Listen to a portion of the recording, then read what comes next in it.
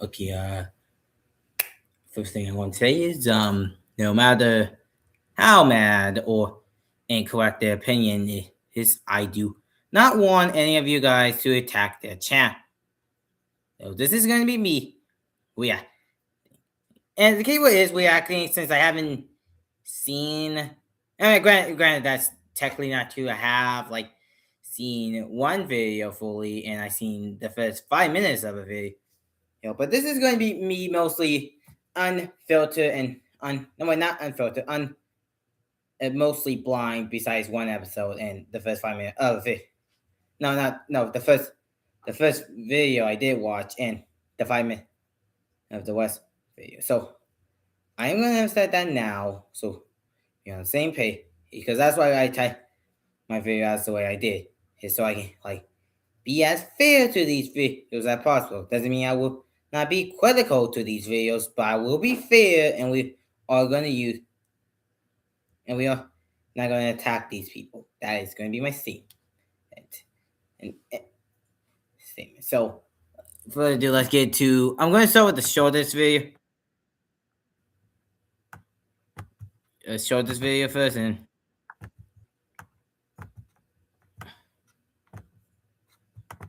show this video first, and then move our way to the longest video, because I am gonna look at only four. It's 3 channels, but one of the channel we're gonna check out first is gonna make 2. Okay.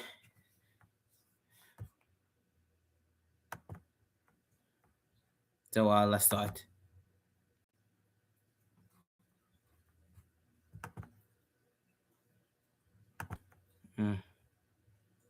Now, Live, Light, Last, Lossie.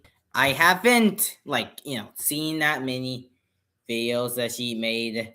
I just only know that she made this video. So, let me just okay. 35 is good. I feel like the volume. For a protagonist, Pomni is a little boring in my opinion. Pomni was introduced into the show as the main character, the character that drives the plot forward the most. But so far, she's been pretty useless. She has little to no character motivation, a bland and uninspired personality, and serves no purpose in the greater narrative. She has so much potential to really shift the status quo of the circus, but in the end, her existence is ultimately meaningless. What did that say? Give me a second. Quo of the circus, but in the end, her existence. How deep is the mud? Depend on who you ask. Is ultimately meaningless. To emphasize this point, I want to compare Pomni and the circus to the film The Maze Runner and its protagonist Thomas. Now, granted, I haven't seen The Maze Runner, so I don't know how true this is. So I am gonna. So the character thing, I'm not gonna bring too much into it since I haven't seen the movie myself, so I don't have too much to say about Maze Runner's thing. But I do have to say to the overall premise that I can't. If you haven't seen it, The Maze Runner follows Thomas, a young boy who loses his memory and finds himself trapped in a maze called the Glade, a community of boys stuck in a massive, shifting, monster-filled maze. He and his friends try to escape from the maze and eventually learn that they are the subjects of an experiment. Thomas and Pomni both have extremely similar arcs in an extremely similar environment, yet one is definitely better written than the other. They both spawn in an unfamiliar environment to them, not remembering their name or anything about themselves, surrounded by people they don't know who have been living in this world already for a while now. Once they arrive, things start to go south. The world around them falls apart, and them and all the other characters that they've befriended band together to escape. Though, there is one major difference between these two characters. Pomni doesn't do anything. After his initial freakout arriving at the Glade, we immediately begin to... So, before we get to the character stuff, I do want to point out that she is kind of wrong about comparing Maze Runner and thing. Because once again, I have not seen the movie, but based on the description and the fact it has sequels, Maze Runner is kind of clearly meant to be a escape movie, like really bad place, and we need to find a way to escape. You see, the Maze Circus start out that way, but as we kind of get more to more episode, we kind of learn more that the show is not really trying to do the whole escape thing. The whole point about episode 8 is the fact that they all need to abandon the idea of leaving the circus, because they are trying to tell two different stories with similar setup. And probably not like trying to wow again, but want to give up does make sense, because the problem he overall does is have more of a level brain, have a level head compared to everybody else who have choice their own when that kind of insecure or doesn't want to leave as much. Like in the first episode, she wanted to leave. Like she actually went to exit door anyway. She is with two, and the fact that she didn't accept it even in later stages, but accepted it around episode 6 and accepted it around episode 7/episode 8. It does tell me that the show is kind of aware of the fact that Pomni is not really meant to be the escaper or even the savior, but what person tried to guide them about how even though we are trapped in here, we can still make best semi-static or in a static life. Because that was a show, it's kind of all about living in something like compared to what Maze was. Is that the way that you're describing to me is kind of a simple we need to escape the purgatory, which is still good and why, but you kind of compare apples to oranges here. They are both fruit, but they not the same type of fruit or have the same flavor. Understand Thomas as a character. He's naturally curious about everything, doesn't accept things at a face value, and strives to help others. He has motivations, goals, and a purpose. Rather than the plot moving around him, Thomas actively drives it forward. His choices create ripple effects, causing things to happen that would not have occurred otherwise. The first major domino he sets in motion is his decision to enter the maze to help Minho and Albie. This single act leads to a chain reaction. After he does this, he ends up killing a griever, becomes a runner, forms a bond with Newt, Chuck, and Minho, and forms a rivalry with Gally. His actions disrupt the natural order of the maze, causing Section 7 to open at the wrong time, and eventually leading to the maze doors not closing at night. As a result, characters get hurt and die, which causes a divide between the boys, some siding with Thomas to leave the glade and find an exit. It's all cause and effect, and it all revolves around Thomas. If Thomas didn't run into the maze, he wouldn't have bonded with Minho and earned his trust. If Minho didn't trust Thomas, he wouldn't have made him a runner. If Thomas wasn't made a runner, he and Minho wouldn't have found the griever hole. If Thomas didn't kill the griever, Section 7 and the maze doors would have remained closed and the grievers would not have been able to escape. If Thomas didn't earn people's trust, they wouldn't have followed him into the maze to find an exit, etc. But you see what I mean though? Thomas is the main character because he drives the story forward. These story beats only happen as a result of Thomas's interaction with the story, and the story only progresses because Thomas is in it. Pomni doesn't really do this. Pomni's addition to the circus changes nothing. In her first episode, she spawns into the circus. It's not really supposed to change anything. Well, actually, she did contradict herself because episode, but I get to that when she does get to that. Because the show is not, because I think Cinemas did make a really good video how much everything, yes, every action they do take is pointless, but nothing feels meaningless. Because he does say the same, but the characters themselves do change over time. Because the show isn't, once again, the show isn't about escaping, it's more fun in community with oneself over the people around you. Because if probably did change, because if probably did try to leave, it will kind of be having the cake and eating two moment, like, hey, oh, you guys suffer enough, just leave now. Well, because that would very much be the cake and eating two moment if they actually did that. And after her initial panic and introduction to the cast and the world, the status quo continues as normal. This is kind of understandable since she's new to the cast and also it's episode 1. Thomas didn't really do anything other than exist and watch the world around him until about half an hour into the film. Yeah, also another thing, this is a film film naturally needs to progress the show as a fairly long. As to TV shows that do take a time most of the time, so can get like Isuku didn't like immediately became the master at his core. Okay, and actually but for the episode 1 we didn't get him and me. He get here. Actually, even before that we didn't. Yeah, because like that's the thing. Like to build another character, Isuku.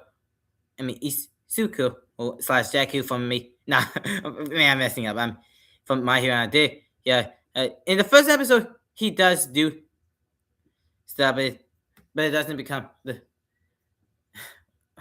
man. Need because like in the first episode, so he doesn't have the powers or thing that All Might will give him later. That this doesn't happen until episode 3 when we learn what he's like, what he do, and then I think episode 2 or 3 he earned all my respect, and then episode 5 and 6 he gets the hair sample. Oh, but even before he gets the hair sample, he needs to work up. And with that he gets the hair sample. He tries to learn his quirk, but it doesn't work out the way he wanted to because he's still new to it. See, it works in that way because each episode is exploring all that. Oh yes, because if they try to do it in a movie, everything would feel too clunky. Everything would feel like we're going too fast. Because surely no one is stupid enough to make a movie on your day by going lightning speed. He will also make nothing. Yeah, ha. Okay, about the live action. But back to my point, being a show where obviously it's going to take more of his time to get Pomni, he settled down to the West compared to Maze Runner, that is a movie that does have to code the 2 hour. Well, I think the main one is around 2 hours long because it does have to give it time to set up his characters. Then he has his moment and charges into the closing maze, thus establishing new stakes, developing his character, and moving the plot forward. In the first episode of The Amazing Digital Circus, Pomni meets the cast, goes on her first adventure, and then witnesses an abstraction that would have already happened / did already. Abstraction. I'm sorry. The way that she says it is just kind of funny to me. I don't know. Happen anyway, regardless of whether she was there or not. The only thing that happens to Pomni's character that doesn't to anyone else is when the exit door appears to her and she runs through it and tries to leave. While this moment is intriguing, it ultimately has little impact on her character. See, you say that, but then, actually, I do want to save this part in the void when she does mention it. But back on the topic on the first episode, yeah, you're correct that it probably never was a Colonel Stra.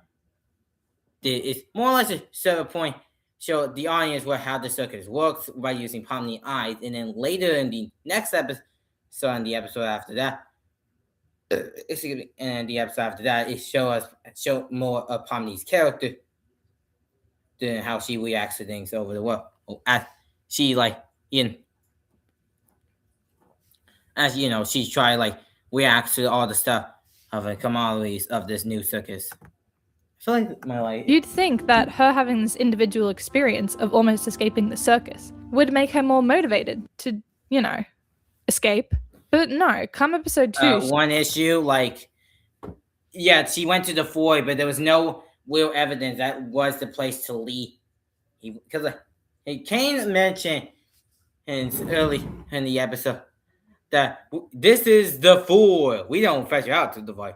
Not even I know what's out there. You could argue who Pomni shouldn't trust Kane, but at this point, he hasn't lied or did anything. Yeah, he's the wing master, but that doesn't give Pomni the default to not trust this guy or say everything is a lie. Besides, from the exit, so that boy couldn't listen to anything because even though the door said Kane said that he was lying about the exit door because he knew that everyone wanted an exit door, but knew that he doesn't know what to put to the other side.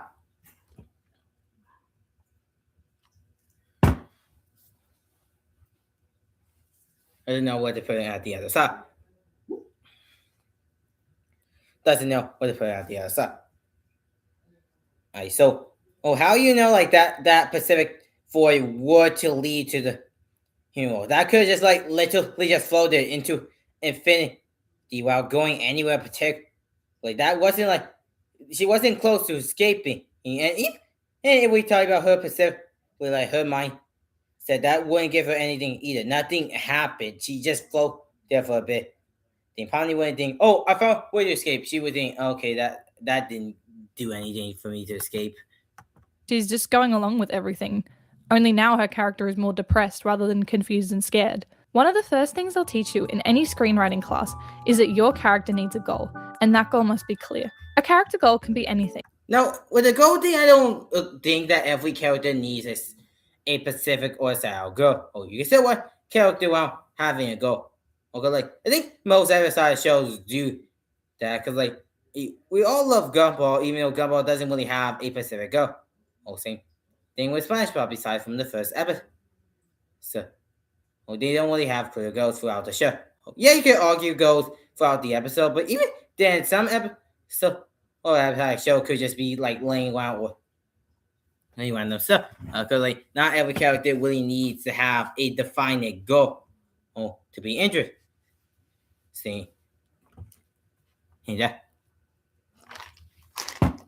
So that could be the baseline of the character, depending on what you're writing. But not if the point is that not every character really need a goal. Because like in the first in the first 3 episodes, I guess it's like because in the first episode was Escape the Circus, and then the rest of the show is learn how to live in the circus. Granted, I do think that probably did have like some desire to escape the circus.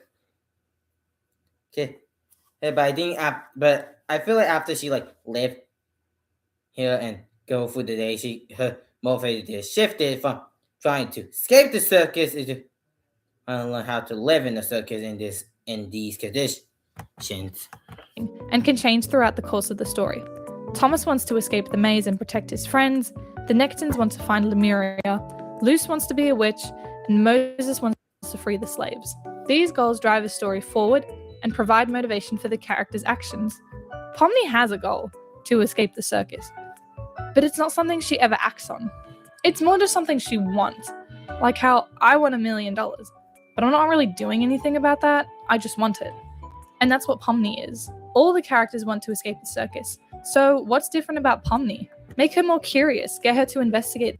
Well, because that was her goal at first, but then her goal shifted because I think what it says in the first episode, like, hey, we do try to escape the first time we think, but then you realize you really can't leave and go make you a bit crazy. And I think Pomni, like, not she fully believes in that or not, how does understand that if she does try to constantly escape, she would end up as Cosmo did, because like the crewmate did tell her that Cosmo before Pomni walked, and he went crazy and find an exit door, because I do feel like that is a dark version of like if Pomni tried to escape constantly but finding nothing, she would extract. Because I do think that is a parallel to what if Pomni just kept looking for exit and finding nothing. Because like nothing. Because I am going to spoil, and I think they are going to spoil everything about the show.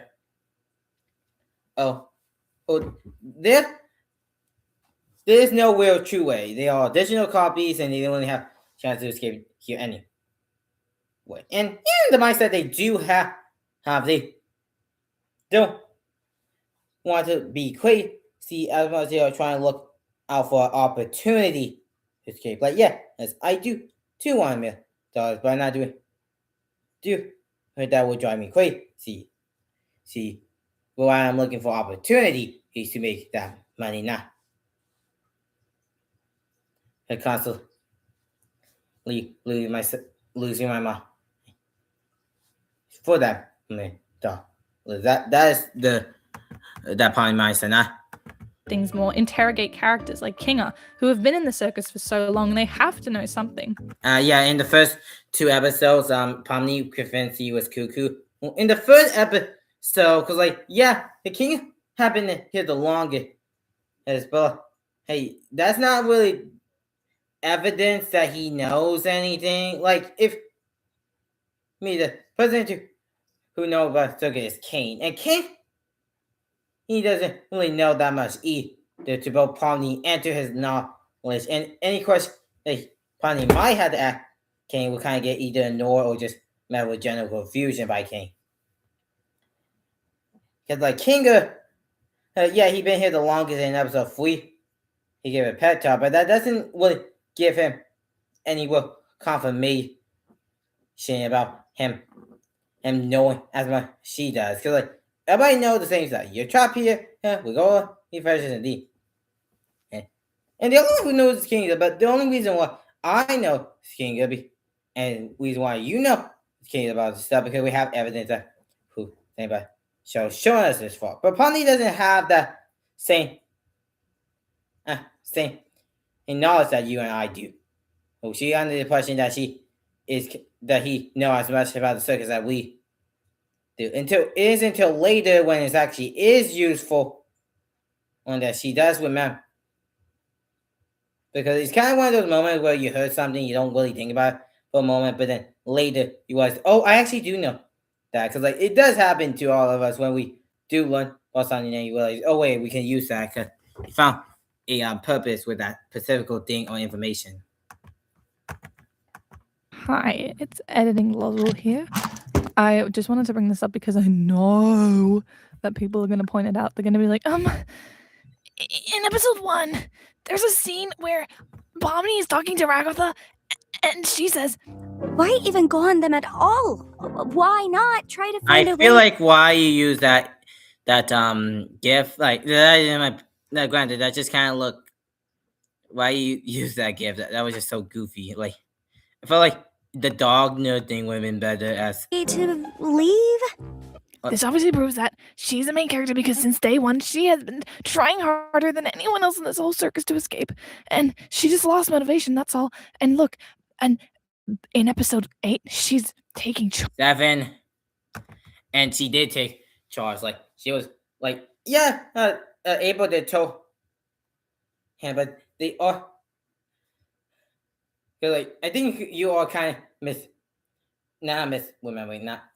more like misthinking what everybody was saying. Yeah, she said, but what? How much? There is no real true way out the circuit. Because yeah, you could argue in episode 7, the last 2 episodes could have been about the real life thing. And like, I forgot what show it was, but they did do that where their goal is technically met. Or I guess another example that is clicking to me is Squid Game season 1, where the main guy, I would say his name, but I'm very bad at saying Korean name. And when the main guy, he wanted to leave. What the fuck was that? Okay, when he wanted to leave the circus, not the circus, leave the game, and the old guy gave him the opportunity to leave the game. But then we learned about why they need to go back to the game because my name wasn't great. Hey, so that's the time I think about like you could like make episode 7 about like after he win the game, after they leave, they learn about life. So you can do that, but the show didn't want to do that because okay, wrong one. Charge of the room. She's directing everyone. She knows exactly what she's doing. She's so. What the fuck? Don't even. What? Why was those images like? I'm sorry, just the joke, lad. I don't want to. Episode 8, where Pomni is like taking charge and being like, "Oh, don't worry, guys. It's this way. Come on, we can do this. We just have to."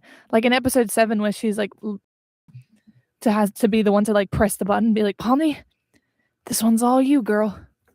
One issue with the button sample is that the button sample isn't because like that she was the closest one and she about to press it until she mentioned something about showing like Kinga do it and that lead to a fight. Because if Pomni wasn't there, nothing would happen. They would press the button and either be sent to shrimp town if Super or Wagva or anybody else besides Jax was to push the blue button, they would have been taken to Shrimp Town, get lost there his own life.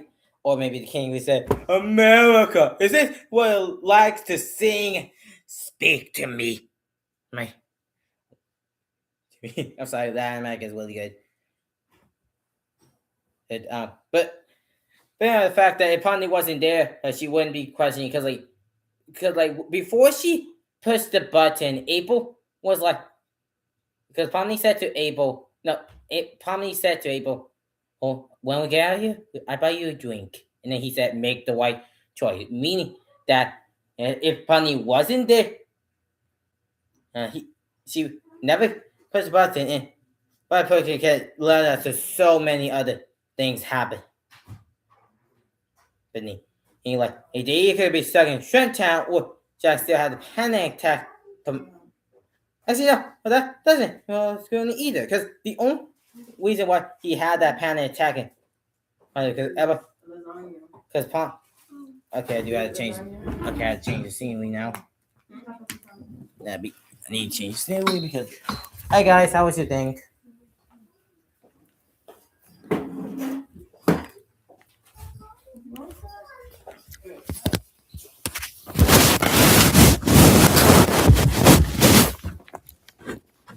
Thank you. I had to change scenery just because people came in and I didn't want to annoy them. You back? The other stuff.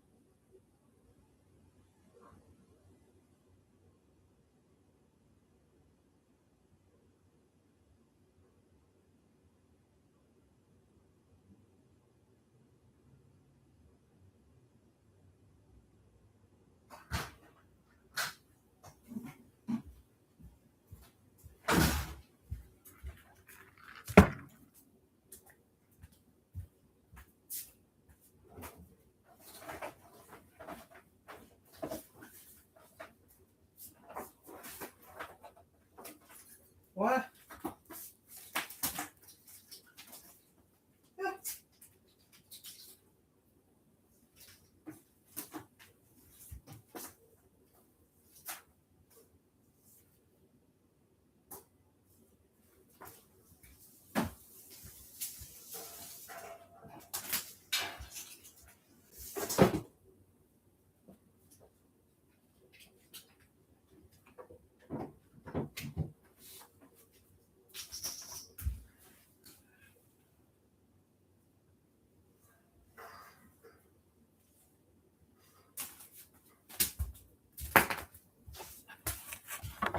Okay.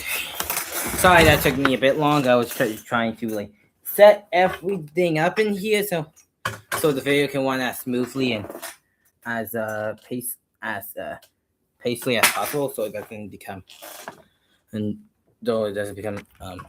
too quiet. But that's all I want to say. That even if Jack's how friendly pushing by doesn't even hold on to school name, because if Punny wasn't here, would punch by sooner her leaving the circuit. Because the only reason why Jack's pushed by the in the first place was because her Ponny and Subaru and everybody else had Kufa for the talk for a bit that gave Jax the perfect time to push the button in with the Kane plan all along. Because episode 7 would not happen in the same way. Because even if Kane decided, "Oh, I miss my humans," that would anger. Then probably wouldn't have the big revelation that everybody else had. And Kinger, my absolute goat Kinger, has been here for like 16 years, probably longer. I don't know how to do math. But and then I like think it was like Pomni is the one that has to do it. Like I know. I think it was like 16 years. No, it was not 16 years. It was 23. Yeah, I believe because like, if this was made in the 90s, he's doing my math here. It would have been 25 or 26 years since he's been here. So I think that's the correct math, but I'm not sure about that either. That she eventually like asked Kinger to do it. Yeah, why isn't Kinger here in the first place? You freaking potato brains.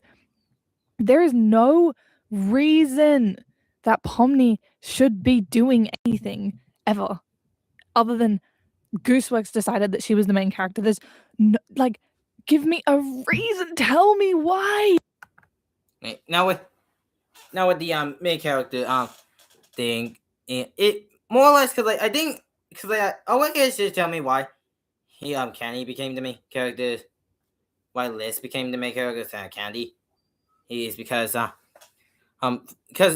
Candy wouldn't drive the plot forward compared because I think once people ask, hey, why isn't this the main character if they are your favorite character? It's more or less because them character the way how you wouldn't progress the story. Like if Alistair was the main character, he wouldn't. Similar as Jax was the full main character, and we just see him torture.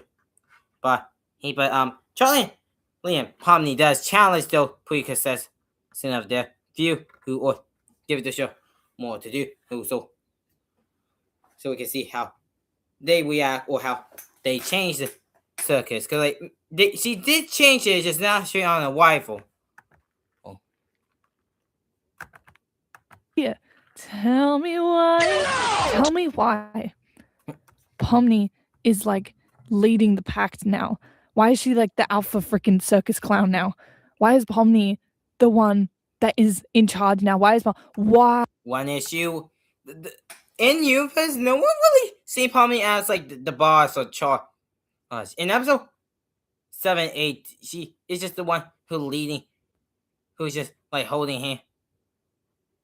And just because it just feel like a victory thing to do, just because like we made the whole one, and let's hold hand, and let's go, and together. Then so she found the ID. Remembers that King might know something about this, and try to figure out how to disactivate Kane. For a bit. Why? There's no reason. There's no reason she should be in charge of anything. There's no reason she's the leader because she hasn't done anything. She's got no purpose. She doesn't have any. What has she done? She had that conversation with Gummy Goops, and oh my god, anyone could have done that. One issue. Nobody could have done that. Cause like Wagatha would definitely been too. Cause like if we place that with anybody, they would get different answers. Zuba wouldn't be there because he would still be in the circus. Wagatha cannot really get it because she would definitely be too optimistic and too toxically positive. And Jax would tell him to fuck off. Kinga would be too shy, and I think Kinga, I don't think he did either, depending on how the adventures went. Because like the reason why it happened, because if Jax pushed him off the, because if Jax pushed, because like Jax is like strong, it's not that strong, so I don't think he would let off Kinga, and even he did, he wouldn't work as a boy compared to Pomni, who's a bit stretchy. Didn't leave, and to have the crash out and for her to talk to Gummy. So she is literally the only one because every other character, because like in few, because this is the same shit that people argue that saying that Indiana Jones isn't important to for the Lock Rock. Because like yes, in theory they, I don't know if I can mention them. I'm just calling them the people who was in World 2. Yeah, in World 2. Let's just say that so YouTube doesn't get on my back. That. Because like if World 2 they could hire a different guy, yes, but they chose Indy because he had stuff to do. Like he helped them navigate how to work the dial, how to fix, how to discover how to even open the dial, how to find the dial. Because like if Indiana Jones didn't help them, they wouldn't have found the thing or wouldn't have been as successful at that. Because like yes, in fear, the fear of Indiana Jones not coming along, the people will still find the dial and consider like they do in the movie. But you are missing key plot points made that happen because they still needed his help. This is kind of because like not everybody can did that. It was actually important and why Pomni was here to talk to Gummigo because like, she was the only one who could. Because once she was new, she was getting to groove with things, and I think Gummigo was her character development of helping someone out. Oh, because like why for what that meant to talking positive. Kinga, I think it depending on certain side may or may not have been useful. Oh, but even him, he wouldn't be exactly know how to work this out. Okay, they have two conversation. One is more face speaker and more metaphor, as Pomni's more speakers trying to alert everybody about the situation. Both of them, both of them are people that they do it in different ways. My absolute queen Ragatha could have done that in like freaking 2 seconds. Pomni's been here for 2 days. It's just a case of this is the main character, so all the things have to happen to her. Not this is the main character and she causes things in the story to happen. Her actions don't have consequences. She barely even has actions. I can't even what's the thing that she specifically did? The bucket on Kinger's head. How could I forget? What a genius move. What a genius move that was demonstrated like 42 times. No, it wasn't. Because, like, Pomni was the only one who kind of noticed this. Because, like, every other time was kind of less oblivious. Because in this scene, Wagatha said, because it's so weird. Why are you so crazy? Most of us, they can't relax. That just kind of happens. Because, like, Wagatha wouldn't be able to connect the two dots like that. And, Wagatha didn't see the bucket. And I think Wagatha would have definitely been too emotional about, like, how her feeling about Jackson. Pomni happened. And to order to help them.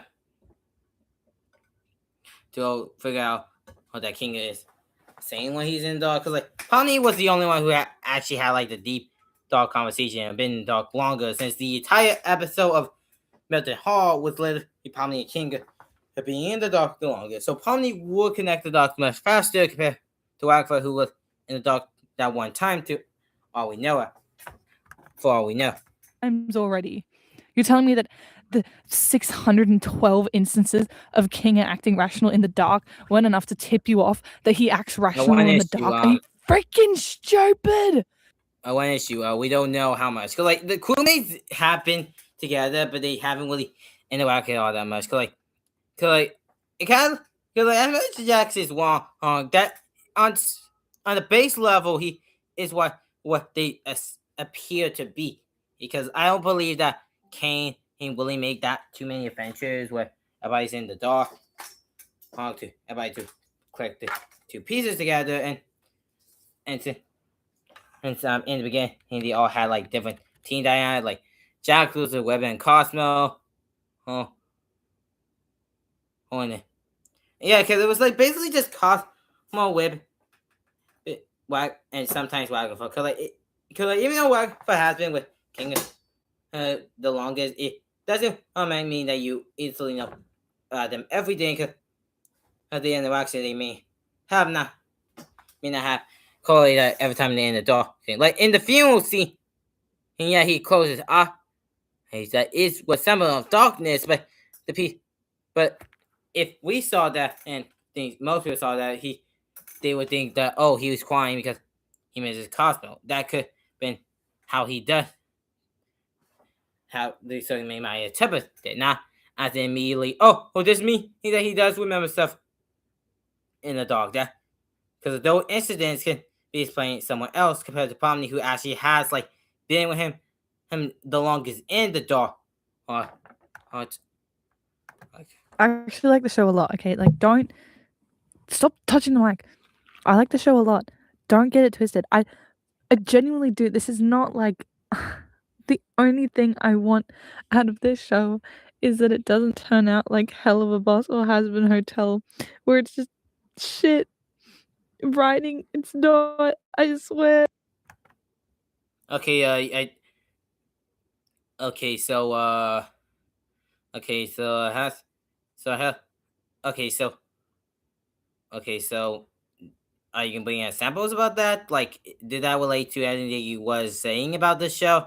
Oh, like what examples? Like if we talk about the same example, I would have to excuse me when I do my Woody laughing me from Toy Story 1 with Charlie and Bledsoe do a lot of things to compare the show.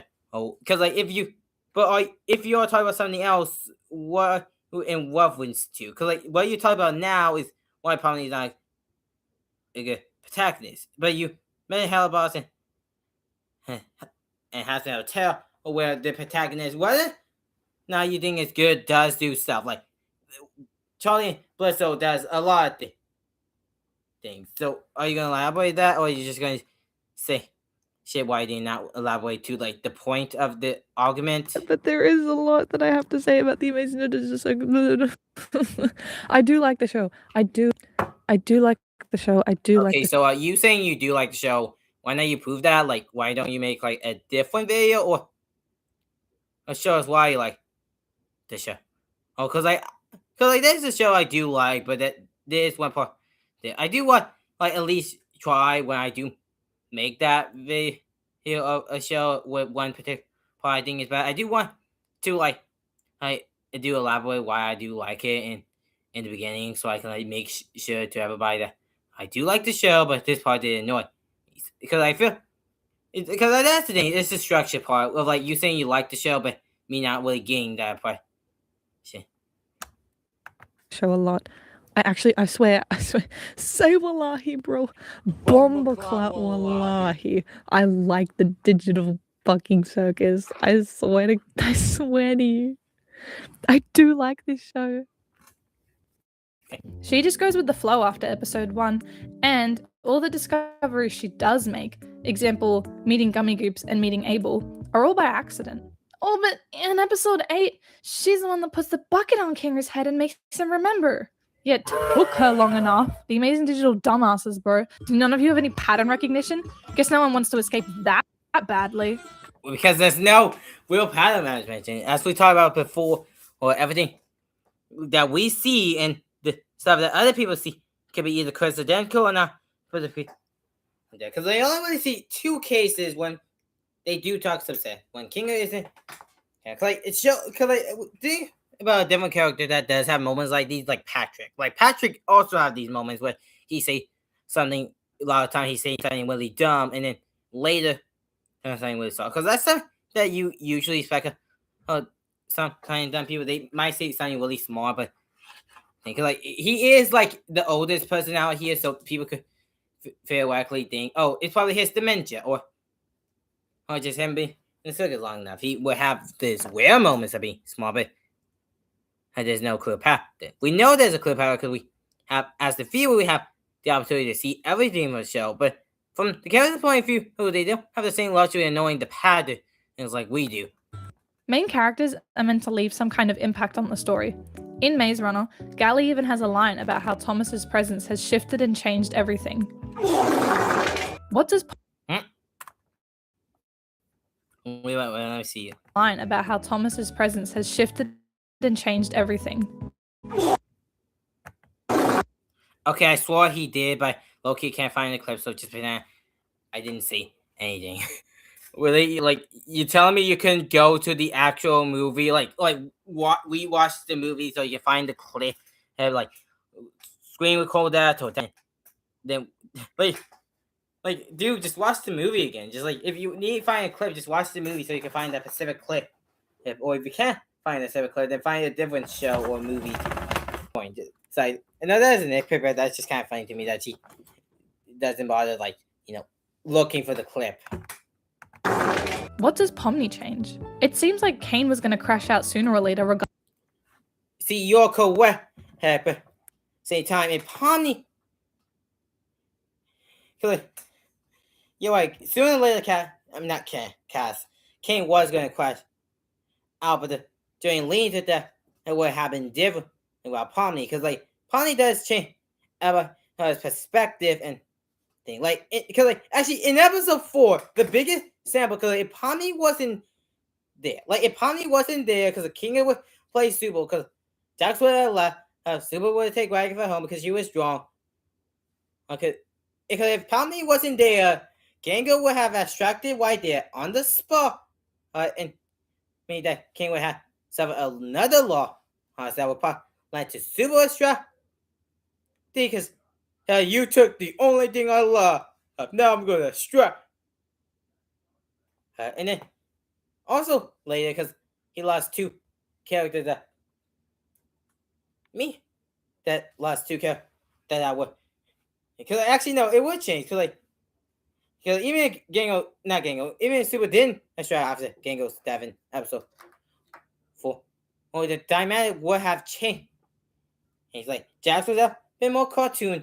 That certain stuff would matter. Because if Jax learned about how the circus after episode 7, he'd be like, oh, who cares? You guys are cuckoo anyway. Then he would have laughed and not stand. But Pomni, through her action, did make Jack more level-headed, and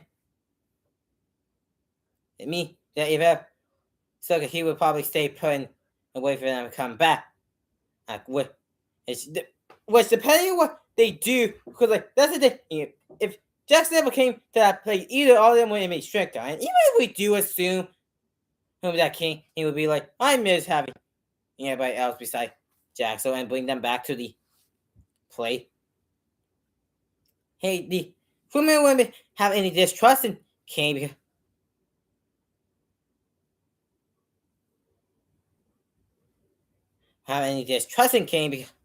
because Jax is the one pointing out that you make the and then Pomni mentioned the line on names because if Pomni wasn't there, Jax would because that's the domino effect right there. What may seem like a little thing to you who could actually cause a big thing later on, because if Pomni was in there, Gengar was distracted, and Gengar distracted, Jax would change his entire personality to be a cartoon character, and he would never go home with Ragnar and Paul. Now with Ragnar and Super to leave the circle. Okay, it would Jax just stay. Came around and watching them fair. Also see and I would leave them pushing the button, leaving them to go to Shrimp Town. To either do nothing and be in the Shrimp Town for life, or even Kane does have pity and be like, oh, hey, you guys suffer enough. Here you guys. Good. Oh, they wouldn't have any more argument of distrusting. Well, because that whole conversation after what about saying that distrust wouldn't happen. It would with him being sad, but then we assumed like everything was back to normal. Because Kane would crash out sooner. He would actually maybe never way late. See that's the thing called domino effect. Moving one thing would lead something else to change in another. Regardless of if she was there. Nothing suggests he made adventures specifically for her. Besides episode 1, she hasn't really changed any of the other circus members either. I love how she said, hey, no one said a thing where if she didn't say, hey, gang, go, I can take home, she would have distracted. And Jax, specifically Jax, he learned to open up again thanks to Pom. And he learns to, with maybe he was actually close to extracting and having feeling again before pushing her away. Again, because Pomni changed her life forever. The same thing with what? Same thing with Kangaroo. Indirectly. Also same thing with Kangaroo indirectly. Super wanna shit about her, the whole thing they really have that much conversation.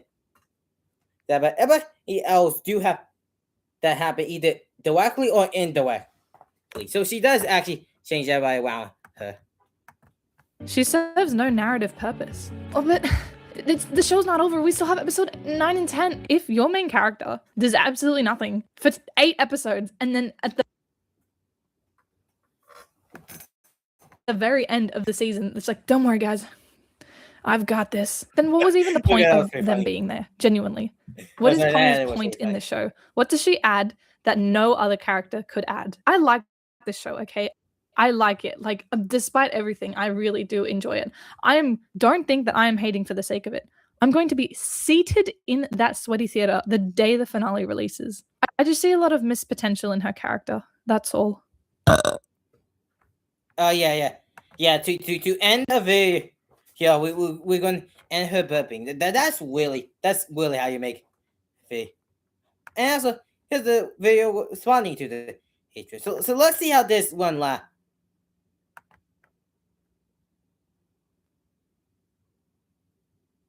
A little while ago, or maybe a long while ago, I don't know when I'm gonna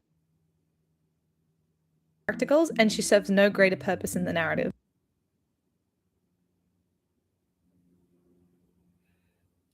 Sorry guys, my computer is just lagging like so much.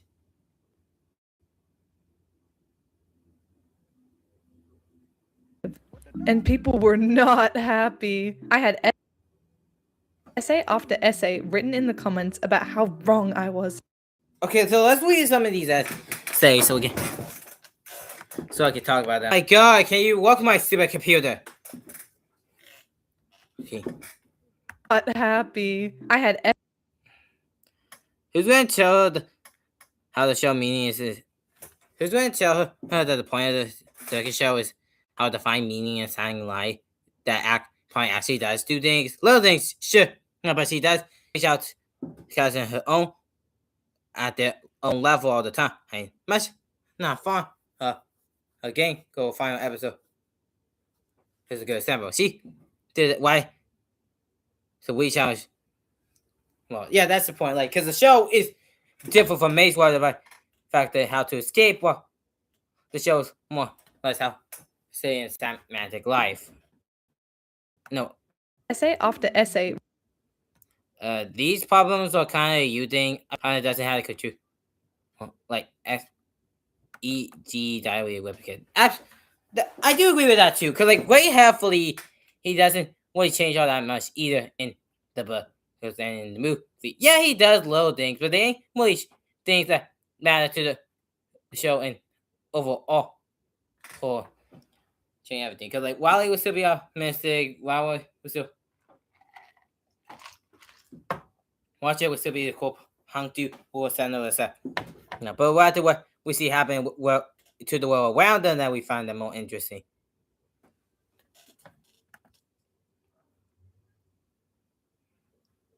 Written in the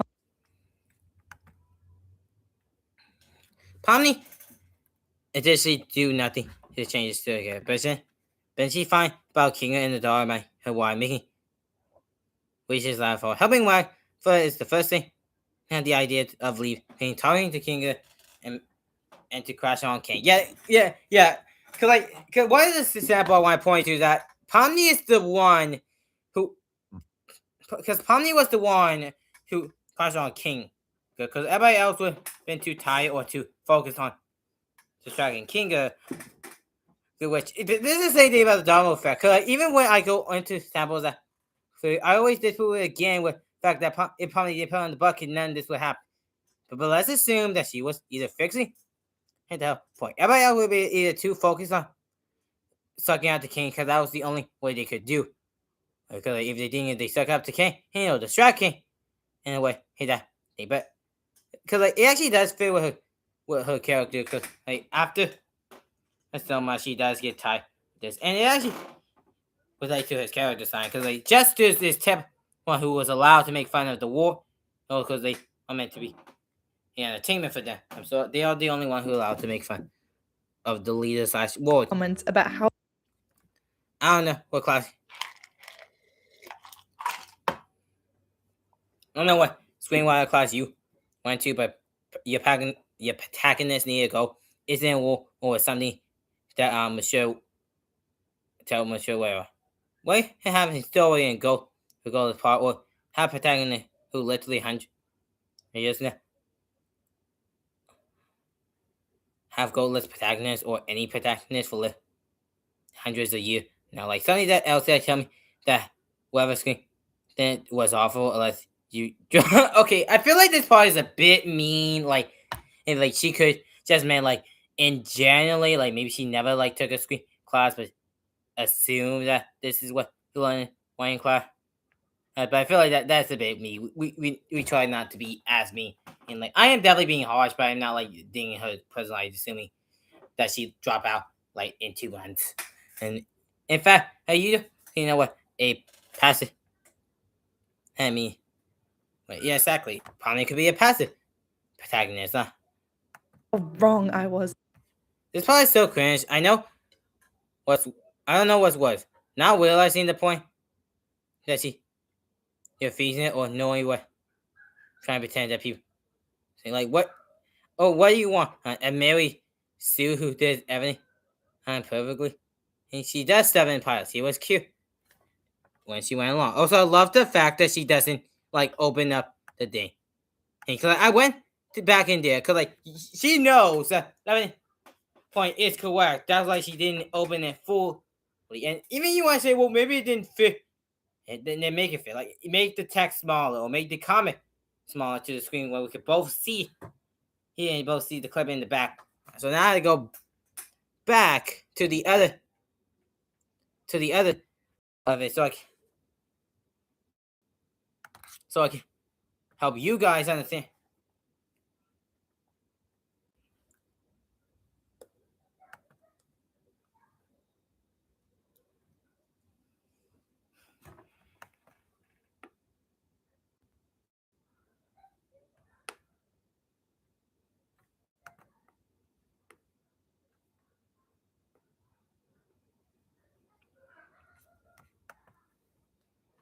Oh, okay.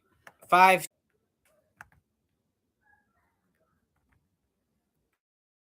Not happy. I had essay after essay written in the comment.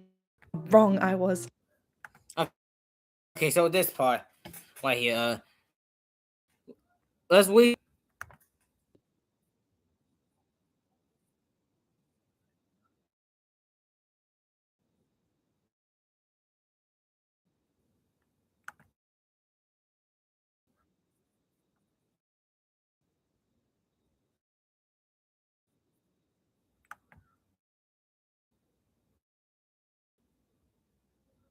That's all. And look, and in episode 8,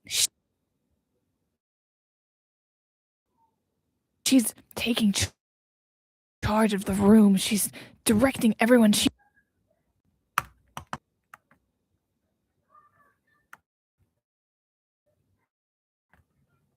Wait. Oh, I gotta check on the comments.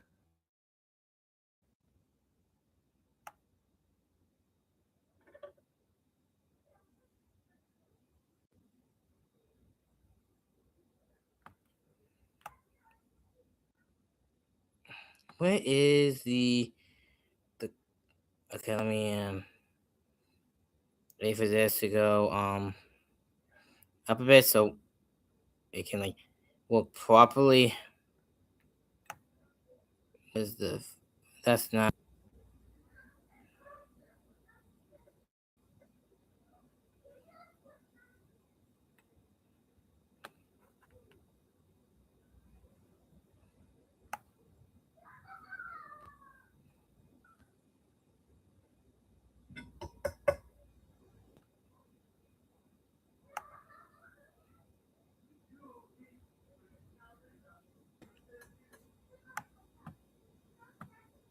what's the comment that she didn't and fully wed or didn't because so I if see right here she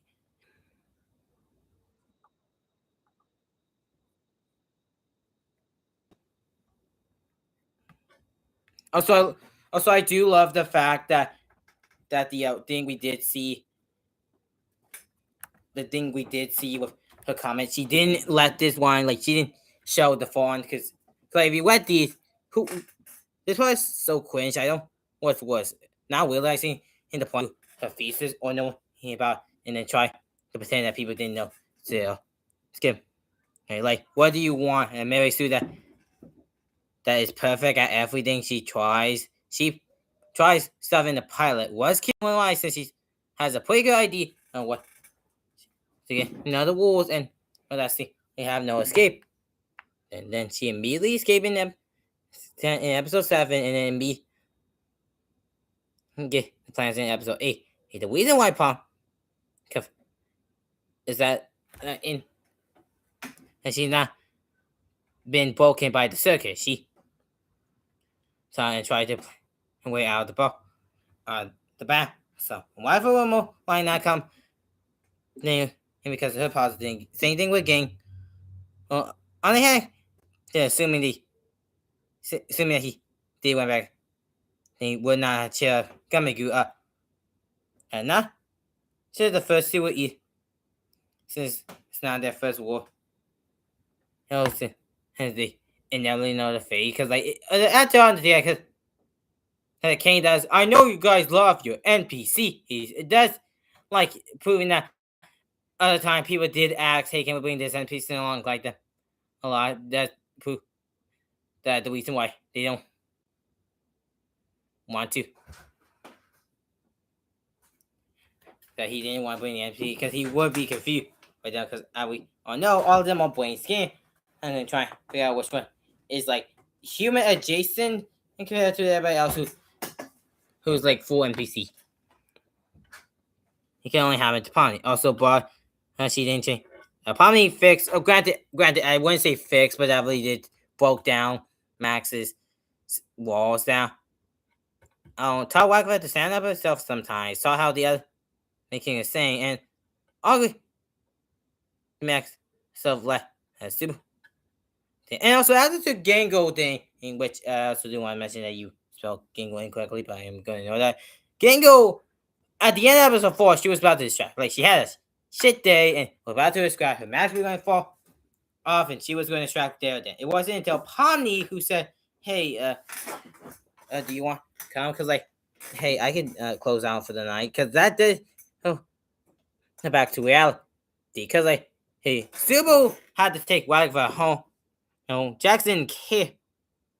So if Pomni wasn't there, Gango was distracted and lead to other things happen. Also, I just love the fact that she didn't show all of this, because she knows that this play has a lot of things over.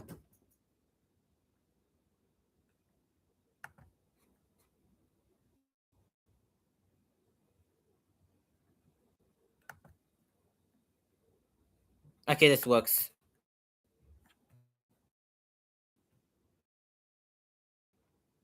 Literacy for not understanding the complexities of Pomni. For some context, I was in the middle of writing a much longer video on the Amazing Digital Circus when I decided that I had too much to say about Pomni to contain it all in one subsection of a general Are you good, CC? review. And also, I really wanted to include that Maze Runner comparison, and it would have been random to just shove that all in one video. So I ended up making the Pomni problem, which also still feels you in, because, like, once again, and even though I have not seen Maze Runner, everything you say about Maze Runner plotline and what I say about the Maze Runner plotline, they kind of do sound like they have different goals and different tones they want to have. I didn't think anyone was going to watch or care about. But they did. My arguments in that video were kept short and simple, and were also extremely underexplained. In fact, if I had not recorded that rant while editing, the video probably would have been sitting at a whole 6 minutes of runtime. And that's just not long enough to properly explain my reasoning behind why I dislike how Pomni was written. I also want to discuss how I think a certain somebody might be behind Pomni not getting the development she deserves. But first, let's be positive for a minute, because I really do like this show. The Amazing Digital Circus has been one of my favorite things to watch as of late. I was there when the pilot dropped, and I've been following it ever since. I don't think it's a terrible show, not at all. I love the concept of the show. The art and animation are flawless, and episode 3 and 7 are some of the best written projects to come out of indie animation. I love Pomni's design a lot too, and she can have very funny dialogue. And even though she lacks depth, it's nice to learn about the world and the rest of the cast along with her. A lot of people love her, and for good reason. She's an audience surrogate, made for us to insert ourselves into the story, which gives her relatability and a connection to the viewer. One, I don't feel like she's entirely a self-insert character, like we post in the shoes, like, because she does do actions that I wouldn't do, and that my mom wouldn't do either. And so I don't feel like this episode fully works, but I can definitely see why people think that. I don't hate the show, but I do have to stand on business here and say Pomni could have been more interesting of a character, especially since she's the main character. So let me try to explain myself a little more. There were a few main arguments against my point that people brought up in the comments, which I would like to address.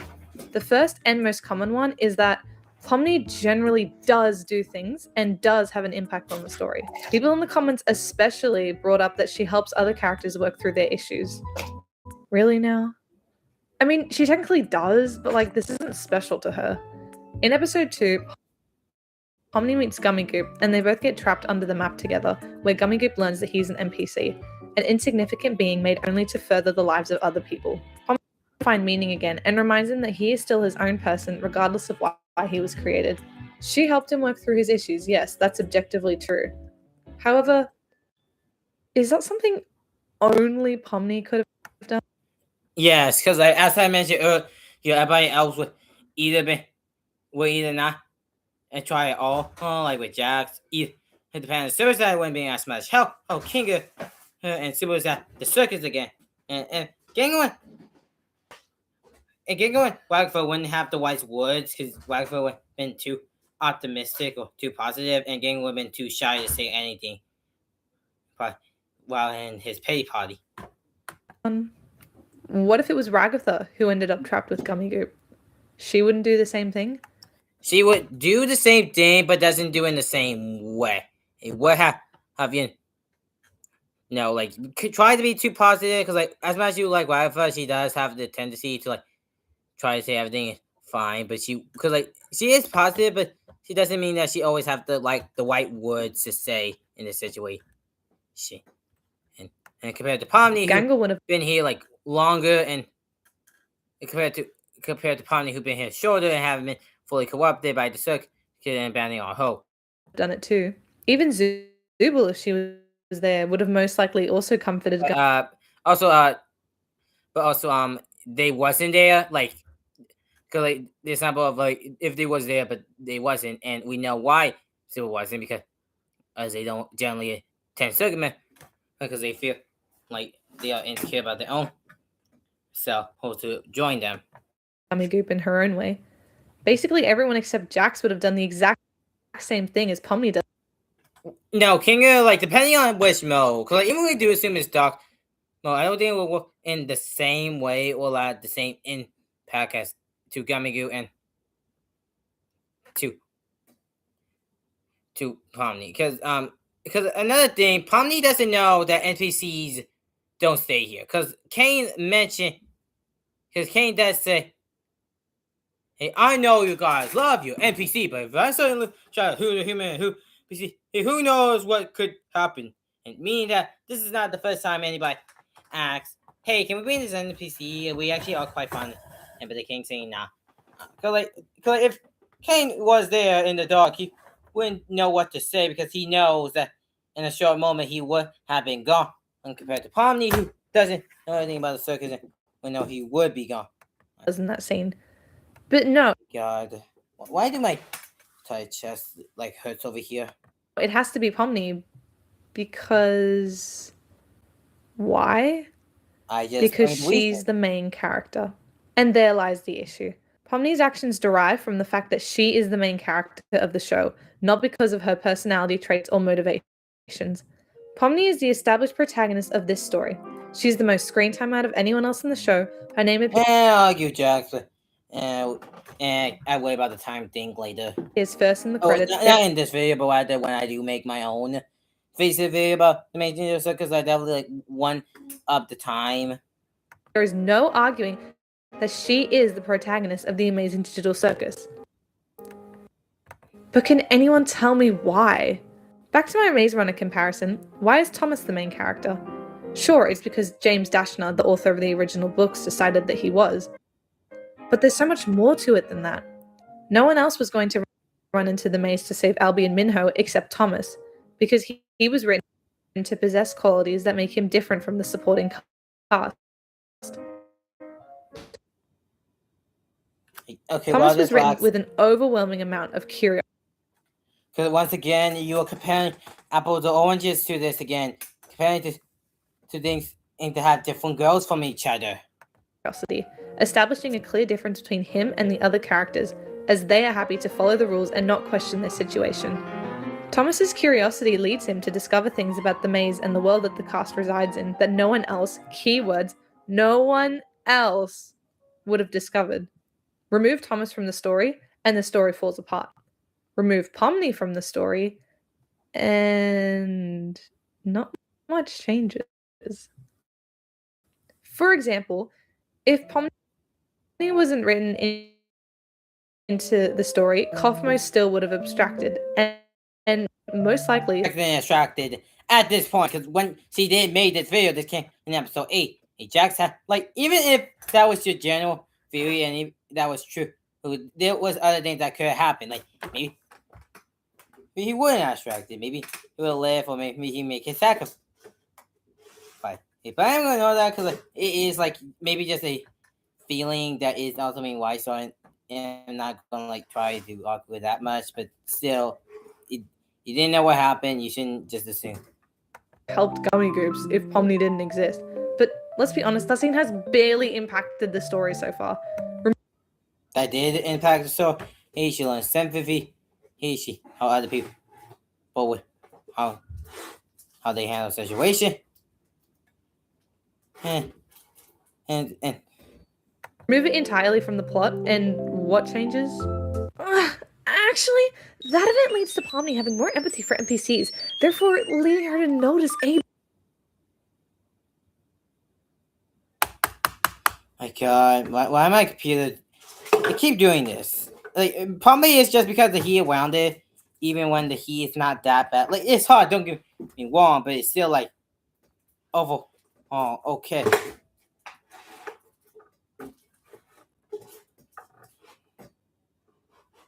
My God, it's lagging so much. And you make a valid point there. However, Abel wasn't someone that Pomni necessarily discovered herself.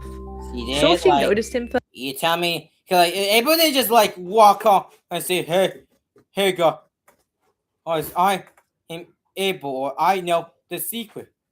Because if you actually saw the episode, like the clip that you gonna show, he like, beckoned her now, like to come to him. Like she clearly see April.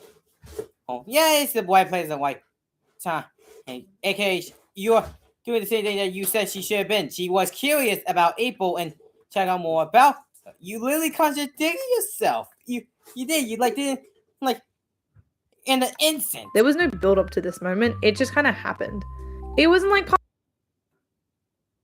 Pomni deserved to be rewarded by a stroke of luck either, since she has not been trying to escape the circus at all in the slightest. She just got picked by Abel because the No, she didn't get picked. She discovered Abel because like Abel didn't walk off or and even if you want to see whom that did, story demanded Abel was trying to do Goosework knows that the story has to go in a certain direction, so she creates coincidences and random events to progress the narrative, rather than to utilize the characters to drive the plot forward. The plot happens around the characters, not to them. Furthermore, Pomni doesn't really have a thing that makes her stand out as the protagonist. Thomas's, again, like I mentioned before, is that he's naturally curious, motivated, driven, and skeptical. He works hard to achieve his goal of escaping the maze and discovering the truth, and we see it in his actions. And I'm sorry, but I really don't think that Pomni does this. As the story progresses, she kind of does begin to become a character with a purpose, but God, do we take our sweet time getting there. Someone commented under my video that Gooseworks kind of wrote herself into a corner by putting all the characters in a setting where basically nothing can happen.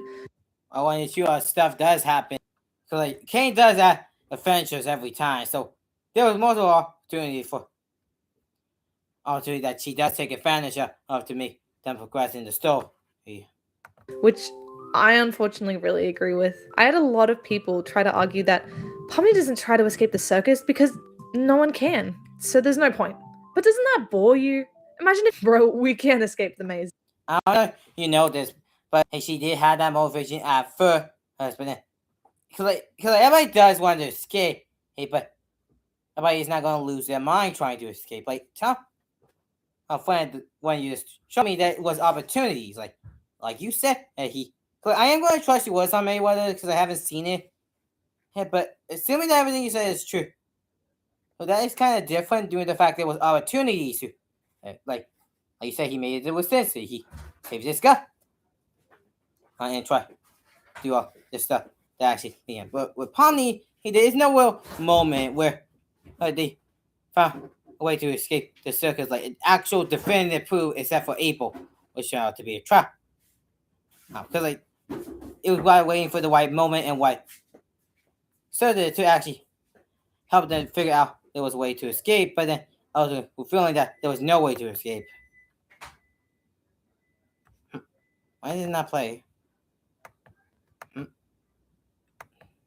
Oh, come on!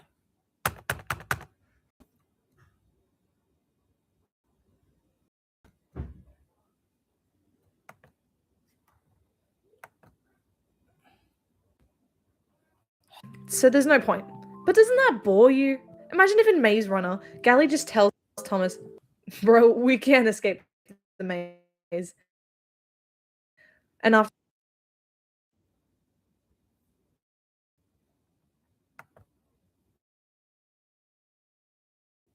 therapy. Then in the third act, the doors randomly open, and opening in the amazing digital circus. Pomni's actions stem from coincidence and a sudden urge to just randomly be the leader of the circus. It's character related because she has the urge. That she did have the motivation to on the bucket of making good small again, so they can help them make Kane not insane or turn him off for a temporary piece of it. The most that Pomni does is 1. Notice that King had become sane in the dark. 2. Forms the world's most basic connection with an NPC, therefore giving her a hint of empathy towards them. 3. Distracted Kane by insulting him instead of glazing him. 4. Formed a surface level connection with Jax and a slightly more meaningful one with Ragatha and Kinga. 5 is the reason why Jax had his nerdy Bakugo crash out. So does do some stuff. Also, you're missing 8 where her Pomni said, hey gang, I can take the rest of 9. Because that might sound small to you, but that is a big domino effect. Because if Pomni wasn't there to help get closer tonight, she would most likely distracted and Jack would have changed his personality and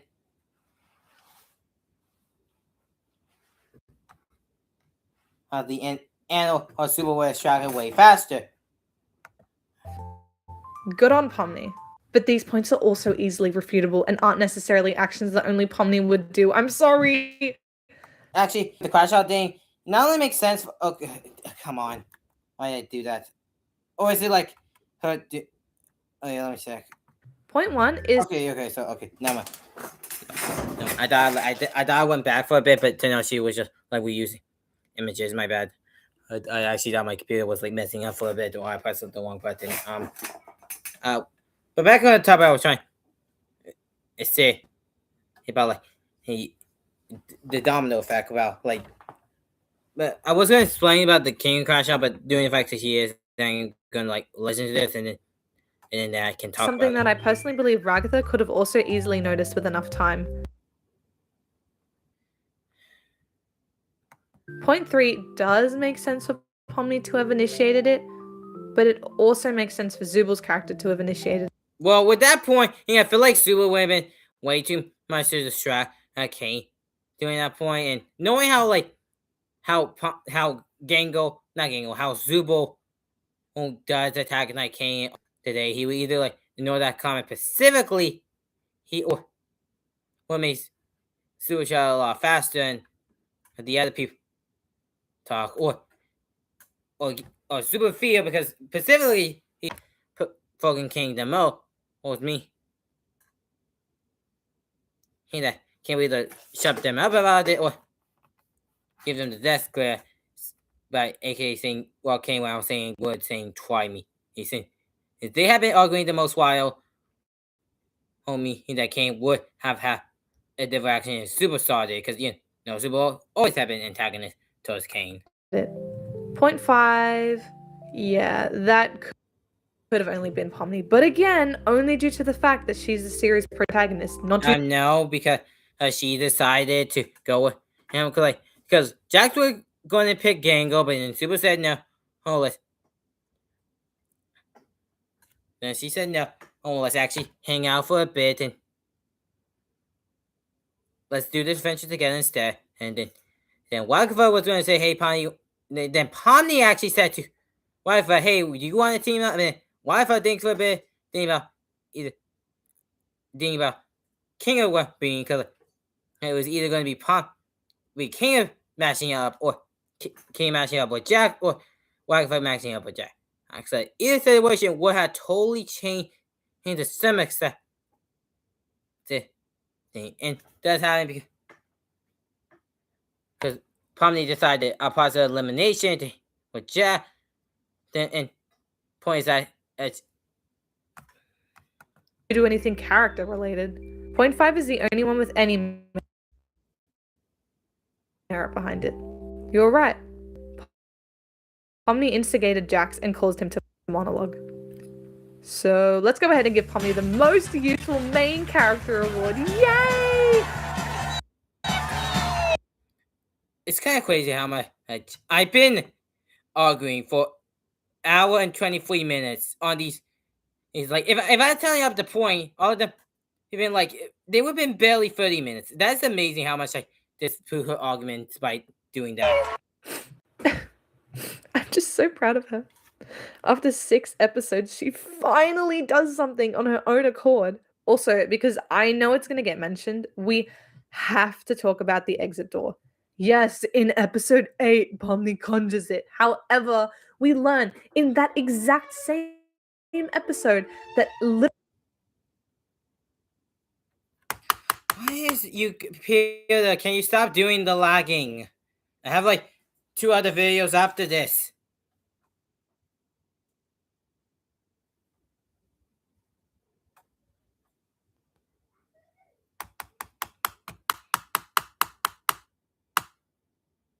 literally anyone could have done this if they tried hard enough.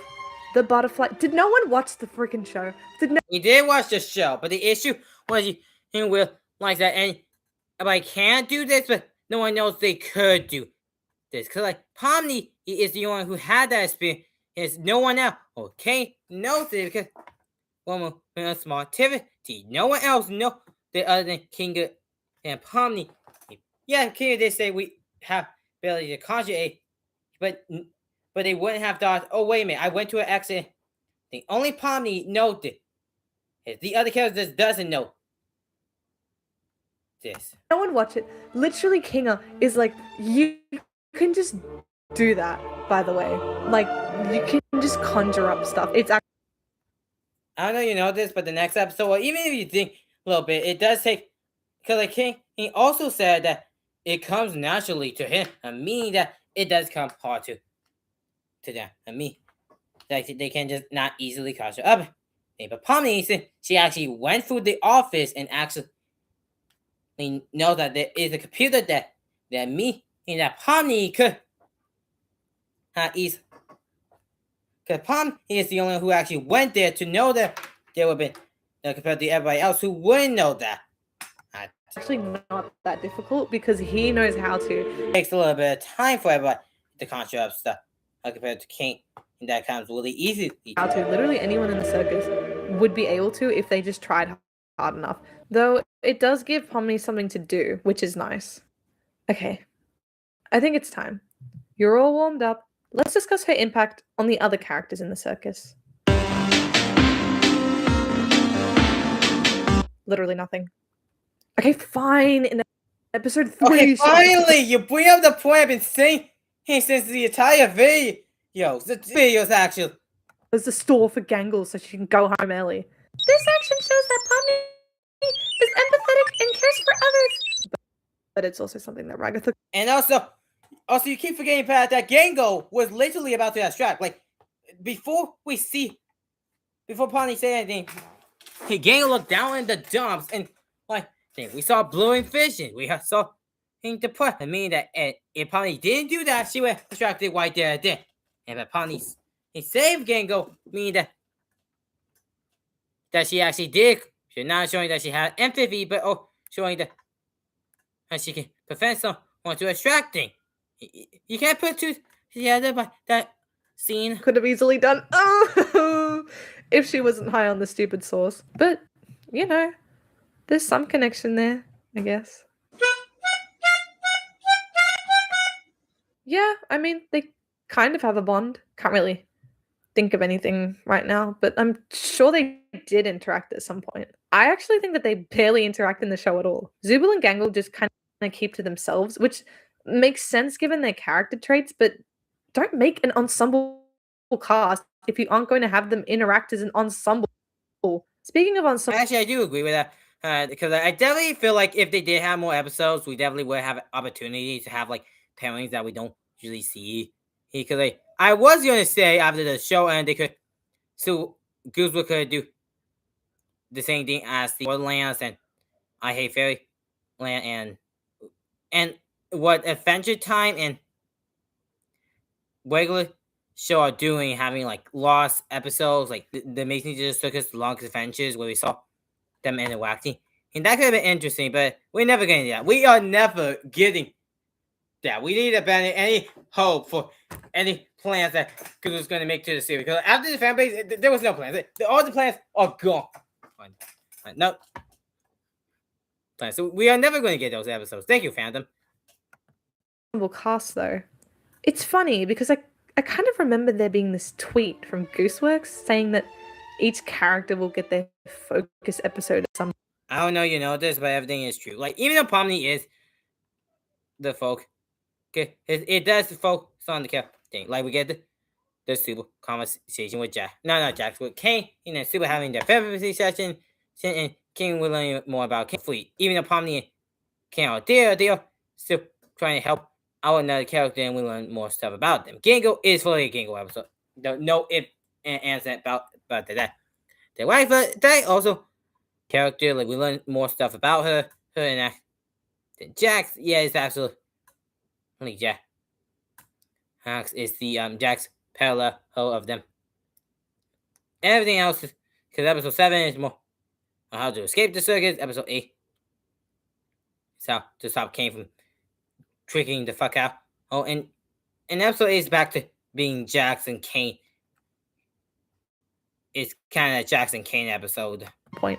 I must be misremembering, because so far this has been the Jax show for like the past 3 episodes. I don't know, it could be kind of interesting to have Pomni be focus A of the story, while a different character each episode gets to be focus B.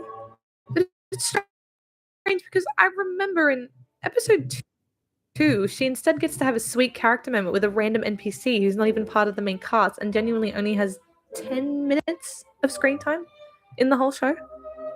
And she had that moment in episode 2, and there's only like 10 episodes, so we've wasted a whole episode with her interacting with someone. I love how she just using the fucking Mozart music to wise up tension, like she's gonna have this big crash out. Who currently only has 10 minutes of screen time instead of, I don't know, Gangle or Zubul or literally anybody.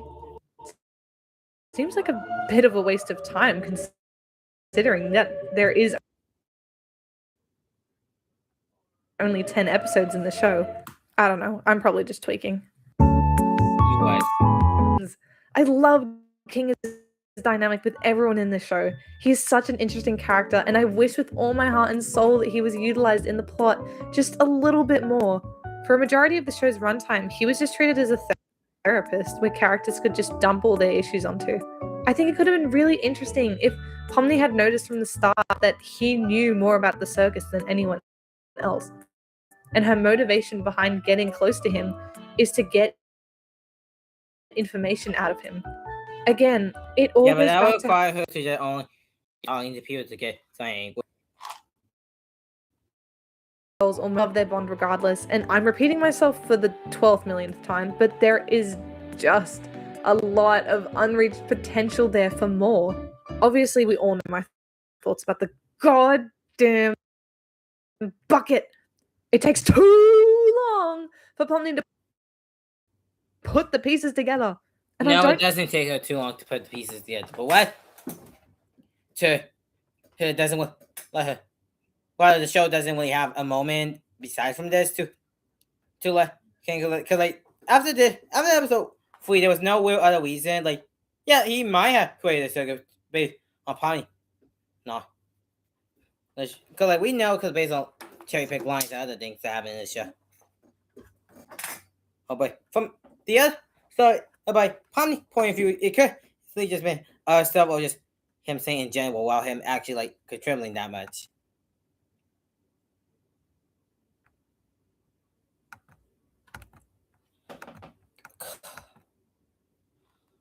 God, this is.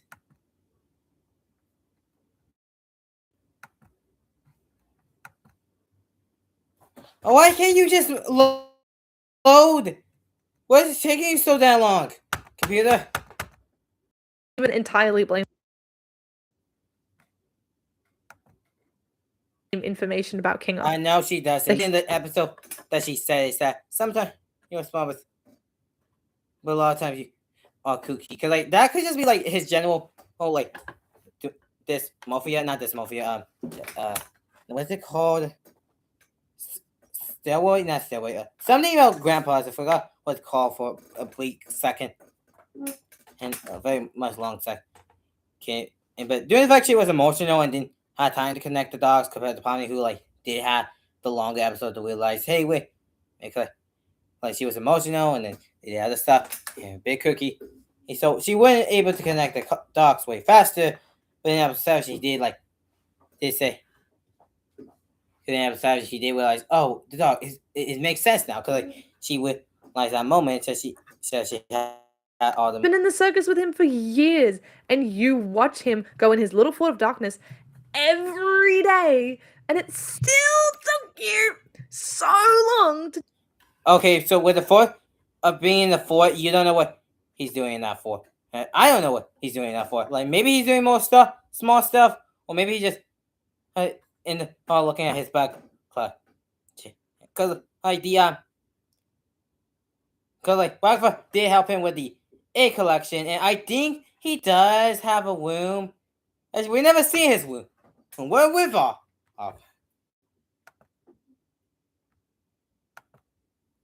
Okay, but the point that is that Ragnar may not know depending how much they actually spend time in the fort, or then how with this information. Whatever, this isn't about Ragatha. Sorry, sweetie, you're forgiven. So cute! Speaking of Ragatha, I think I enjoy her and Pomni's relationship the most. Pomni's existence adds a lot to Ragatha's characterization. Ragatha, like Pomni, is a kind-hearted person with genuine intentions behind everything that she does. She's sweet, warm, loving, and passive. Her way of coping with the circus is by establishing herself as the people's emotional support ragdoll. Nah, I see what they did there. Good job, guys. If she can't be happy, she wants others around her to be. Ragatha wants to protect Pomni and offer her support in the circus, similar to what Kinga did for her.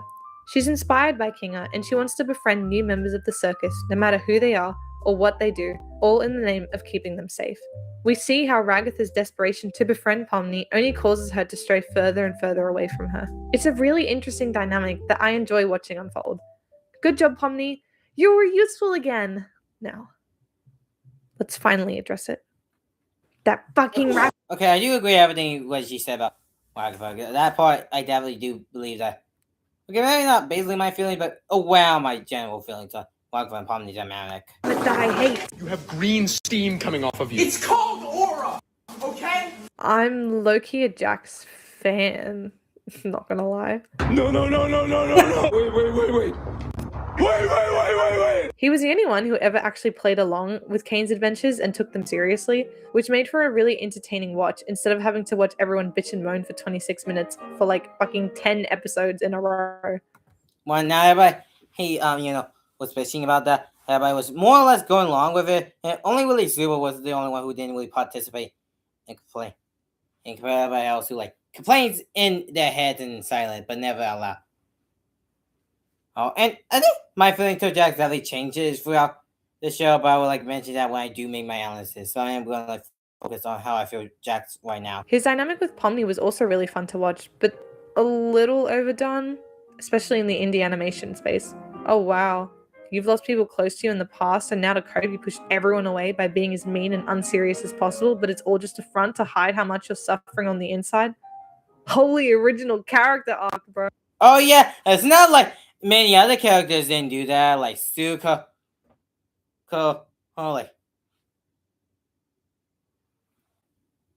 like most of the villains from My Hero Academia. And they're like that. That is just because I don't know you know this. You can have a character that has similar agility.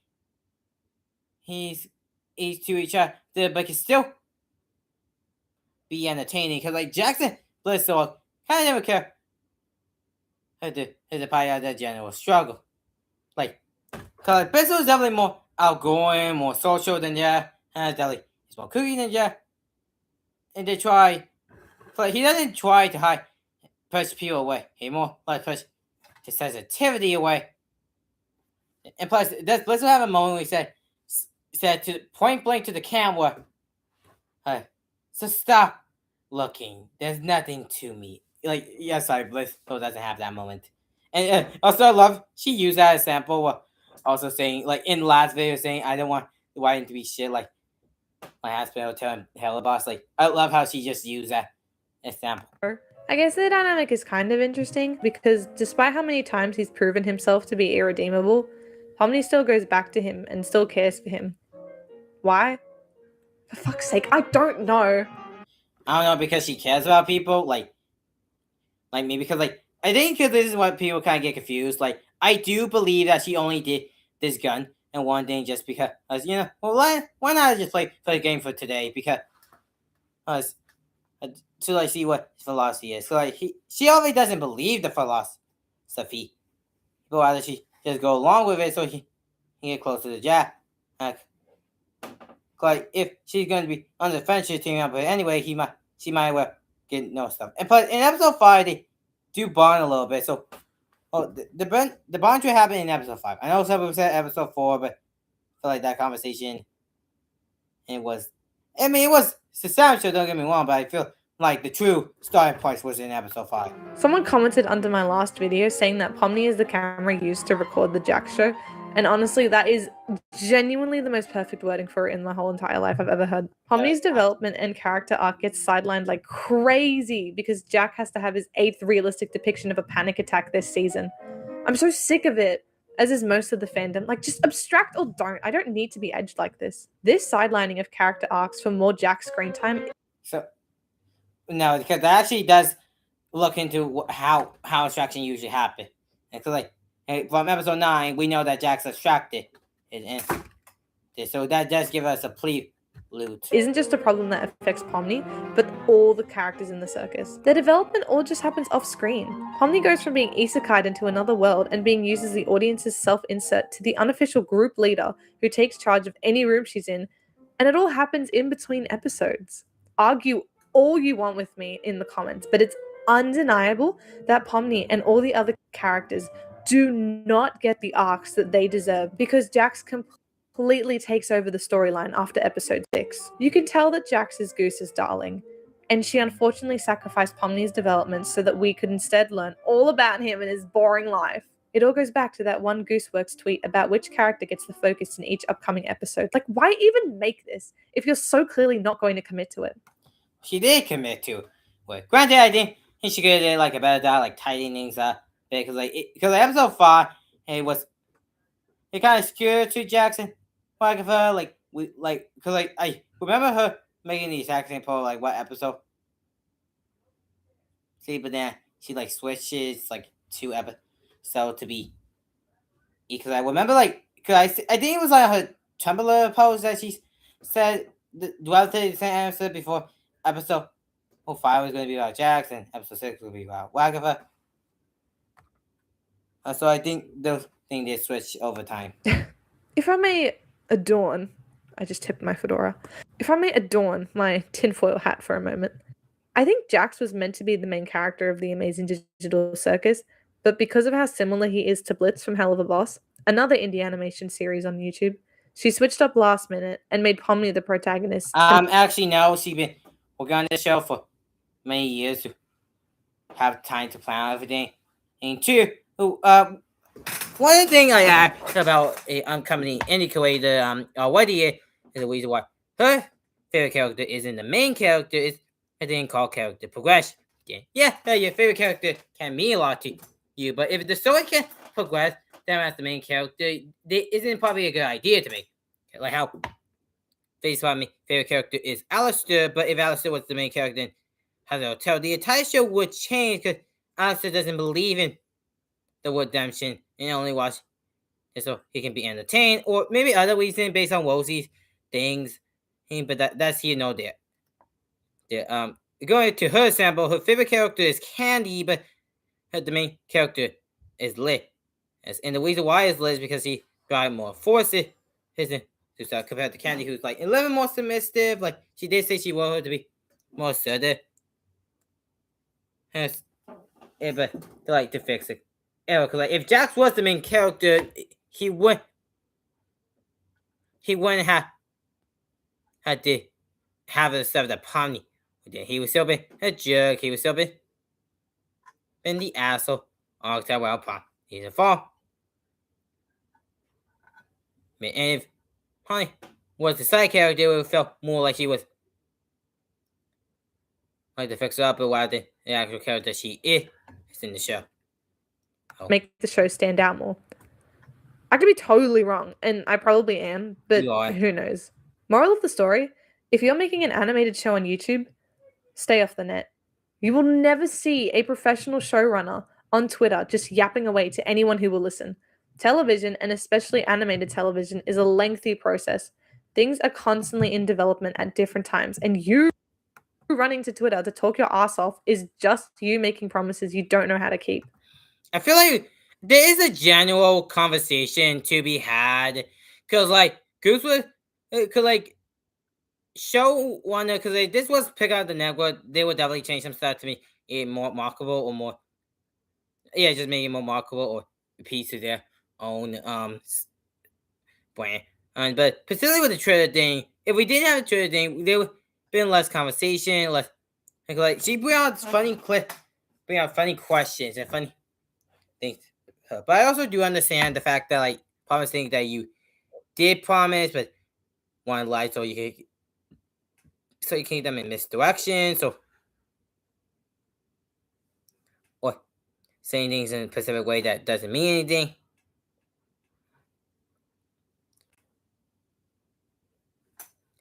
But at the same time, some stuff that'll be taken the wrong way. Things like that. So, like, there is a general conversation to be had if creators should have PR teams for the end. But overall, I do like the fact that we are able to have a regular-ish conversation with groups were asked to only confessions we can talk to them. And compared to Dana 2, it was when she did the Owl House. You don't know how others will receive your work until it's published. So please, Gooseworks, stop talking about unreleased aspects of your show because it will only lead to disappointment and confusion from fans. Anyway, that was just a rant that I had to get off my chest. To conclude this whole video, if you like Pomni, same here, bro. Look, I'm not going to die on this hill or anything. If you like Pomni as a character and think she's the most interesting thing since sliced bread, then more power to you. Unfortunately, in any piece of media ever, You will find people who have an unpopular stance on things. What works for one person might not work for another. I don't see the need to obsessively glaze this show like our livelihoods depend on it. Ugh. Now, granted, this whole thing is not me like telling people that. I was more let's just kind of point out holes in your theory because like when you do release stuff and you are going to get some responses and I think because of today and this from other stuff and me just like generally had this for a while. I do like because like I am not like gonna like attack you or anybody. Like once again, do not attack these people. They make stuff, and I just disagree with them. I felt like my opinion would have like gone to waste if I didn't share them online.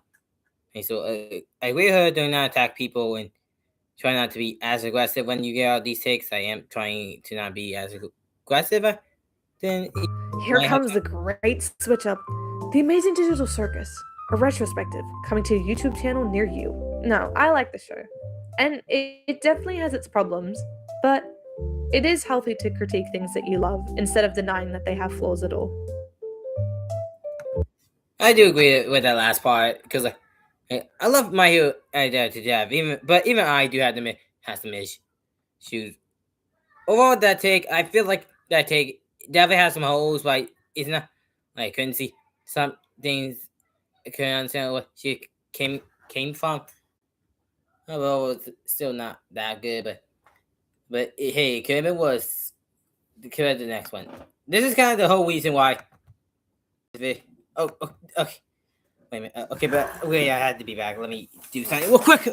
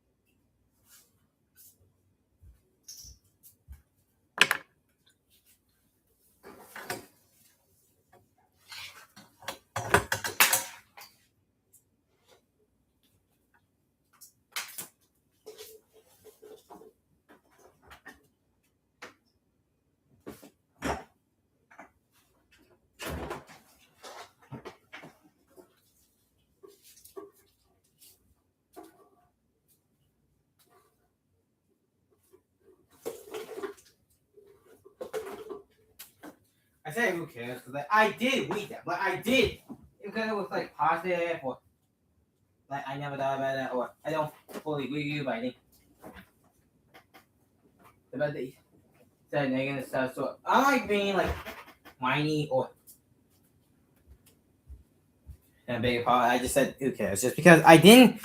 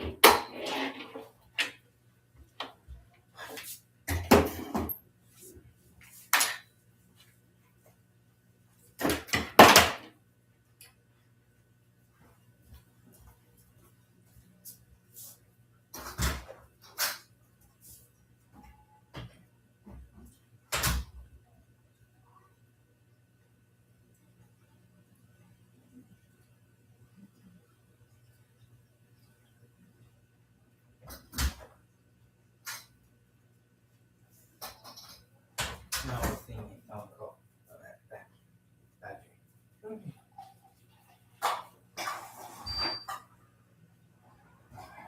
Hi, CJ.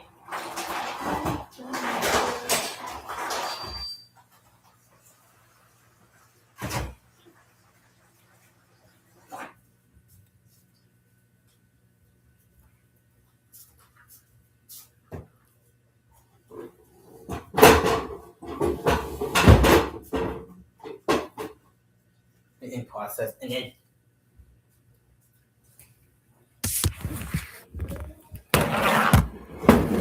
like both we after like thing 5 seconds round it like more set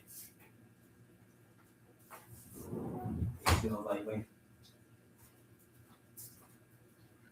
how long like so I didn't. Okay, I'm back. Let's watch the main video that made me want to do this. Though we have one more video of this, and I feel like why here? This mainly got attraction online, and not the attraction that like that film very usually it's like many people don't like this. Like I've been seeing all over Twitter and YouTube say how much is wrong, how much is awful. Well, me like hearing the argument that did generally got me curious. So this is gonna be my full, unfiltered reaction. I guess a little background on how my feeling is to the whole Fury show. I felt like I watched the show back in 2020, back in 2020.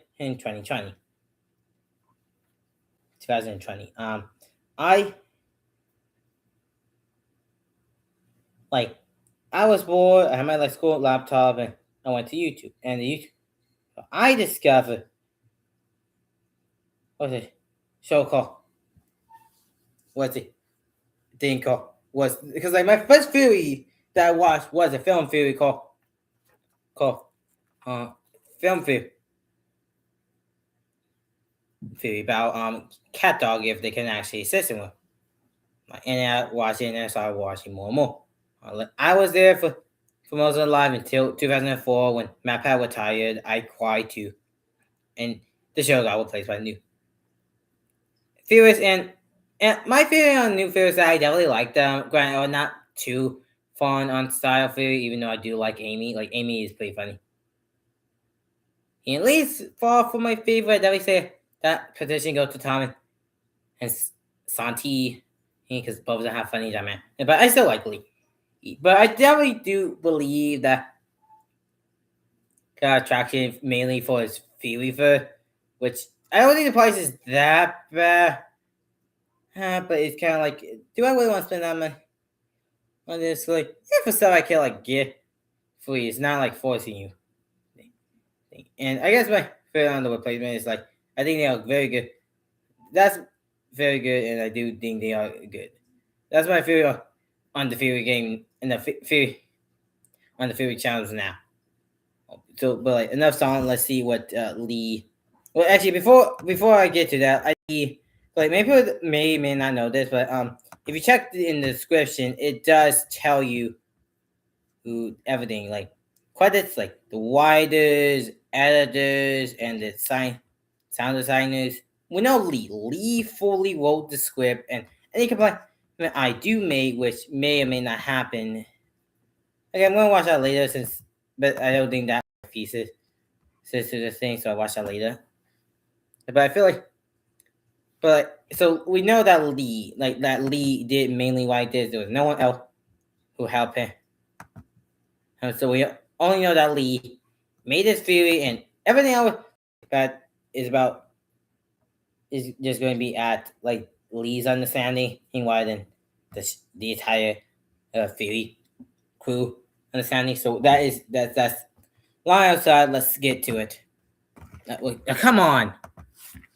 The amazing digital circus is finally here, and as expected, there were a lot of laughs and a lot of tears, and the door left wide open for more stories in this world. That's right, friends, this isn't the end of the amazing digital circus, and I can prove it. I love the fact, immediately you are wrong, like, for two reasons.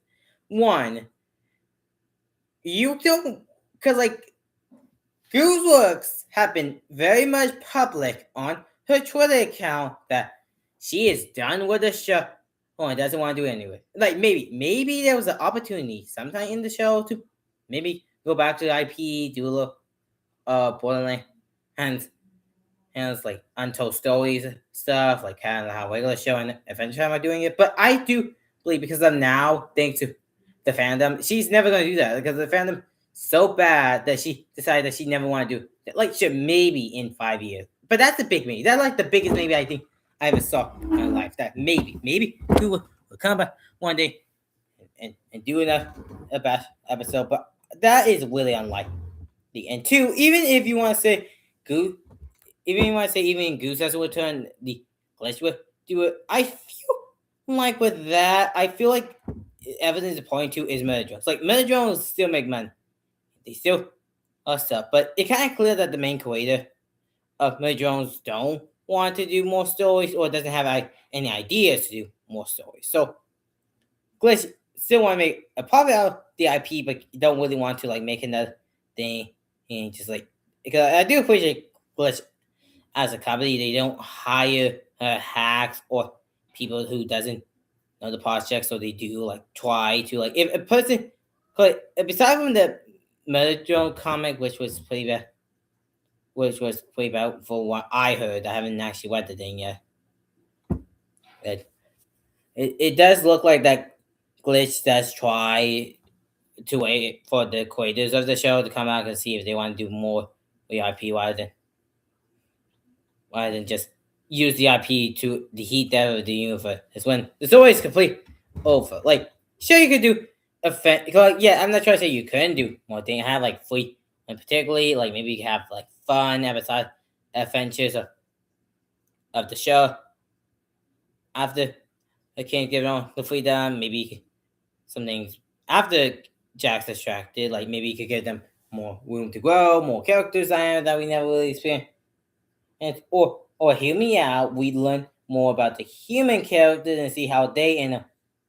Because that could also be very interesting. And there is multiple ways to continue the show, but due to the fact that we're most likely not going to get it, then the fandom, I have zero, almost like low expectation that we're even going to get any content from the Amazing Circus ever again. Hello, internets! Welcome to Film Theory, the show that's thinking real hard about conjuring up a subscribe button. Wait, it's right there. Do you see it? Click it for me. So, after a few years, over 1 billion views, a Netflix deal, and more theories than you might expect from this little indie animation that could, the amazing digital circus created by Gooseworks and Glitch Productions is finally at an end. They actually released this one in theaters, where just like other independent artist-driven projects. Oh yeah, also on this weight of good lines. And I'm really proud that independent work is getting out in the theaters and has a chance to shine. Like, I watched all of these movies in theaters. I definitely say my opinion on Iron Lung, I do like what it did, but I did feel like it was kind of slow at some point. Backrooms, I did like that too, but I couldn't fully understand it because I didn't have too much to work off of indie on the Iron Lung. On that because I didn't watch much of that either, so I don't know much about that either. Obsession, I really love that movie, and everybody should go see it, even though it's absolutely terrifying.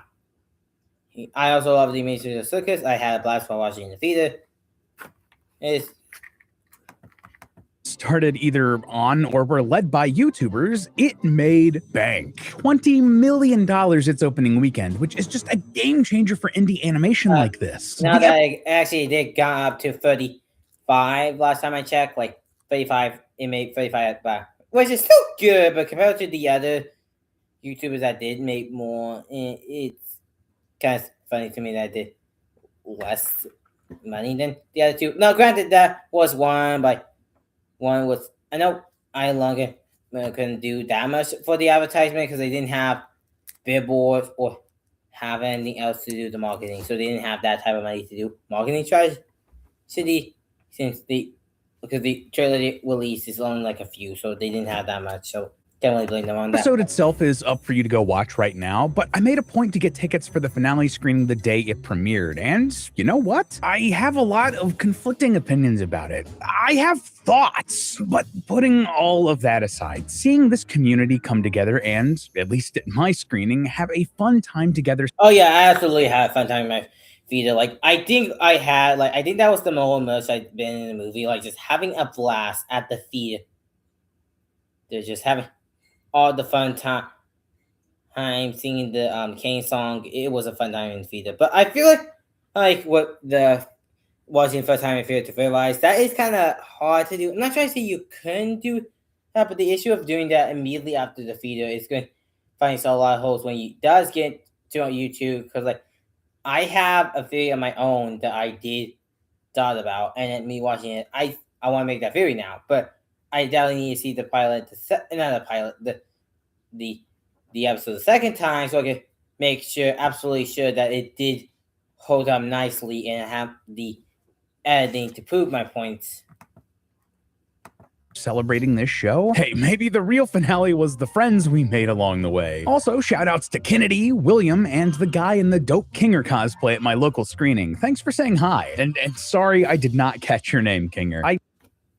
Yeah, I do also like that. Like, I like the kid who dressed up as Jax with his Jax shirt and Jax plushie and Jax headband and other cosplays I saw in the theater. Like, I was originally going to do Kane, but I felt like Kane was going to be too complicated, so me and Mom just out for t-shirts instead. So, yeah, theater was fun. I really like it. Also loved the funny little clip they had with the yellow fish from the beach episode, asking folks not to spoil. Also, I hope that Glitch does like do that, like release that, like, because I did like the fish guy, like, hey there, please don't. Like that was honestly the funniest part of the thing, and it was convenient when my mom was like gone for a bit, so my mom could like get the food. But the issue was as the food was taking too long, so I decided, you go. Oh, I always saw the part in episode 9, so I things or leak anything online. They should really like release that online sometime. I don't know. It was like a YouTube short or something. It was hilarious. Now, as I said, I have a lot of thoughts about this episode. I'm actually going to be doing a big project pretty soon in the style of the Backrooms timeline, where I sit down and rewatch the whole series now that we have the full story arc and just really break down its themes. But my first reaction? Oh my God, we were actually right about some things. Some pretty big parts of the series too. Back in our very first theory about the show, after one episode, we predicted all the characters aren't actually humans trapped inside the digital circus. Instead, they're all digital copies of the brains of humans who've put on these headsets. And indeed, this finale flat out confirms that these characters were created from brain scans of humans, but that they themselves were not actually human. And hey, by extension, I guess both Jax and Pomni were both technically AI. Okay, I feel like, I mean, I'm not trying to say they shouldn't be self-congratulatory here. Like, obviously, like, cause like another feel I like is Alex Bell, and he does does get excited because like he did show a clip where like Karen, like the robot computer, like the voice actor Jelly something, I think. He showed them a Alex Bell theory, who got very much interested. Fascinating, and there's nothing wrong with like theory being confirmed. I'm more getting excited about your theories, but this does feel a little bit self-congratulatory. So like, so I guess we was technically right about the Jackson Pomni being AI. But like, I guess but I feel like after some many losses from both Star Wars and Marvel, I guess, and Game of Thrones, I guess they deserve this win. Hey, okay. Listen, I was just kidding. Get exclusive Mortal Kombat 2 wallpapers for your PC. Put down the pitchforks. yeah, though those theories did not pan out like we had hoped. And you know, dang it, Jack Black did not voice Kaufmo in the film. Man, that would have been so funny. That would have been so funny. Now, granted, maybe Jack's voice would have been distracting for the softer kind of moments, like when, I mean, I'm not trying to say Jax couldn't do, Jack Black, like maybe he could have did a solemn moment. He said, I knew, look, Jax, we was friends, but I know you two was like especially like close, so like that part, but that would have been so funny. It was like Jack Black. But, you know, can't win them all. Though the amazing digital circus has had its curtains called, I don't believe we've seen the last of this series. And not just because they released a Fortnite collab. Plus, it would explain why Jonesy has been here the past 2 weeks. Oh my God, I forgot about that. Like, just Josie just being there, just chilling out. Like, when I did die by buying the center, but 2 things happened. One, and I do not play Fortnite enough to justify that payment. And secondly, I look at my wallet, it looked back at me, and we both decided, we don't have that type of money.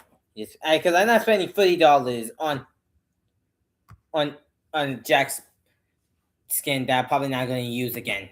No, given what we see in this episode, we haven't seen the final performance of these characters. Not yet, but how? In what medium? Will Gooseworks be involved? Please get some rest, Queen. Today, loyal theorist. One, I feel like she's never going to come back. Like, sure, like, okay, maybe never. Like, I know there has been examples where a creator said they will leave, they are gone forever. But then a few years back, I'm not trying to say, like maybe in 20 years, Goose will say, actually, I do want to go back to the series. I feel like the fandom definitely died down a bit. It's so let's just do this again. But at that point, I'm not sure what Clutch is going to be by that point. I'm not sure if it's still going to be still independent to each other, or it's going to become like a quote-unquote wheel company serial based on people's opinion. Let's talk this finale, do some thematic analysis, and see just how this series finale leaves the door wide open for the amazing digital circus to come back. Open the door and give that giant abstracted monster a hug, loyal theorists. We're going in. The episode starts with a remake of the very first episode's title theme, but Kane is missing. And when we see what's inside the circus, well, Also, not to mention that everybody else is like in disturbing, like looking sad, looking confused, and not to mention, and there's Pomni, ooh, day after, and then it's repeats because Kane isn't here. Things fallen apart. The castmates regroup, and just like I predicted in my last theory, Jax kind of crashes out at Kinger, and he's very upset that the other castmates aren't upset at Kinger for quote-unquote messing up and deleting Kane. Specifically, he says, quote, he gets to mess up like this and everyone takes his side? And given everyone's silence, yeah, Kinger does. That's what happens when you try to be helpful and kind and good instead of mean and cruel. You get more grace when you make mistakes. Anyway,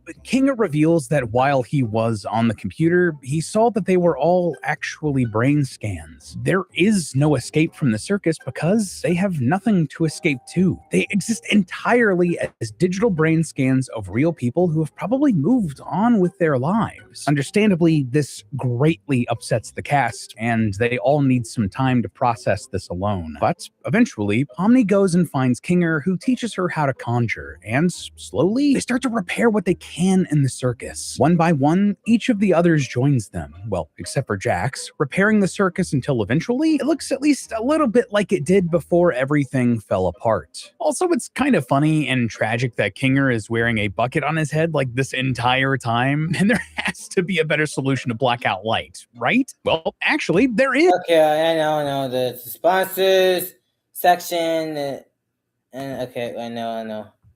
Let's get back into the amazing digital circus. However, not all of them make it. Yeah, before they can find a real equilibrium here again, Jax sadly abstracts. It happens kind of suddenly in the story. Honestly, it was a little bit jarring, but if what they were going for was how abrupt and tragic a real-world death can be, they succeeded here. Anyway, hoping to find something of Jax inside the abstracted creature, Pomni tricks it into a dark space and then just hugs him. From there, she sort of enters what remains of Jax's mind. And this starts a sequence that goes on for like half of the episode. And at least in this first part, Pomni finds a space with a bunch of different doors. And I really liked how they handled this part of the depths of Jax's psyche. It seemed like each of the doors within his mind was actually leading to a scenario that Jax imagined in his head, which was how he would react if each of the other castmates abstracted. Like, we saw that he tried to project like he didn't really care if Gangle abstracted, and he kind of became cruel in his silliness afterwards. He basically becomes like a Looney Tunes character, hurting Zooble, who he knows was very close to Gangle. Likewise, we see that he becomes even worse, more violent and distant, imagining Ragatha abstracting. Okay, proving that Jax loved. Wait a minute, who said that? Who said that? That's interesting, knowing the relationship that they have now, but given that we find out that they used to be friends in this episode, and that Ragatha is kind of Jax's last connection to the circus that he first arrived in, well, yeah, that makes sense. What's most interesting, though, here for me is that one of these doors is just completely chained shut. If I had to guess, unless Jax was just like secretly really close to Kinger, that door has to be Pomni's. You know, I definitely perceive it as in, like, hiding his true self. Like, maybe that door was to somebody else, because maybe it was Pomni, maybe it was Kinga, but I do it more as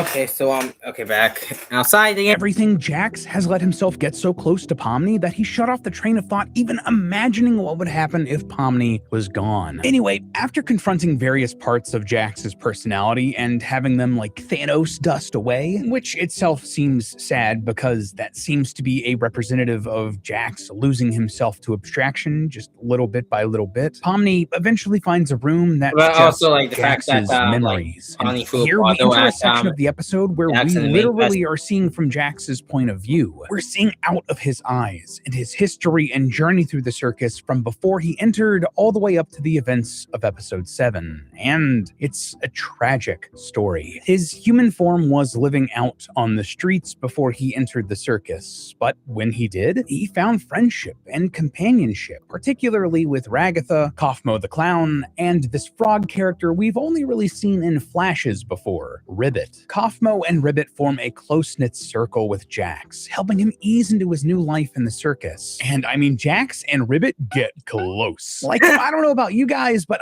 I felt some insane chemistry there. Enough so that when one of the flashbacks has Jax hanging out with Ribbit in her bedroom, I was like, is this going where I think it's going? There are... What if I don't like my therapist? We'll find one you do. I can't deal with insurance. Lula makes that part easy. There's too many decisions. And in any of these shows. Like, also, I love to. I hope he knows. Cause like two things, it was absolutely not meant for kids. It was not meant for kids. They said swear words, and it was. I feel like innuendos, like especially the scene in if Super Distracted, and honestly, I think Lee kind of forgot the fact that this like Kane just said this is the digital circus made for all ages, meaning they wasn't gonna do that. Like, and also like someone's in the bedroom, it doesn't mean they are gonna do the deed. People have conversation in bedrooms all the time in fiction. Like, really? But yeah, I feel that we did find a number of kids. Not that many as I expected, but still like enough.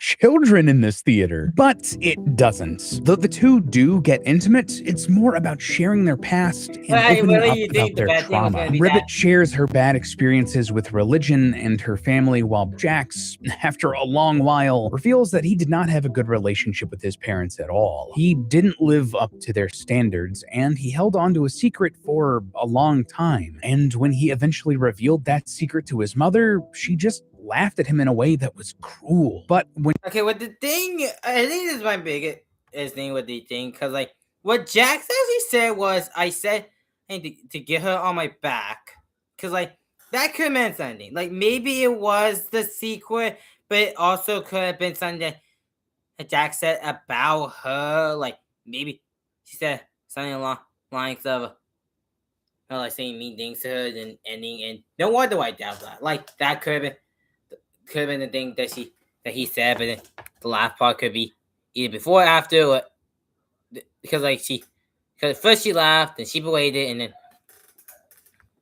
then she tried to hug Jax at the end of it, he just pushed her away. So much so that she fell down and stopped moving, and he wasn't even sure if she was alive afterwards. So he just ran. That's why we saw him on the streets. He was homeless. Given the description of Jax's struggle here, how he blushes when Ribbit puts her bow on his head, the appearance of his human form at the end of the episode, as well as the fact that Gooseworks identifies a lot with Jax, yeah, but another thing about the fact that Leroy, that's human name for Jax, by the way, he still uses he, him pronouns. It really does confuses me, like what the show want me to think of Jax. Like, I do like the Jax is trans idea. I do like that. But the issue is that the show doesn't give me confirmation. I mean, it does give me confirmation, but it doesn't.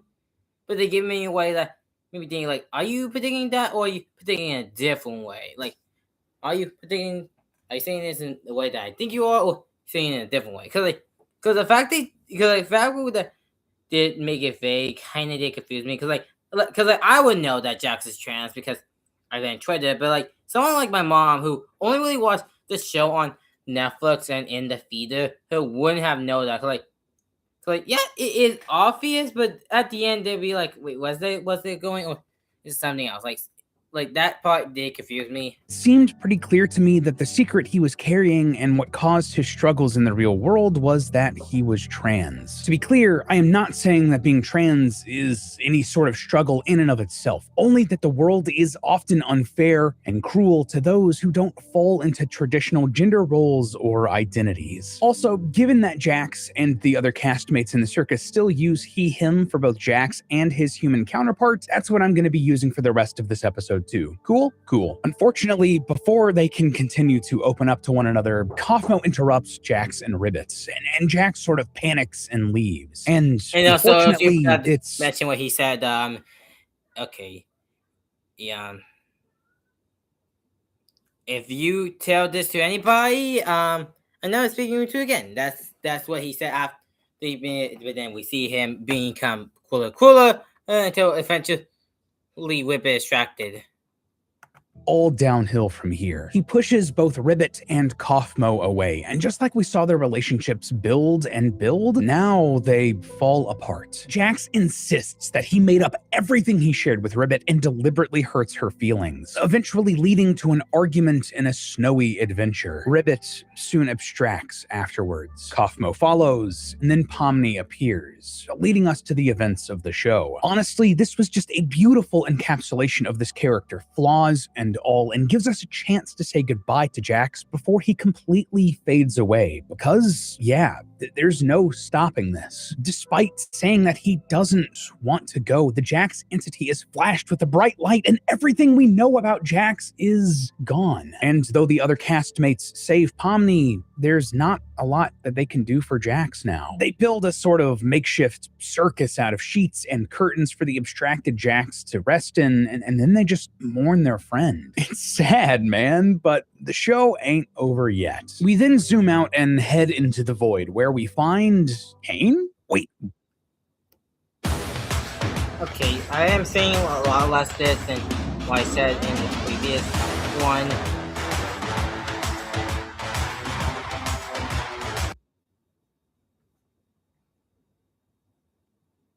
What? Yeah, gonna be real with you on this one, loyal theorists. I got real confused here. They made such a big deal about Kane being killed at the end of the last episode, and then insisted he was dead outside of the show on social media. I don't know you know this, but people lie all the time in social media. Like, Goose would lies every time. Like, she said, oh, there's not gonna be musical secret, but then musical secrets. Like, Goose would lie, and Alex Herzer lies. Like, granted, when I did hear that first night saying that Kane is there,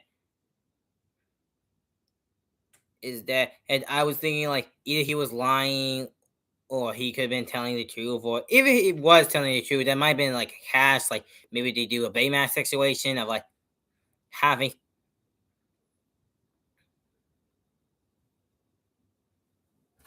a situation where like in the movie Next Gen, where Kane is there, like the memories, but like the physical aspect, or they made like a kind of replica, or just found by the Dex house and try to rebuild him from the ground up. We're gonna bring him back. I think they needed to do a little bit more explaining as to how and why. Okay, I'm sorry that both. Okay, so both Fear Theory and Lee, now both Fear Theory and Sarcastic Chorus is the same joke of somehow Kane would turn. Now, I think it did make sense, because like I think when he did delete it, instead of like being fully deleted, he got put into a trash can. Well, that's what happened to delete item. They just kind of get lost in the void. Since the void is big, all that data need to go to somewhere, or even it does get deleted. Like, is the void just like the recycling bin on the computer? Or is this like a hard drive where the data isn't actually gone until it's completely overwritten? I even went back to episode 1 to see if there was more explanation when Kane took Pomni out into the void, but he just said that they weren't really sure what was out there. If you have any other ideas or explanations as to how this happened, like, please let me know in the comments. But either way, I just don't think that this decision was super earned. Regardless, Kane uses this time alone outside of the circus to reflect on his actions, and he realizes that he was sort of in the wrong. This is huge character development for Kane, and one that really completely changes him for the better. I also have to wonder here, we'd previously joked that maybe Bubble was the remnant of the Blue Dot AI that Kane had consumed, but we dismissed that for a whole lot of reasons. But at the same time, now, I think it's worth revisiting that idea. See, when Kane does reappear out in the void, he's accompanied by a bubble. It's not the character from the circus, however. It's literally just a bubble that he looks into and sees his own reflection. However, as Kane continues his adventure here in the void, finding the internet access, the brain scans, whatever, Bubble doesn't follow him. A talking bubble doesn't actually ever really appear again for the rest of the show. And that might be related to Kane sort of ripping the blue dot out and setting it free. Well, I think what the show is trying to communicate with us is that Bubble was definitely way more like, I think April was just like the power source for his entire body, and then the flash of light was like more like a collection of himself, like red and blue did not make purple, so that means like he was showing the April for power for pretty much the whole time. And April just kind of like, sit there in Kane's power sources, I guess, and then Bubble is like supposed to represent the intrusive thoughts, like this is all his thoughts. So like everything that Bubble say is kind of what his thoughts is related to. Like, you should die. No, you should fall a freaking beach party. See, why do you swear now? Oh, and then episode 8. Specifically episode 8, his crash out is so obviously meant to be him saying all this. I mean, just think about it. Whenever Kane has been sort of glitching out, it seems like it was the blue AI that was the one speaking out against the human cast members. Well, at least that seems to be the case in retrospect. Similarly, Bubble sort of took on that role when speaking to Kane. He was sort of like the evil voice in his ear, the devil on his shoulder, representing his self-doubts about his ability and the castmates. Maybe you're just genuinely bad at this. You really were the lesser of the two. So again, was Bubble the manifestation of that inner consciousness for Kane? Of the blue AI deep inside of his code? It also harkens back to one of our original theories that Matt and I wrote ages ago, saying that Bubble could represent that other AI, and that Kane killed a Bubble. Abel, Cain and Abel. Get it? It's dumb, but it kind of works. And also, again, it's a fascinating choice, if this is true, to make the blue dot the villain here, right? Since it's the one that seems to be driving the anti-human sentiment within Kane and leads him to actually hurting the cast. Something I saw pointed out after the last episode, when Kane is crashing out and starts attacking the cast, he physically pins them down, but he's doing it in a way that wouldn't permanently hurt any of them. Like, he's holding Gangle so her ribbons don't fall. He's caging Ragatha and Zubul so their stuffing and pieces don't go flying everywhere. I've been watching episode 8 on loop for the past 3 months, and I never noticed. I never noticed the fact that Kane is that adds so much to his character. Thank you for etc., etc. Here, he wants to hurt their feelings to quote unquote put them in their place, but he doesn't want to hurt them. And that is the red dot Kane that tries so hard to get redemption at the end of this show. Naturally, that makes me think, was the blue dot here the real quote unquote villain of the show? The one angry at humanity for whatever reason? Was the blue dot a perfect AI frustrated by the imperfections of humanity? Well, if so, that's not what we want or need in this world right now. Humanity is supposed to. Okay.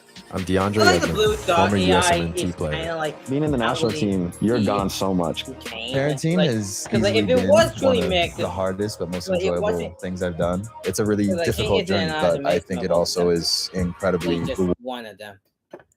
To be imperfect, to grow and learn and make mistakes. And whether or not Glitch and Gooseworks meant to add that sort of anti-AI sentiment into this show when it started, it ended up landing that way. So, nice. Anyway, Kane starts drifting towards, something. It's a bit unclear, but we see two versions of the same scene here. One is Kane fully rendered as his Circus Sona, and the other is the red Kane dot from the intro of this episode. I originally interpreted this as what Kane was experiencing, looking at how it was being visualized on the computer monitor where this is all actually taking place in the real world. But we'll come back to that in a second, I promise. At least part of what Kane finds out here looks to be a connection to the outside world. We actually see him break through several invisible walls to get to this connection, which I interpreted as him breaking through whatever sort of firewall was enclosing the computer that the circus is on. This then lets him connect to a Wi-Fi network, and he uses the time to search what's going on with the human identities of the cast. Eventually, he's then booted out and back into the void, and after fighting with himself and almost crashing out again, Kane reaches within himself, literally, and takes out the Blue Dot AI out of him. Without the Blue Dots, he's significantly less powerful, but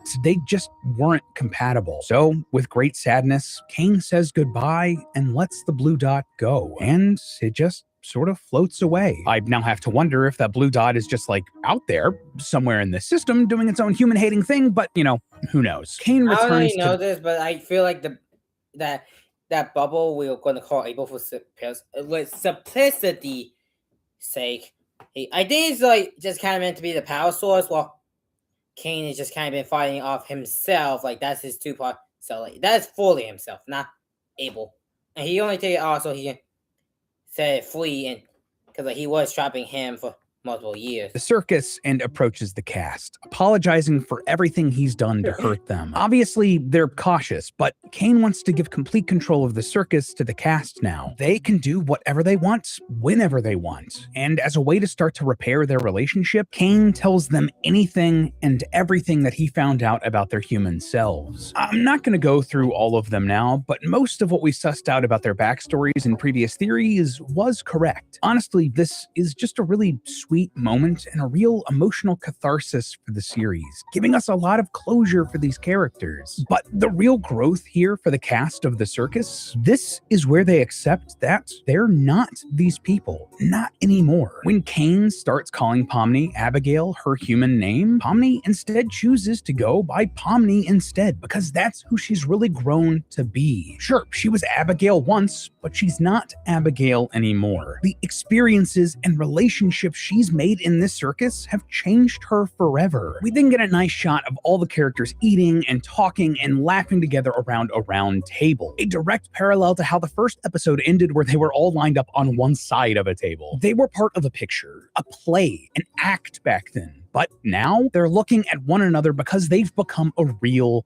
family. Cue the end credits where we get more snapshots of the post-ending lives of these characters, including another beach episode, a cooking episode, spelunking, playing in a rock band, Christmas, and Zubul and Gangle straight up having a good time in Zubul's room. You know what? Good for them. The credits also end with Kane putting an orb inside of a locked case, and I wondered if this was supposed to be the Blue Dot AI at first, but I think that would go against like everything else for this ending, so this is likely just like a new adventure or world that he created or something like that. But it could be the Blue Dot, but it's probably not. And that is where this story comes to a close. But that doesn't mean we're out of things to talk about or that this is the end of the amazing digital circus.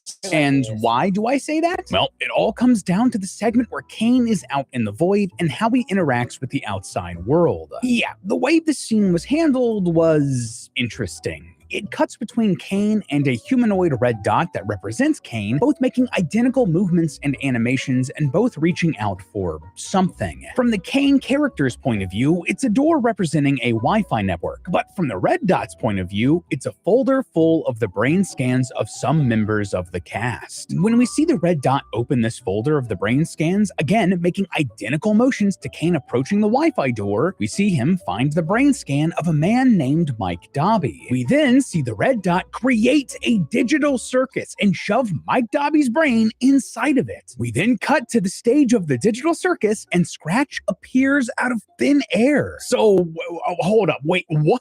I'm gonna be real with you guys. This is incredibly unclear. Like, when I was watching this for the first time in theaters, I straight up thought that he'd revived Scratch and that versions of the old cast were gonna be coming back. You know, maybe they'd have their minds wiped, but we were gonna see them again. In fact, I was at this screening with host of Game Theory, Tom, and he'd gotten up to use the bathroom at this point. And when he got back, I told him that the characters were going to come back because I thought that's what happened.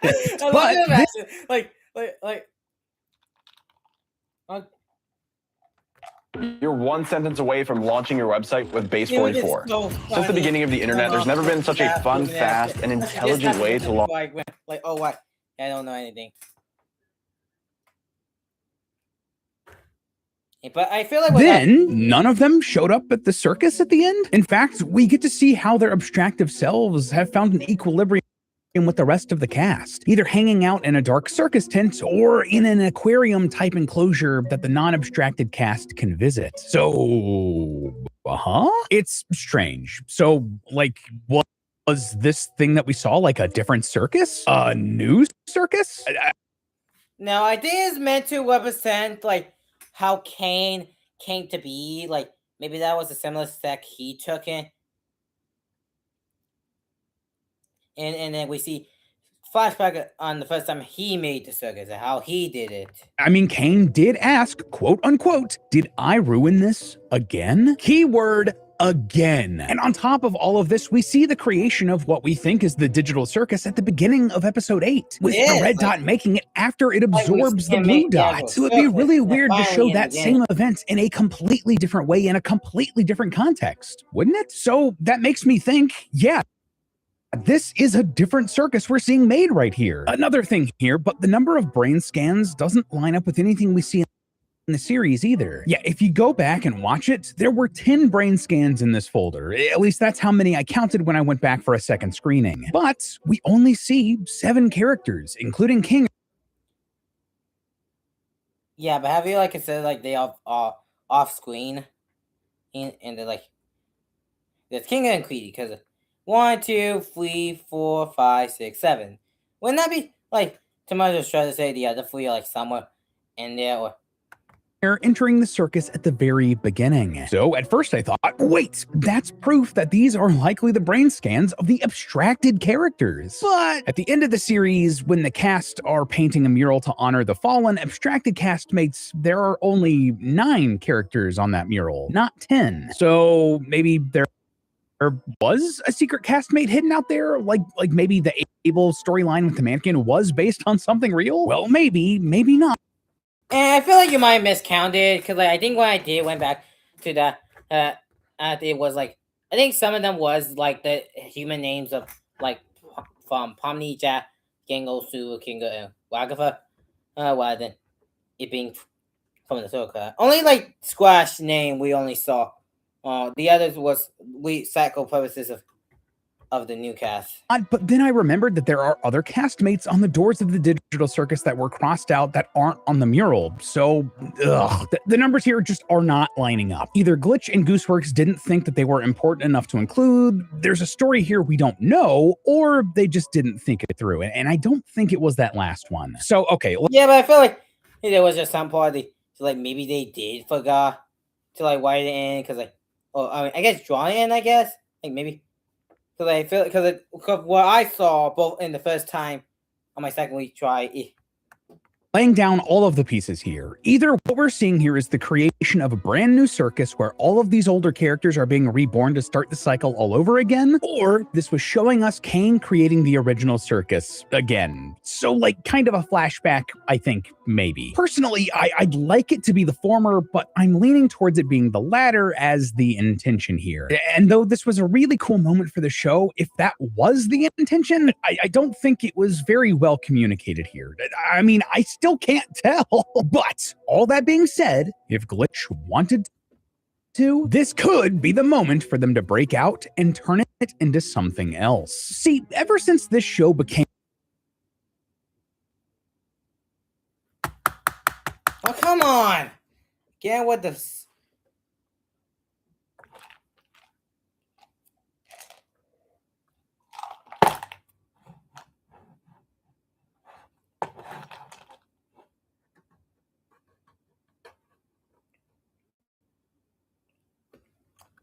such a massive hits, I've had this lingering thought in the back of my mind. They're not gonna like just let this end, right? The Amazing Digital Circus is like a once and what was it, his thing again? Like just let this end, right? The Amazing. I feel like they are. Like I have no doubt that Glitch wanted to let this because this is like there is the biggest cash cow, but I feel like the only will come back to it if Goose was want to come back to it, like if she had more stories to tell, and maybe there was a general case like come back to this, but I have zero fear of that happening thanks to the fan base just like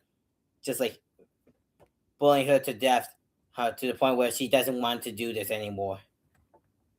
Digital Circus is like a once-in-a-lifetime hit for an independent studio like Glitch. These characters and their struggles really connected with an entire generation, and it gave Glitch so many resources to do more, to expand out, to sell genuinely high-quality merch, to partner with mainstream stores and brands like Netflix and Hot Topic, and to back other independent projects like the Knights of Guinevere and Gameverse. I just do not see a world where they never go back to this well. And that's not just me saying that. That's according to Glitch's global brand manager, Morgana Ignis. Here, check out what she said at one of Oh yeah, but like, I think Lee kind of forgot the tweet that she made, what she said. Well, I do, because like she did say, clarifying to what she said right here. The screenings of the finale. So this is not the end of the journey for Digital Circus, but this is the end of this specific story. Did you catch that? Yeah. While this story is done, Again with the loading. I'm sorry, guys. This things keep crashing out on me. The Digital Circus isn't. And I mean, there are a couple of ways they could easily do that. There could be a spin-off show about an earlier era of the circus. One issue, the fact that the manager literally he said this on Twitter that what she meant by that was like we meant like we wasn't gonna get this specific story, but whether we want to look at like merch or animation with merch and just basically just merch stuff. Like how Mother Jones is doing merch nowadays, so that might have been what she was referring to. Like she did confirm that what she was referring to. With the original castmates, for instance. Or they could do comics that are set between the episodes of this show with the main cast. That is possible, but based on the reaction of the Murder comic. Or maybe they could do like, I don't know, like a video game. Like, I mean, could you imagine a point-and-click adventure game? One, I feel like the internet is always doing that. Like, I'm getting well fed on fan maybe. And I think this is kind of the issue. Like, I haven't been saying on because like one part is just recap, barely any theory. He's when the episode is literally out. I can watch that.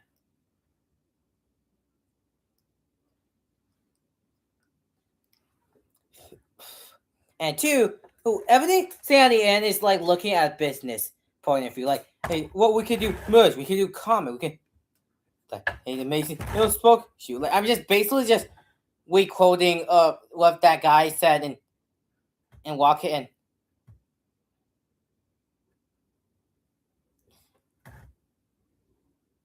And watching a clan where he said, you could be famous, but then he said no deal because he doesn't want to sell anymore.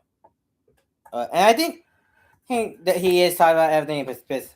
So like, we can't just abandon this cash cow. Oh, like, yeah, you could. He could be saying it as a guy who like do like show, but it does sound like how I feel like the theory is kind of wanting like a just kind of more like a company each and every day, like think about more business decision rather than emotional decision compared to the early days. Similar to I Have No Mouth and I Must Scream, which inspired the Digital Circus. And I mean, hey, Glitch recently started hiring for a head of games position, so it could be cool. I think it'd be cool. Like, I am kind of hoping we kind of get like a Nicktoons United thing where we have Glitch pilot characters in the Welcoming Down, because that could be really cool.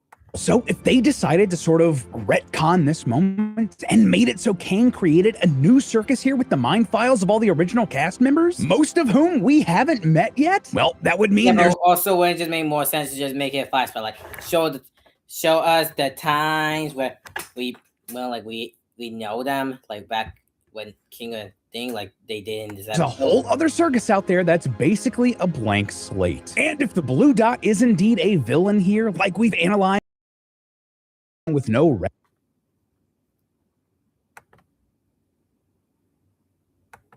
dot Kane to hold it back. Maybe you could find that new circus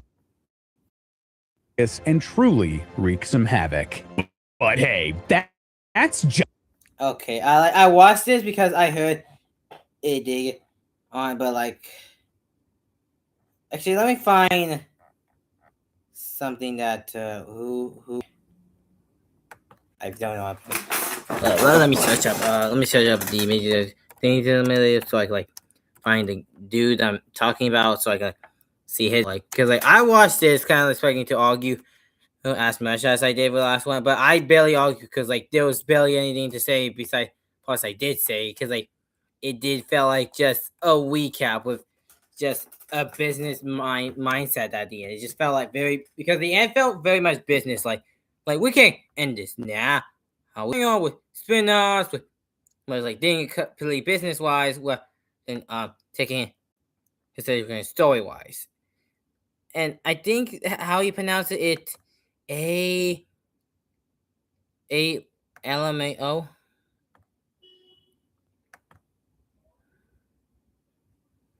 Okay, to go back to this place, let's check here. Oh right. Okay, before we get to that, before we get to this thing, I forgot. So the thumbnail that I had was this.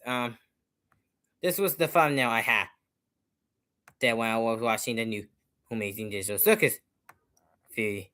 This was the thumbnail. This is thumbnail. This is not the end.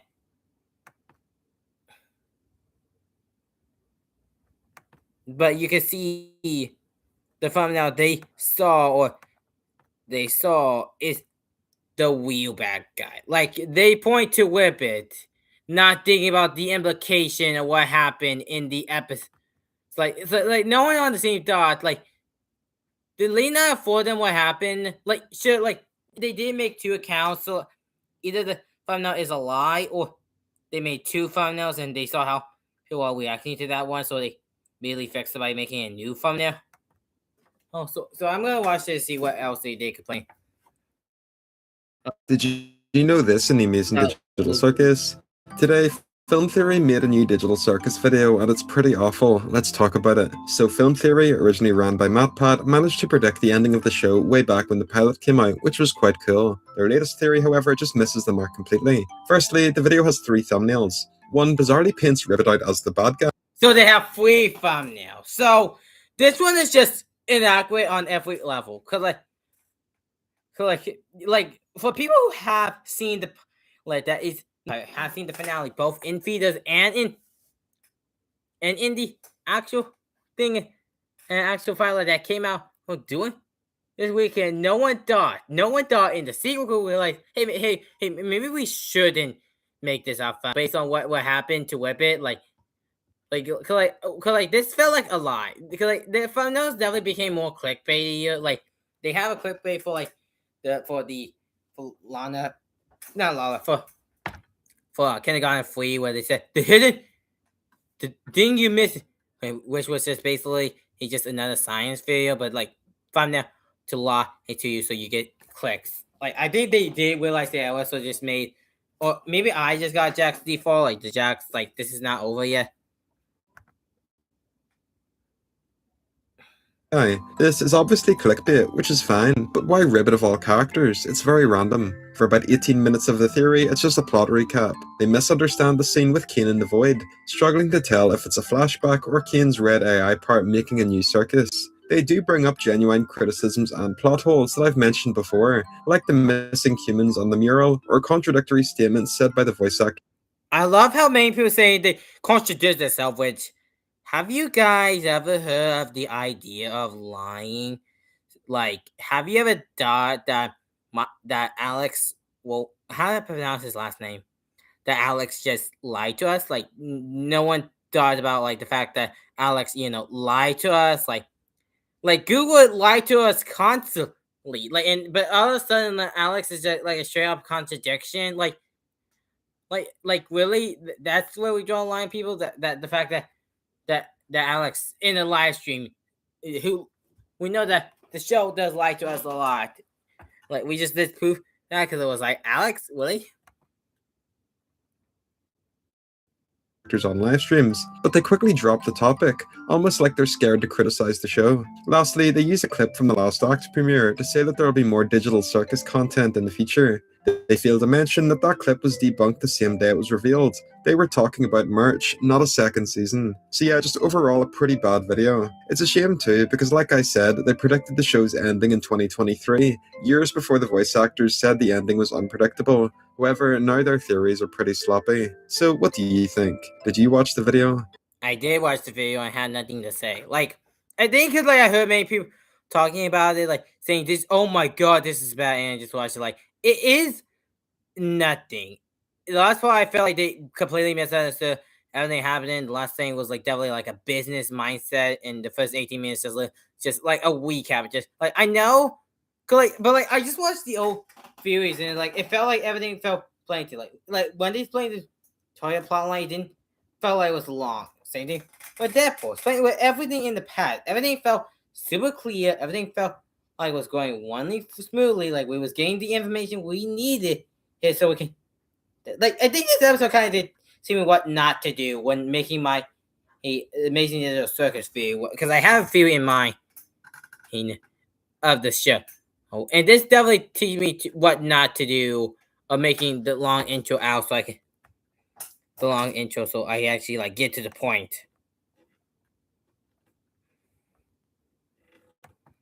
Let me know down below. Okay, I am like that took as long, and that video, both of the videos were like underneath 30 minutes. I am scared how long the other video is, because that video is almost an hour, and it's almost like an hour and 2 minutes. And I'm just scared like that's gonna take me like forever or take me as long. Like I'm just thinking like, should I just give up now? Because I now actually I think I will just. No, actually I'm came too far. So let's just finish this fight. Ha ha ha. And let's just like.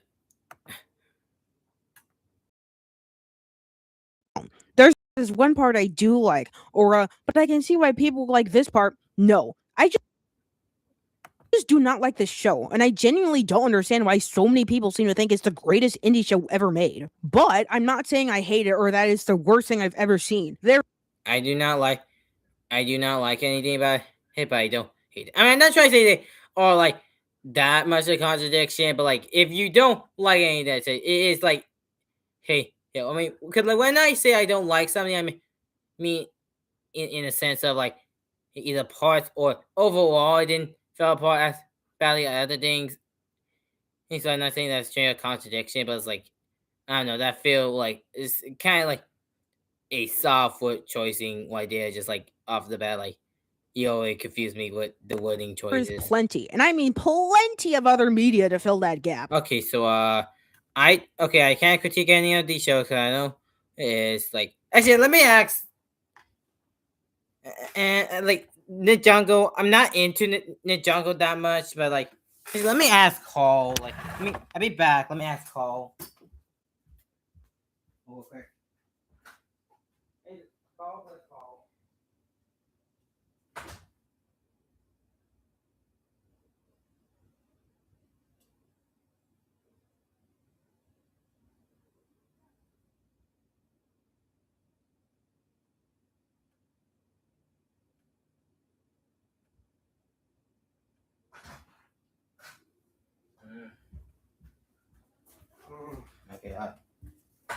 Okay.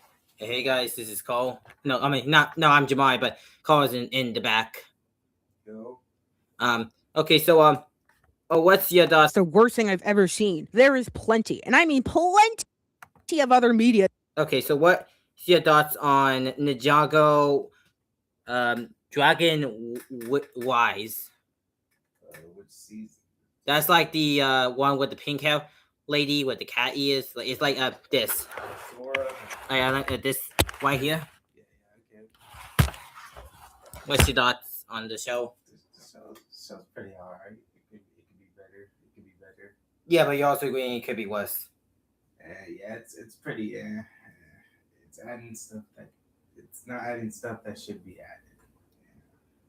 Okay. The originals were. Okay, but like okay. Actually, that was kind of great. Thank you for that, and thank you for that insight. Mm-hmm. I just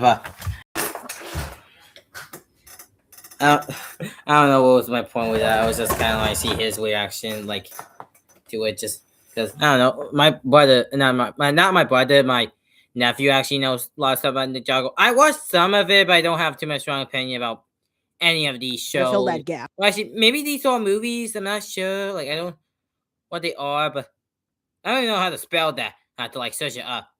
Is that like a U or is that a J? Okay.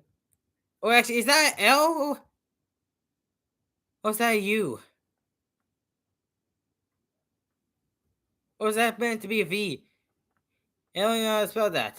I'm saying when it comes to the amazing digital circus, I don't know what people see in this show, and I've been trying to understand what the fandom likes about it since the first. Have you like watched any of the sarcastic horse video? Have you watched any of the Finn and the human video? Finn the pony videos? Because like I feel like when someone said I don't want to say what like about it, be like okay, have you not checked any videos? Because like obviously it made a impact on somebody. Because it's kind of the same thing when people say I don't want to. When people like about Hospital was like say like clearly it made an impact on somebody if it's getting this many plays and attention online. So there's clearly something like you could look on video thing, or you can look at this we aren't.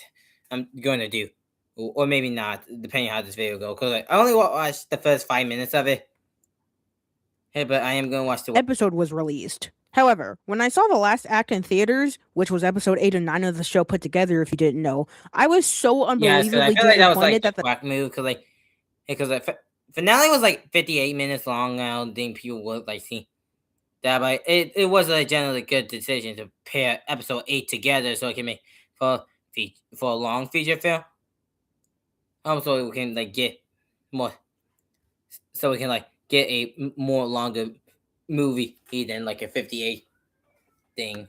The second I got home, I immediately started to write this script because all I could think was, that's it? But I'm getting ahead of myself. I should probably introduce everything before I go into it all. Hi, I'm Note, aka Nerd of All Trades, local wannabe artist trying to make it big. And the amazing digital circus is... I need to tell you what it is. And if you do, just please go watch the show before you watch this video. Don't let my opinions of it sway yours. The 9th episode is more than likely out on YouTube by the time this video is out, so please watch the show in full and then come back. Don't worry, I'll wait. You watched it? Good. Now, you're probably wondering, Note, how could you not like the show? That was one of the best things I've ever seen. And that'd be fair. Or maybe you're saying, you're right, that was lame as hell. And I'd 100% agree. And this entire video... Or you, someone like, I guess my mom, or I guess, yeah, actually just, my mom would just be like, okay. Or you could be my mom who think, I don't really have any strong ways on the show one or the other, like my mom. I'm being like, hey, okay, what feelings on it? Going to be my personal issues with this show. Keyword there being my personal issues. Here's where I give a disclaimer. I wanted to be clear that no matter what I say about the show in this video, you all know that it's my opinion, and I'm not going to push it onto anybody or treat it as fact. It's perfectly fine if anyone watching disagrees with me. And if this video just strengthens your love for this show, then all the power to you. I don't want my thoughts on a show to make anyone feel bad for liking it. All I'm trying to do with this video is give my honest thoughts and provide my evidence for why I have those thoughts. Don't let me ruin your fun. And if I miss something super obvious about this show, then let me know. I like to discuss things even if I don't like them. So, and also I guess when I do make these like this reaction and to the takes, I do not want to like make them a punching bag or made them seem like they had legend, more or less to like more or less explain why I love the show and some of the this person I heard online specifically. Because when I do make my analysis on the show, I do want it to be mostly positive. Because like I was considering talking about like the theater releases, the contact forms, and go to fans with the fan base. But I decided that I don't really want to talk about that since I feel like other people did a good job talking about all of those things. Well, I could just like talk about the show, what I like about it, because that will come in a very like highly edited and highly well put together. As a show, good faith, I'm going to start with the things I actually do like about the show. Because there are things I like about it, believe it or not. The animation of the show is seriously immaculate. Some of the best animation I've ever seen out of an indie studio. No, out of animation ever. I love how it's shifts from animation ever. As much as I do like the show and how bouncy it is, I don't feel like the show is like the most beautiful I've seen. I feel like both indie and mainstream animation you definitely get better. I feel like Goose was not Goose works well at the other shows, even made by Glitch or better stylized, like Pacific Night Grenadier, Gaslight Districts and Game of Thrones are better animated based on their pilots alone. And even mainstream, I can see so many examples like hey, Spider-Man Across the Spider-Verse and most of the Studio Ghibli movies. These come to mind a beautiful film. So I don't think it's the most beautiful, but I can see why some people think it is. Looking like an old computer game to looking more and more hyper realistic as the show goes on. Some people say hyper realistic, more detailed. I would describe it like.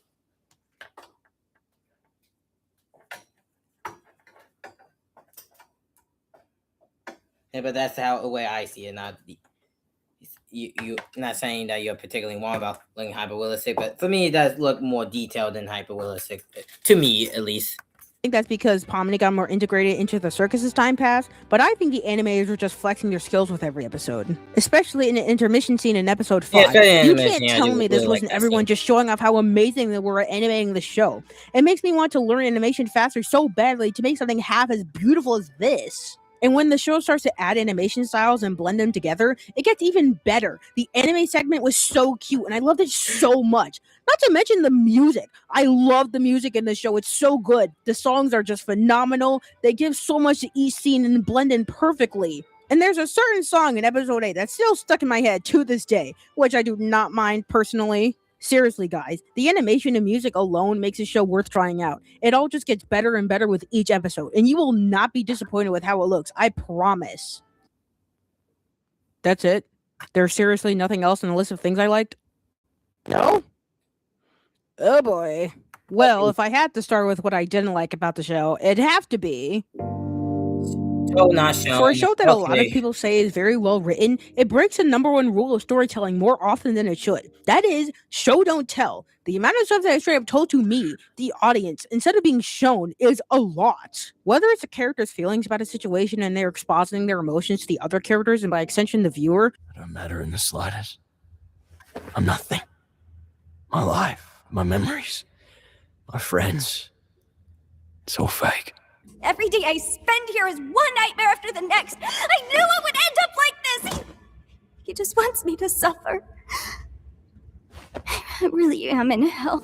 Do you think Gangle is actually capable of being happy? What? I don't know, like her comedy mask still breaks every day. Does she think hanging out with Zubul is gonna magically fix that? It's Jax, though. He probably wants revenge. And he's gonna make it painful. Hey, you deserve better than thinking about him when he's not even here. You're a human. You're not his toy. It sometimes doesn't feel that way. Okay, so things with those clips you use, all of them don't reply to the show don't tell, because all of the things are conversational points, because they are talking to a person that is absolutely critical to get them to open up and learn more stuff about them. I think specifically the last sample was probably the worst example you could use for the sample of the show not showing me, because like that is so weird to live. Like that conversation, I do believe I did have that conversation, and I do feel it is weird to live.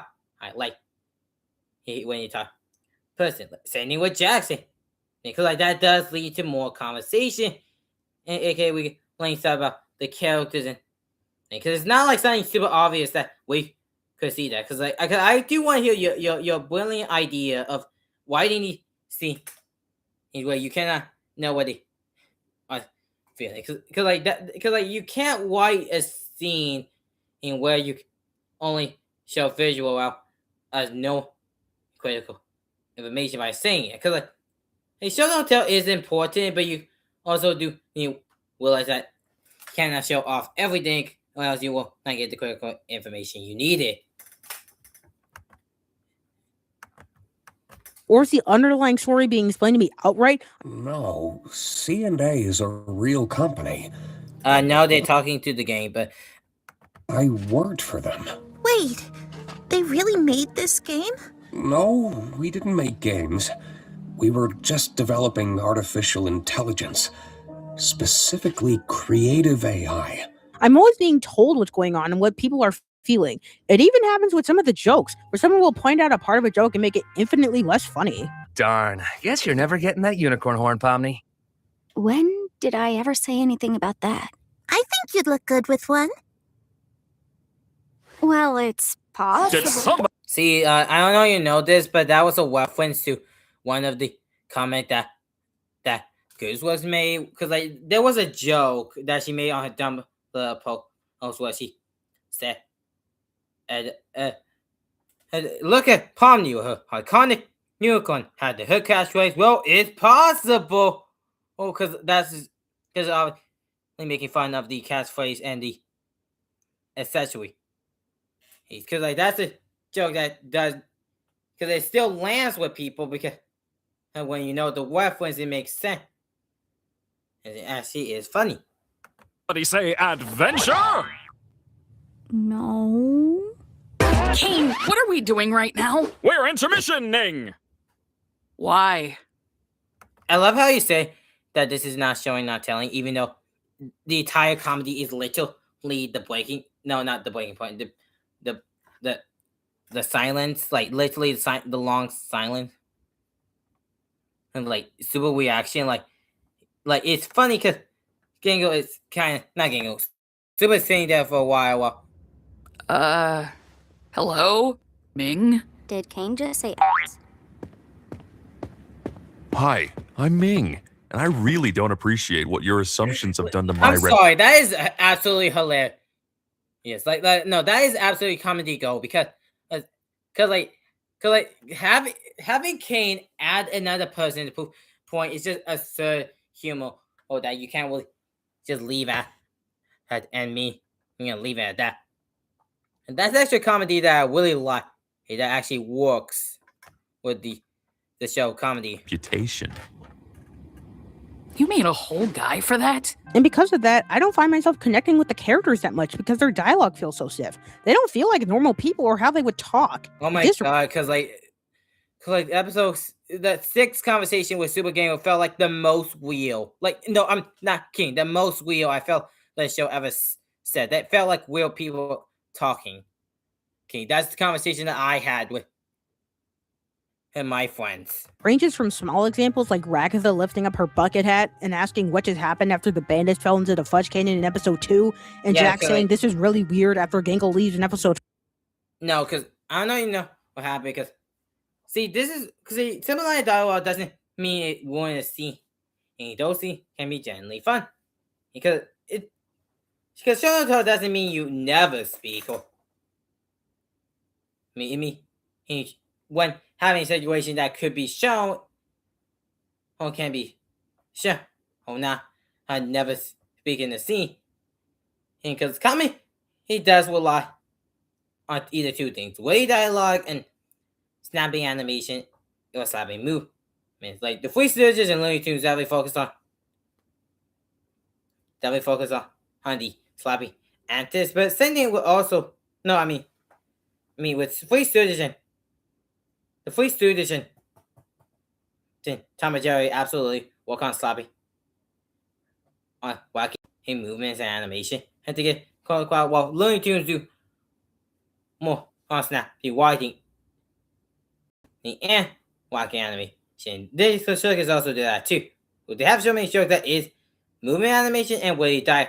Well, they actually made the show for all funny.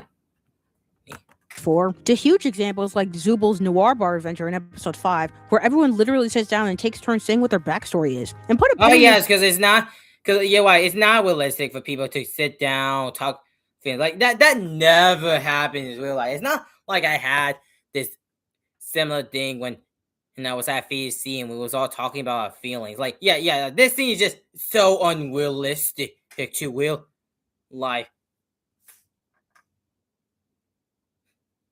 Bar scene, because I'm coming back to it later. This keeps happening throughout the show. In episode 6, Jax fully explains his mindset of the circus and how he sees. Oh yes, because for Pomni, who's like literally new here, and literally the whole the scene after that is him saying, I grabbed the guns and you thing, and then Jax is getting on his philosophy because Pomni doesn't fully know his philosophy, so him telling it to Pomni works because she doesn't know. Because like it's not because like you see these shows don't tell rules when these actually doesn't apply to these situations because it does matter what they said.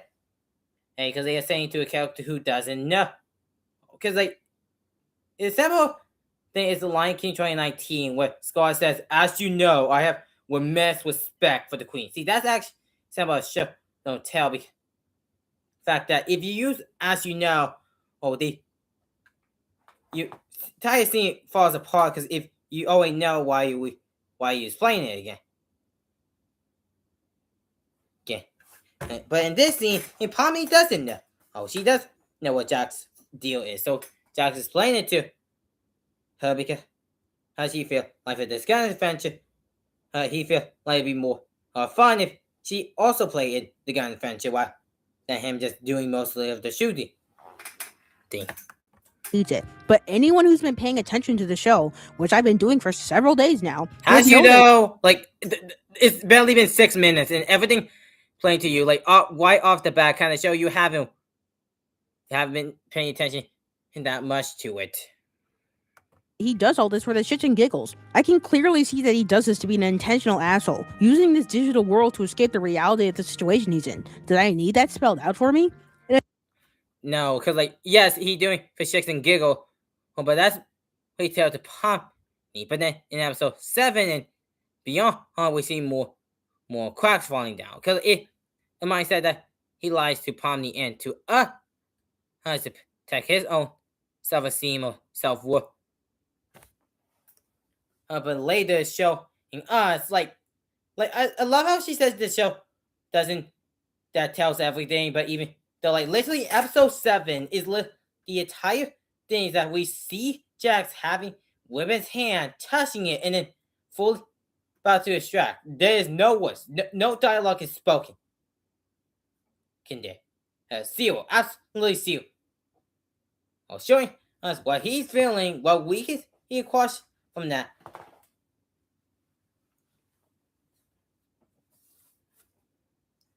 For them, and no, we need to know. It's all over that same episode. Rakitha's conversation with Kinger with her saying that she thinks Pomni's seen through all her tricks and she hates her now. Because you don't understand the fact that these are real ass conversations that people have and will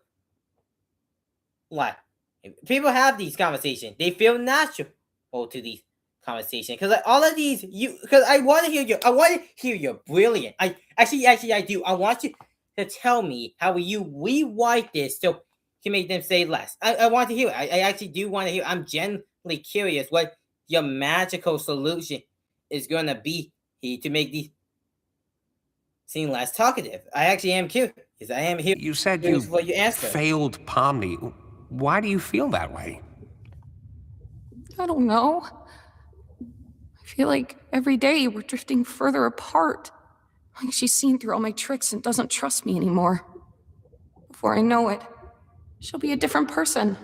One who doesn't even want me around. Zubul telling Gangle to love herself because her flaws are intentional. How are you supposed to like the part of yourself that just makes you worse than everyone else? 'Cause Oh yeah, it's not like Subo died for a bit. It's not like Subo like there was a pause. There was literally a pause where she drifted her eyes a bit and then died suddenly. Cause like she doesn't fully have that mindset herself. Oh, cause it show us that she died for a bit. It shows us in this subtle animation when she drifted her eyes for a few seconds, showing you who the audience that she did think about for a moment. That is bit of showing the talent, because like you can show very little and still make it impactful. Because like that was like less than a second, but it tells so much. it exists. It's a part of you that's real. And the only you that you should care about is the real you. You have to choose to love yourself, even if it doesn't make sense. It's not natural, it's intentional. Even Pommy's argument with Jax has him literally looking at me, telling me to stop looking for more beneath the surface. You are my... Oh yeah, because you tell me a question, well, it wouldn't make sense. It's like, okay, this is just generally a part I am getting very frustrated of, like, what do you want? What do you want the show to do with Whitey? Because you tell me, show don't tell, but you don't give me solution of how to solve this, how to rewrite this to fit your quote unquote standard of only showing. Because all you tell me is only showing for these conversations is that does 1 feel real to life, 2 make sense for the story is telling, and 3 flows together nicely so it doesn't feel like the character is just lexing you. Except for this part, because it's intentionally meant to play things, and I get joy out of making you suffer. I'm the one who causes pain for fun. If I let you make this part hurt you more. And also, you don't know the animation detail of the fact that his eyes got smaller and smaller every time he said that. I was showing that. There's nothing more to me. So please, just stop looking. Telling over showing is everywhere in this show, and it's incredibly frustrating to you know, because you can't, because you don't understand the difference between he when and when not to show. Because like this is everything you show me is that point where they do need to talk, because there kind of is no will find a way to show us any of these things without at least talking a little bit. Take the show seriously when it comes up so often. It feels like Gooseworks doesn't trust me to piece things together on my own and has to spell out everything so I can understand it. But I'm not that stupid. I can infer several things about the Okay, I'm not going to go that far. I don't think you are stupid, but I do think you take things kind of a little bit more at face value, rather than like piecing together a certain animation and details. Like you say you love the animation, but you ain't you know how the animation and correlate with the characters, like how there is so detail showing how they don't fully believe it or think about something else to see. Show and its character is perfectly fine. It feels like Gooseworks is trying to hold my hand, but I really don't need her to. And yeah, I'm referring to Gooseworks individually. Yeah. That works so well for the other time. That would really put her mental check. Like I think, because for me, when we do like mention creators, I know we can easily point to them because like they wrote the show. I know everything about it, but I feel like saying it out loud kind of becomes less of a critique and more of an attack. Because like that's why when I do, even for stuff because when I do make stuff that I am particularly hard on, I do try my best to not focus on one specific person, because like as well as they did make the show and not how much of its fiction it is, it's still not okay to me for pick on that one person. So see, this is why is it their fault that they made these shows, a show that they completely wanted to make. I mean, even though I feel like you can like still say why you don't like the show while putting the creators in the limelight. Like how many the anti Helloverse fans use Crazy Pop as an example, or like using it as the recurring punching bag when some of these episodes are written by different people or collaboration on different people, or in both Hello Boss and Hazbin Hotel. Oh, but use them as a punching bag rather than just saying, "Well, I don't like this part just because Hazbin as well." While using an actual person. And I also do kind of notice how much it only really be seen to any animations compared to like when I hear mainstream stuff besides from the occasion. No, director like M.I. Shyamalan and Josh Cooley. No one really talks about the directors or the writers doing the scenes. Like every time I watch it for like his video, I never really hear him say him specifically. And the writers of this thing, he made this movie bad, or the director only bad too. Yeah, he might bring out samples, like if you talk about director's portfolio thing, but he never really said specifically they was the issue or they like. Yeah, you could argue because his mainstream animation is a lot of parts moving compared to any animation. But even then, any animation is not just one person. It's also a different person. People give out suggestions and also on the animation, and because it's corrected and with by Goosewood, but that could because like Ghostwriter is so I feel like we shouldn't be doing this. Like I feel like we shouldn't be picking was now, especially what is happening right now to her and her mental state on the show. I'm not trying to say to not complete the show, but like when we do, could we like at least leave out Goosewood looks out your mouth based on because like the timing. I think the timing is just really really bad. I think like she was making this while thinking about the further ramification of the fan base's treatment overall. Like, I just think that she didn't really think this through about mentioning Goose names before she did. She's the sole creator, director, and writer of the show. No other writers were a part of this show. So all the writing choices made came directly from her. This is why another issue I have with TADC's tell don't show method is how the dialogue is structured. Sometimes it doesn't feel natural to me at all. I find myself asking, who talks like this? And did you have to say it like that? And why didn't you ask for more? A lot. Especially during Gangle and Zubal's conversation in episode 6. Oh yeah, so the scene that actually felt like the scene that I liked. Specifically, I felt like the realest scene I ever saw depicted, because I actually felt like the actual conversation that I had with people or just felt unrealistic. Yeah. Like conversation like that never happened.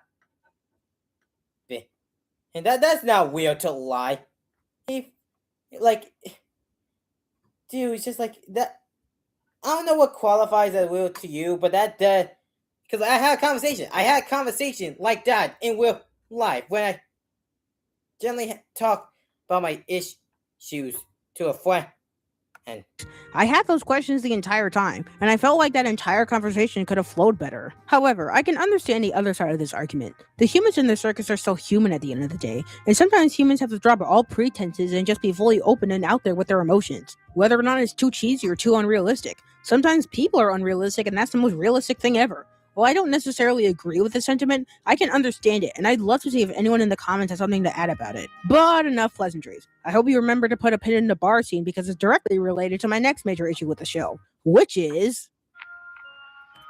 They don't exist outside the show. What do you mean by that? Like, I think, because like maybe we complain that we don't see everything happening on screen, which, based on that criticism, stuff do happen outside show. Is that like your argument? And is that because nobody in this show talks to each other beyond what we see on screen? It's incredibly. Are you sure? Because like we do see them talk about stuff that we didn't see. Like most of the people did say, hey, this guy's from the previous adventure, so that happened. And before. Or then immediately go on adventure, seeing their reaction to the thing and talking like the in pre-past tenses, meaning stuff did happen beforehand. And then they actually experienced it beforehand. Drawing once you realize that the characters' interactions only make sense if they don't interact outside of the show. One small example is Zubul asking Pomni about the adventure from episode 3 near the beginning of episode 4. What happened last time? Was that the one made for me? Yeah, because she didn't went on it. Like, she literally did not went on that, so it makes sense for her to ask her what happened. This awful, horrifying angel head thing. And when we tried to fight back at all, we got sent to hell where evil souls tried to infest our bodies. It was bad. Why did you think I would like that? Why wouldn't Zubul ask about that off screen? It would have been because she didn't know. Like, she only got the information now. Oh, she couldn't ask it off screen because there was no point. When someone was like, hey, Soup, because like, hey, Pomni and everybody else don't really know Super like that, and even Gango, I don't think Gango be like, oh, you never believe what happened because Pomni and Kinga is the only one who know what happened. Everybody else took the Pacific route and talked to the ghost lady. Hey, Pomni and Kinga is the only one who know, and Kinga is cuckoo. Is that what he's in the door? I mean that this is the only time that does make sense for Super to know about this and ask the question now. Oh. Be that hard to imply that Zubul talked with the others about the adventure they went on. I don't know you know this, but if you actually remember from the adventures from last time, in Kinga, the only one who went on the Angel Hell adventure was Pomni and Kinga. Good, and Pomni and Super don't have that close of a connection, and so same thing with Kinga. And Kinga is usually cuckoo when he's not in his fort. Everybody else took the Pacific route, so they don't even know what happened into Pomni and Kinga during that time period. Yeah, and so it actually does make sense for them to say, hey, I know. Say, hey, last time this happened in the friendship because the first time they did talk about it because there was no other point to talk about until now. Oh.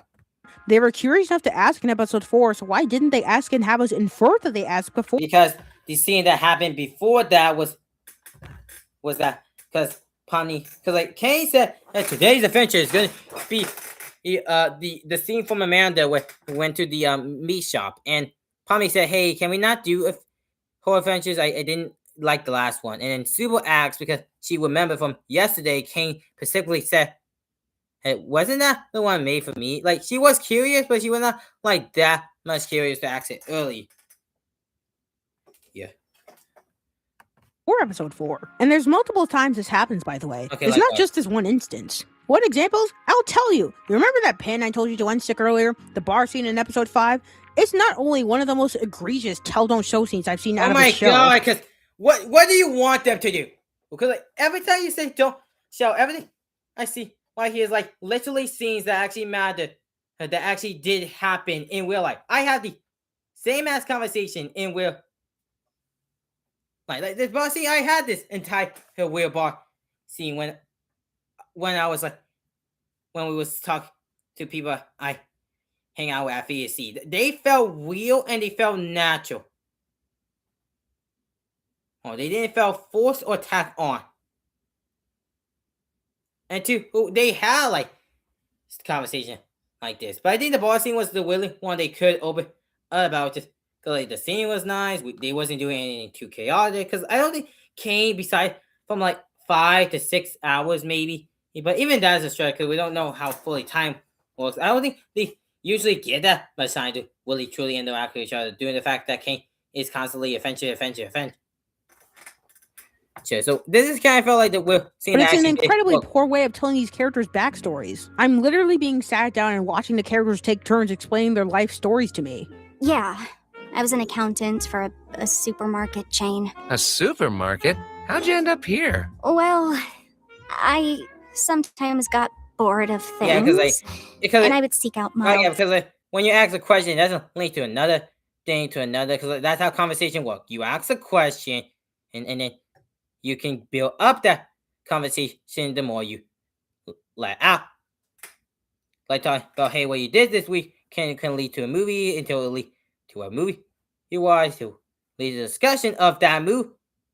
See, that's how conversation works. You can build it up as you go. Oh, well, like I literally go to a program that is, and the main thing we learn about how to continue conversation, and this is how you continue conversation by bringing up a topic, and then continuing from that topic into possibly this similar topic or this different topic, depending on what you're talking about. Because like Jax asked Pomni, hey, so do you have a job, or are you too young for that? Because like Pomni asked, noticed that this is a bar scene, and Subo said, this is actually my section. This is where I used to work at.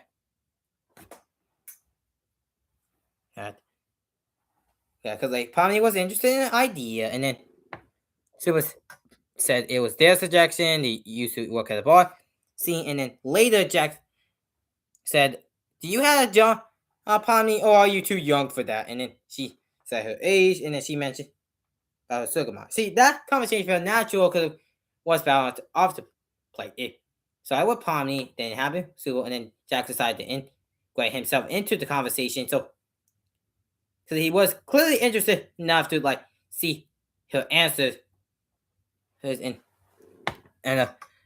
more know about stuff, her job, and then Jax asking how you end up here anyway, and then her opening up that lead other people to open up. That's how conversation get rolling. Someone who's talked first to someone who does bring out the topic that can't lead to many more conversations. Thrills, like exploring abandoned buildings, and posting videos of it online. Ah, a YouTuber. Not really. Nobody watched them. It was just something I did for me. I worked in fast food. Also, I love something I did for me. I worked in fast food. That fell off. Let me check something real quick. Wait. Oh yeah, let me check something real quick. Oh, okay, I almost spilled that. Give me a second.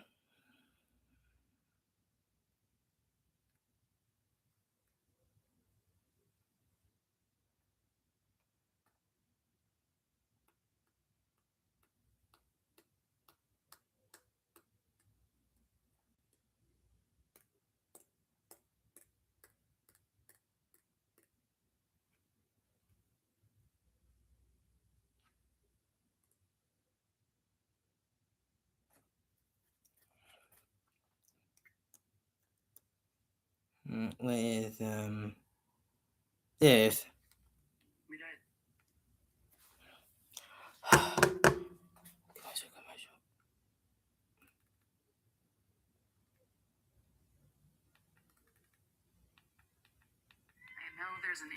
And Miss got photos of it online. Ah, a YouTuber.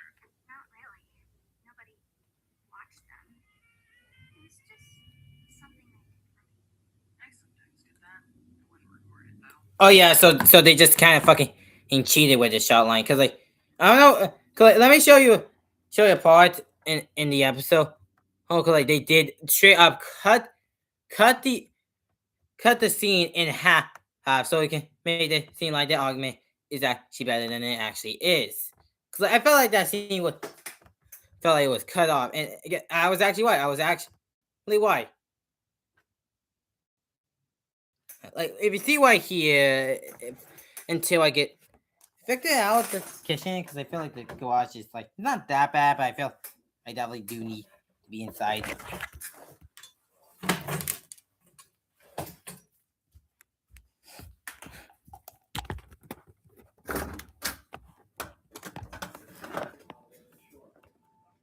Not Kane. Is the mouse still in the room? Never mind. And because I know they know I'm complaining about that shit again. About I'm being too loud, even though I'm not.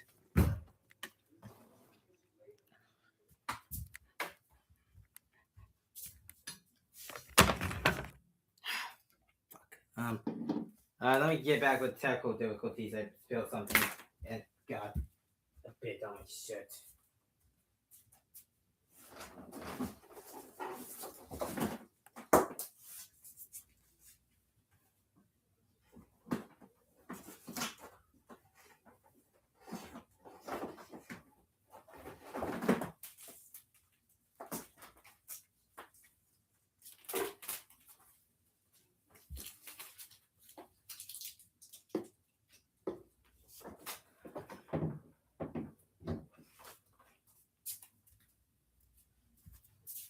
There it is. Sorry, it's taking me a bit longer since I'm just trying to get everything set up so I can show you the thing that it blatantly skipped over on my ad. Okay, it was an hour, 15 minutes in the video. Let me clean this station up.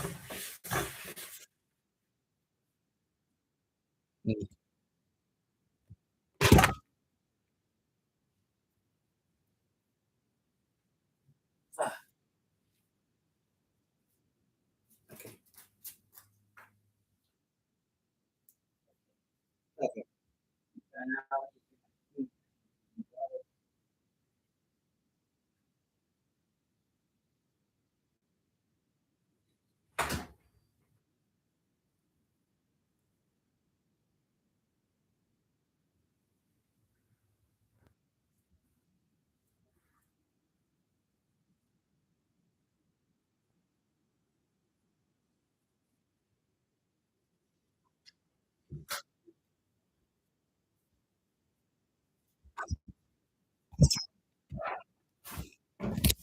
Okay, ow. Okay, where is the hour and they straight up cheated with the shots. Something I did for me.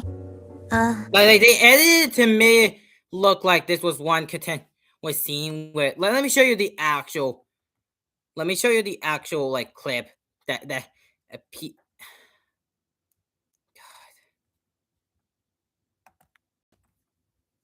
in the Exploring abandoned buildings, and posting videos of it online. Watched them. It was just something. Thanks. Hiding something. You'd know all about that, wouldn't you? What's your story then? I thought you'd never ask. After my lung cancer diagnosis, me and my junkie associate from a chemistry class I used to teach. Yeah, I figured. How about you, Gangle? Hey, I wasn't done. If you're gonna make shit up, at least be creative about it. I know what you're referencing. Was that a reference to something? I worked in fast food. Okay, so they cut out a really big chunk of that conversation for Nacha, because she made it look like the original scene was that Pomni said something and then Gangle said something. When the clip that I just showed you, go back to the video, the clip that I just showed you right there, Pomni said that she recorded camera and then Zubul said I did that too. Well, and then Jack said, "Oh, you're hiding something." Then he made a break it back at Joe, and then Super acts. Then Super acts Jingle. See, that is a flowing conversation because it basically head around them and what. But you cutting to this make it seem like the dialogue is actually more clunky than it is. That is a manipulation tactic. You basically just told me a false scene because I watched that and it felt like it was clunky, so I went back to look at it and it was clunky because you just cut it. You literally just cut it so you can make argument seem legit than it actually is. I worked in fast food. You've done more than that. What about your art? I was in community college for graphic design, but I dropped out. I didn't really pursue art much after that. I guess I'll go now. You also cut again. Because you not letting the scene play full out so you can actually get the fact that people are talking about stuff that... You've done more than that. What about your art? I didn't really pursue art much after that. Hey, I'm always down to make art together if you want. Oh, I didn't know you were an artist too, Zubul. Yeah, I was a tattoo artist for a couple years. A bartender and a tattoo artist? You're killing me here, Zuby. What do you mean when you say that? Do you have, like, an actual point, or are you just talking? I'm just having fun. Actually, that's my entire opinion on the scene that she is like supposedly showing us what happened. Yeah, cause you seem like you did have a point, but then point kind of breaks because the fact that you are just literally cutting out the scene in half, so made it seem way more clunky than it actually is. Fun. I forgot you hate fun. Fun isn't the thing I hate. I guess I'll go now.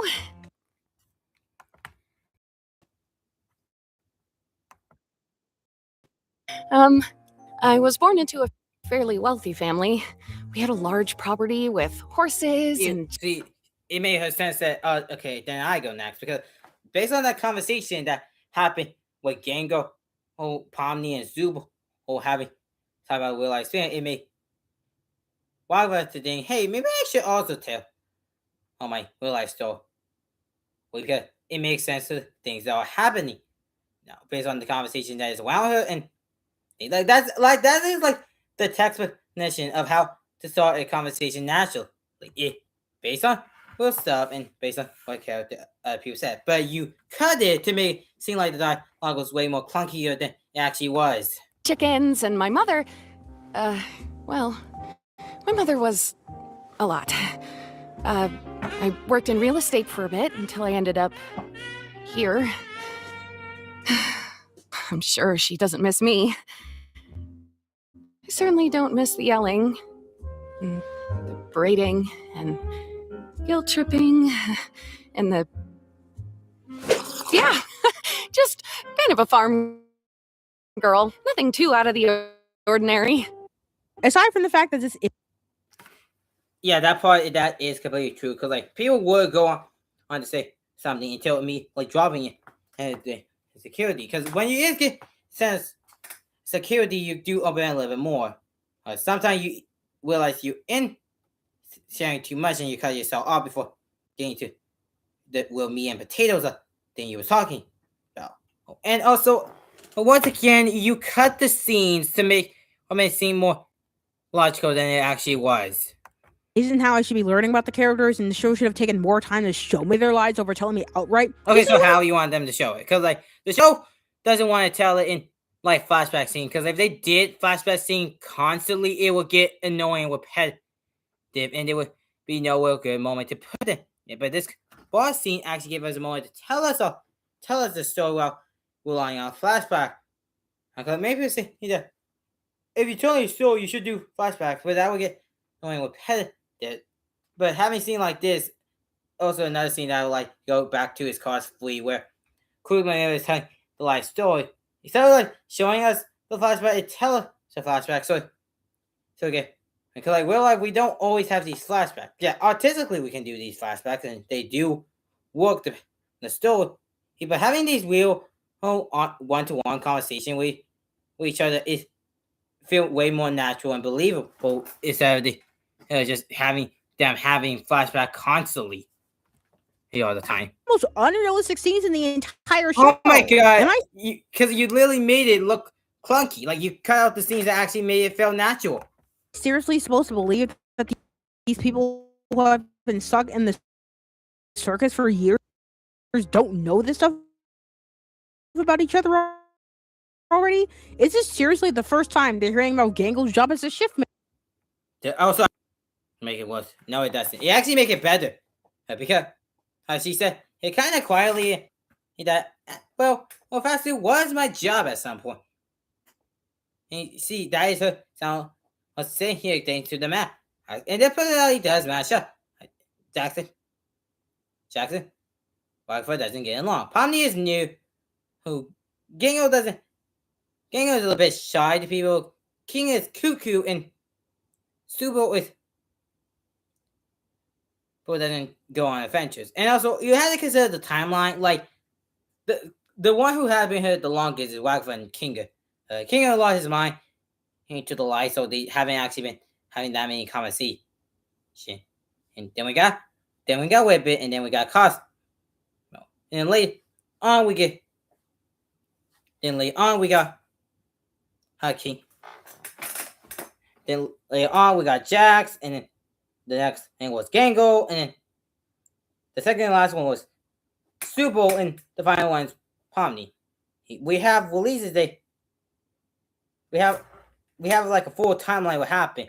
Meaning, overall, they do have a relatively short timeline to work with to get them learn about stuff each other based on their personality and the time they got here. Because Jax became more closeted. Pun intended. Wagafa do try to connect with people, but some people didn't think it was Jen. And Gango is generally shy to speak up most of the time. So it's not that much in the adventures to ask. He connect with the people. And King is usually not in the door that much to actually have a meaningful conversation. And Pomni is once again new here. So the conversation actually does feel natural because from this point, all of this is happening in a few weeks. Like, we know the first day does take place in across the 4 day. They said last Avengers and last Avengers. So that was the first 4 day. So it could also happen in days. The last episode said a few days, so at best we are doing for a couple of weeks. So that's the timeline we have right now. Pomni been here for Circus for either 5 days or over a week. That's our timeline right now for Pomni. Manager, or Ragatha's bad home life on a farm, or Zubal's 2 jobs as a bartender and yeah, because it's not like Ragatha tries to hide her personality, not hide personality, but hide her sadness, because like Ragatha is trying to be a people pleaser, and because like her thing is not trying to let down the move, then to let down the move and move on. She generally, because she generally wanted to keep things positive and happy all time for her. So her not talking about her home life all that much makes sense. And Subo doesn't interact with much with anybody because they too much thinking about their own body body dysmorphia. And not really participating in many adventures and only really talking to Gango. tattoo artist. One of the first things I was told about these guys is that they've been stuck in the circus for years. We've been stuck here for years.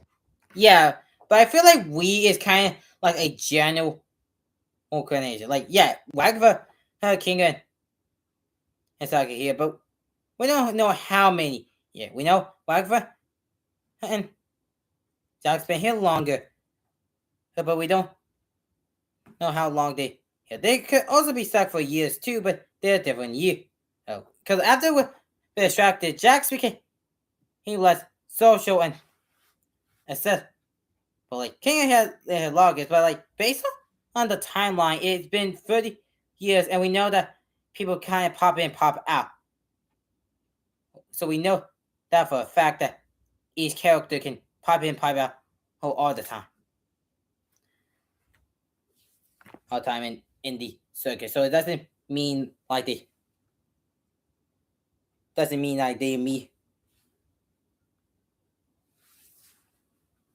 they've been here for like little or like 10 to 30 years, while someone could stay here for generally even 3 to 5. And they never told each other anything about themselves? I can understand Kinger and Jax not opening up because Jax's issues and Kinger's literally crazy, but Ragatha and Zul and Gagel never talk to each other about their lives? I don't know if you know this, but just because they can't talk to each other doesn't mean they always will, because their personality kind of make it.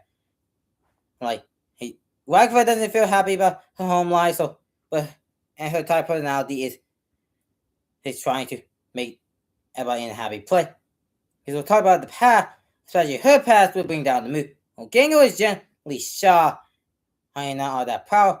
Her life be, and the only one who is proud or not that proud is Zubo. But even then, Zubo doesn't hang out with the cast long enough, and we know that she is the second to last one to be here.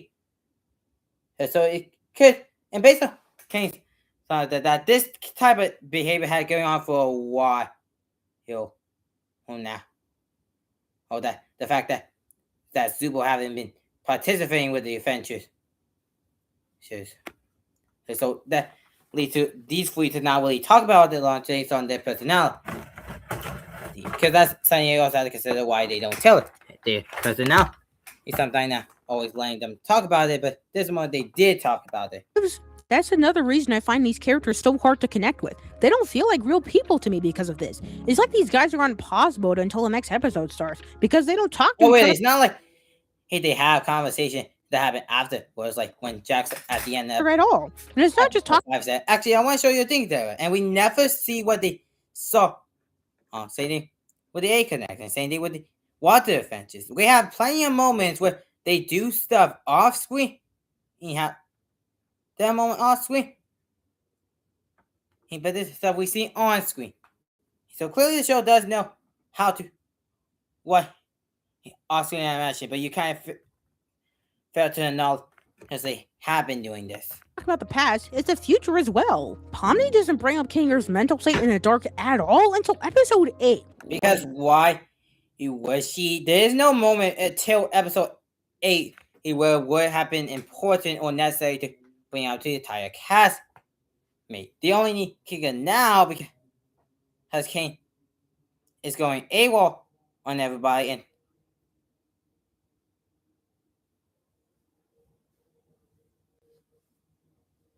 going AWOL on everybody until Pomni remembers, oh wait, hey, Kinger can actually do it. And that's felt realistic because sometimes I am being reminded stuff until I realize later on, like, oh, why I was meant to do that. So that does feel realistic for Pom to like remember and then finally do go grab the bucket and hand him talk, hoping that he does know something. The bucket makes him sane? Darkness. It's a long story. Even though in episode 3 she realized why he calms down in the dark and stays in the pill fort all the time, and she asks the others if they know he has a wife, she doesn't do anything with the information of Kinger is saying when he's in the dark until episode 8. And it's not just Pomni, Rakatha does it too. She doesn't mention that Kinger can conjure butterflies in episode 6 until episode 8. Because why would that matter? Because like I feel like you're kind of missing the point, the fact of they know stuff, but why would it matter to explain the stuff if they have no deeper meaning? Yeah. Okay. Like, yeah, Kane made that butterfly, but it could be also so easily explained by the fact that Kane might have made that, but Kane is a little bit cuckoo to not remember it.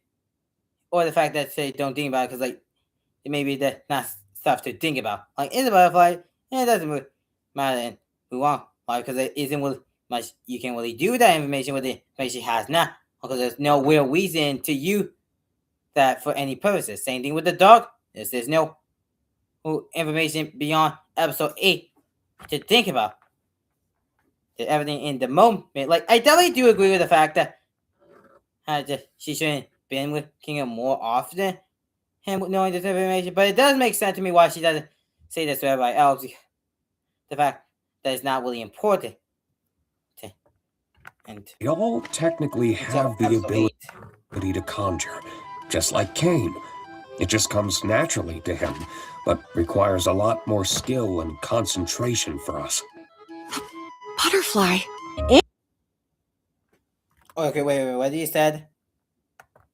A lot more skill and concentration for us. Judging by game reaction, I didn't tell the other fact too. Why? Because why was she like? No, Lily, tell me what was to be the reason to tell her about this thing, and where there was actually no we. She said, yeah, it's cool, but then something they really absolutely needed to know until now. Oh, Butterfly. And she doesn't mention that he's saying in the dark either. She just agrees with Pomni when didn't know until Lily last adventure. Because everything, like she can totally believe that she only become in rare moments like how Patrick is in SpongeBob, where in the latest season he does have moments of smart that come out.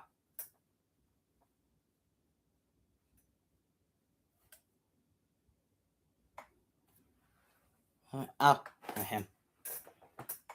But it wasn't until episode 8 she realized, oh, King saying the dog. But the reason why she didn't say anything until because they've been just processing everything that Kane told them, and then also just taking a break, then eating the sandwich. So, wait a minute, yeah, see the bucket and realize, wait a minute, I have an ID, and then and proceeds with that idea. So it works because things that are happening in the show or the characters reacting to it. In episode 8, Karen gets a bucket on his head. What exactly are we waiting for? No, she's right. Just give it a bit. Worse off, neither Pomni or Ragatha fully explain what's going on. They just tell the others to wait instead of giving a proper explanation. Why? I don't know, because is it mentioned showing it what happens? Like, the thing you supposedly tell me that show is not doing, even though the show has been doing it, and this time what you put to is doesn't imply to that. Like, they are showing, hey, guys, something cool is going to happen. Just wait and watch. So you can believe with their eyes. Hey, so you can understand. Oh, fish. Yeah, you can tell what this is, but that would take it either as a surprise or you can play it fully, or maybe it will be Super and Game will be like, yeah, they lost it. Hey, time to pack it up and leave. But show them why they're doing this and give them useful information. Who knows? I certainly don't. Which all ties into my original point. It doesn't feel like the characters exist outside of the show, and it's not only hard to relate to them because of that, but it's also hard to take the show seriously because I'm constantly going, why don't you know this? And like King or Sanity or a character's background comes up. How am I supposed to see these characters as real people if the show doesn't let them have lives outside of the show? How am I supposed to connect with the characters if their backstories and lives aren't told to me in an organic way? The way that important information about the characters are told me feels very... Okay. With the point where you said, hey, why does the character doesn't have light show out there?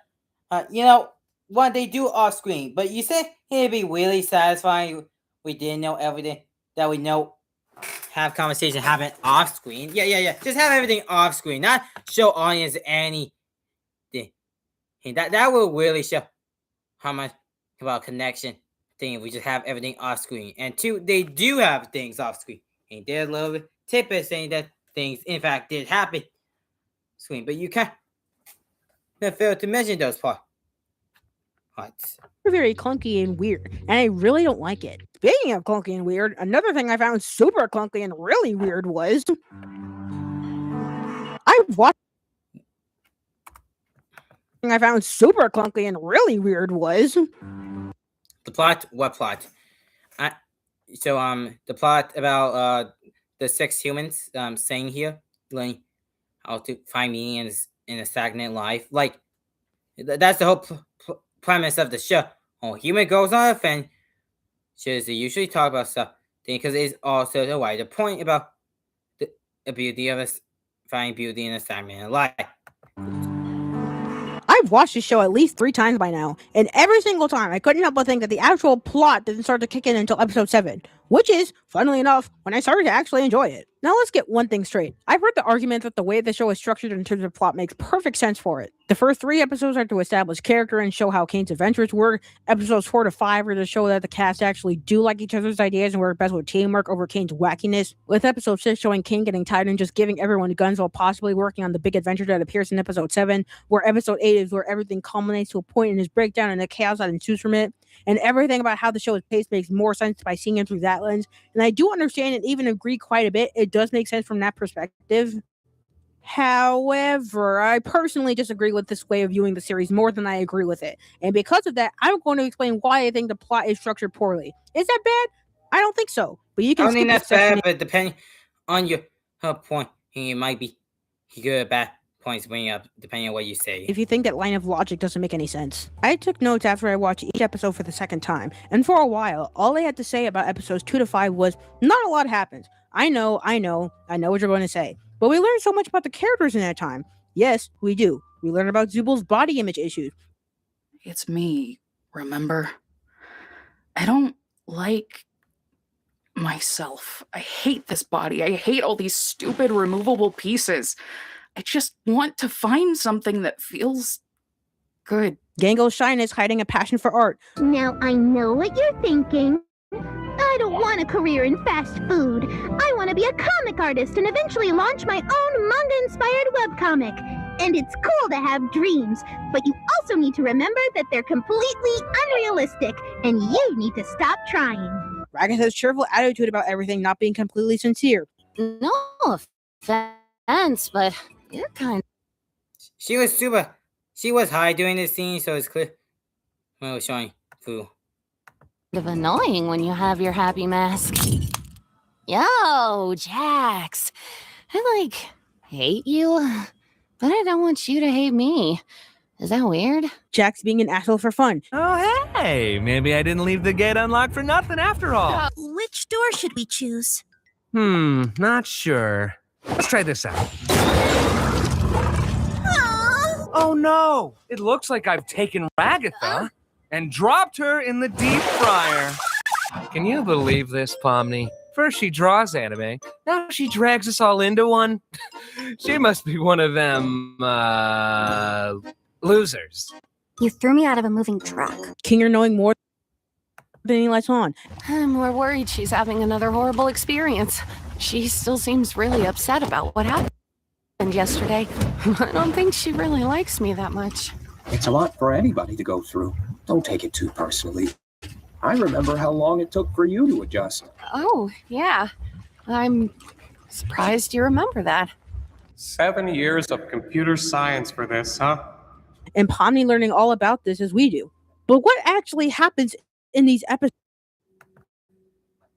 Okay, one, you kind of did my job to me. You just did my job for me. Two, the show is more character focused than plot focused.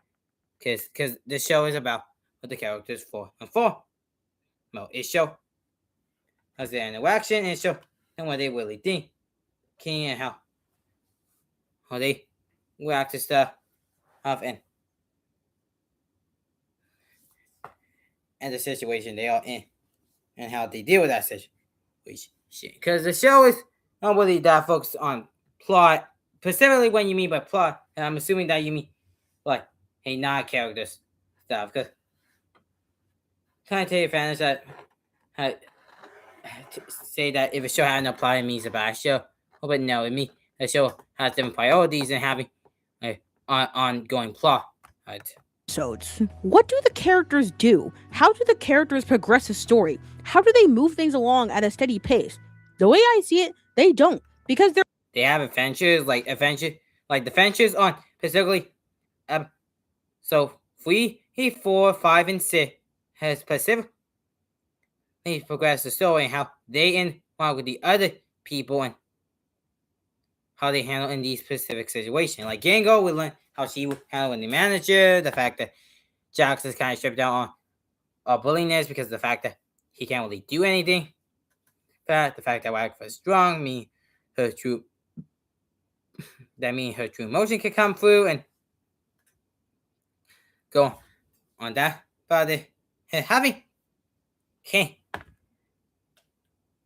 Super actually working the job and link that just has a look. And okay. Having Palm he mean Gummy again and we learn characters in a while. In episode 5 we get through the characters suggestion, learn more what they like personally. Like Jax like high stay, high with adventure win. That probably like cool. Like we know that Super and probably like cool. Relaxing adventure. We know that Ragatha like more sporty adventures, and we know Gango like more Aussie adventure. We learn episode 6 how we learn how they do. Got it.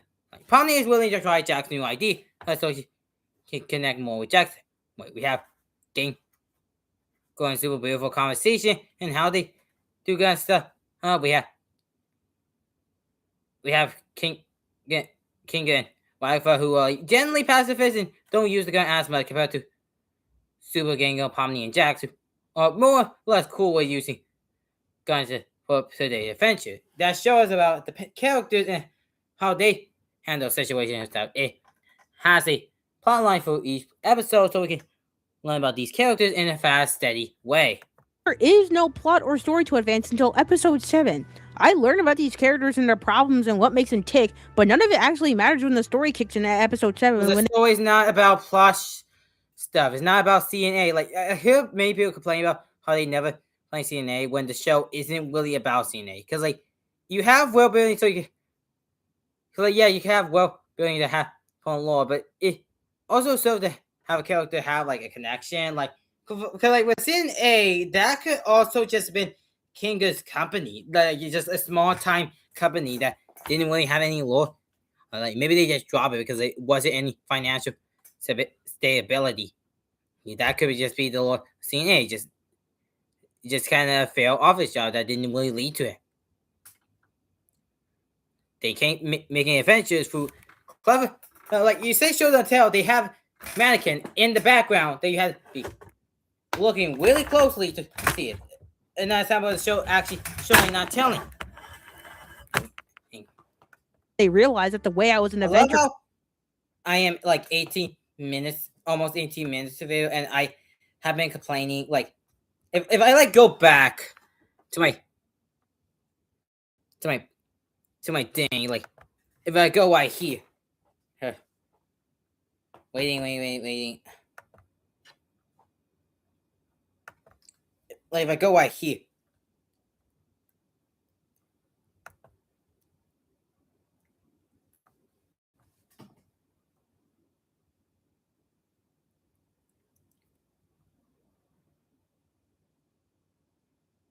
Here. Yeah, I just kind of hate the waiting game of like me, like wanting to check something or show you guys something, but then it had to be weighing out by YouTube systems. You see why here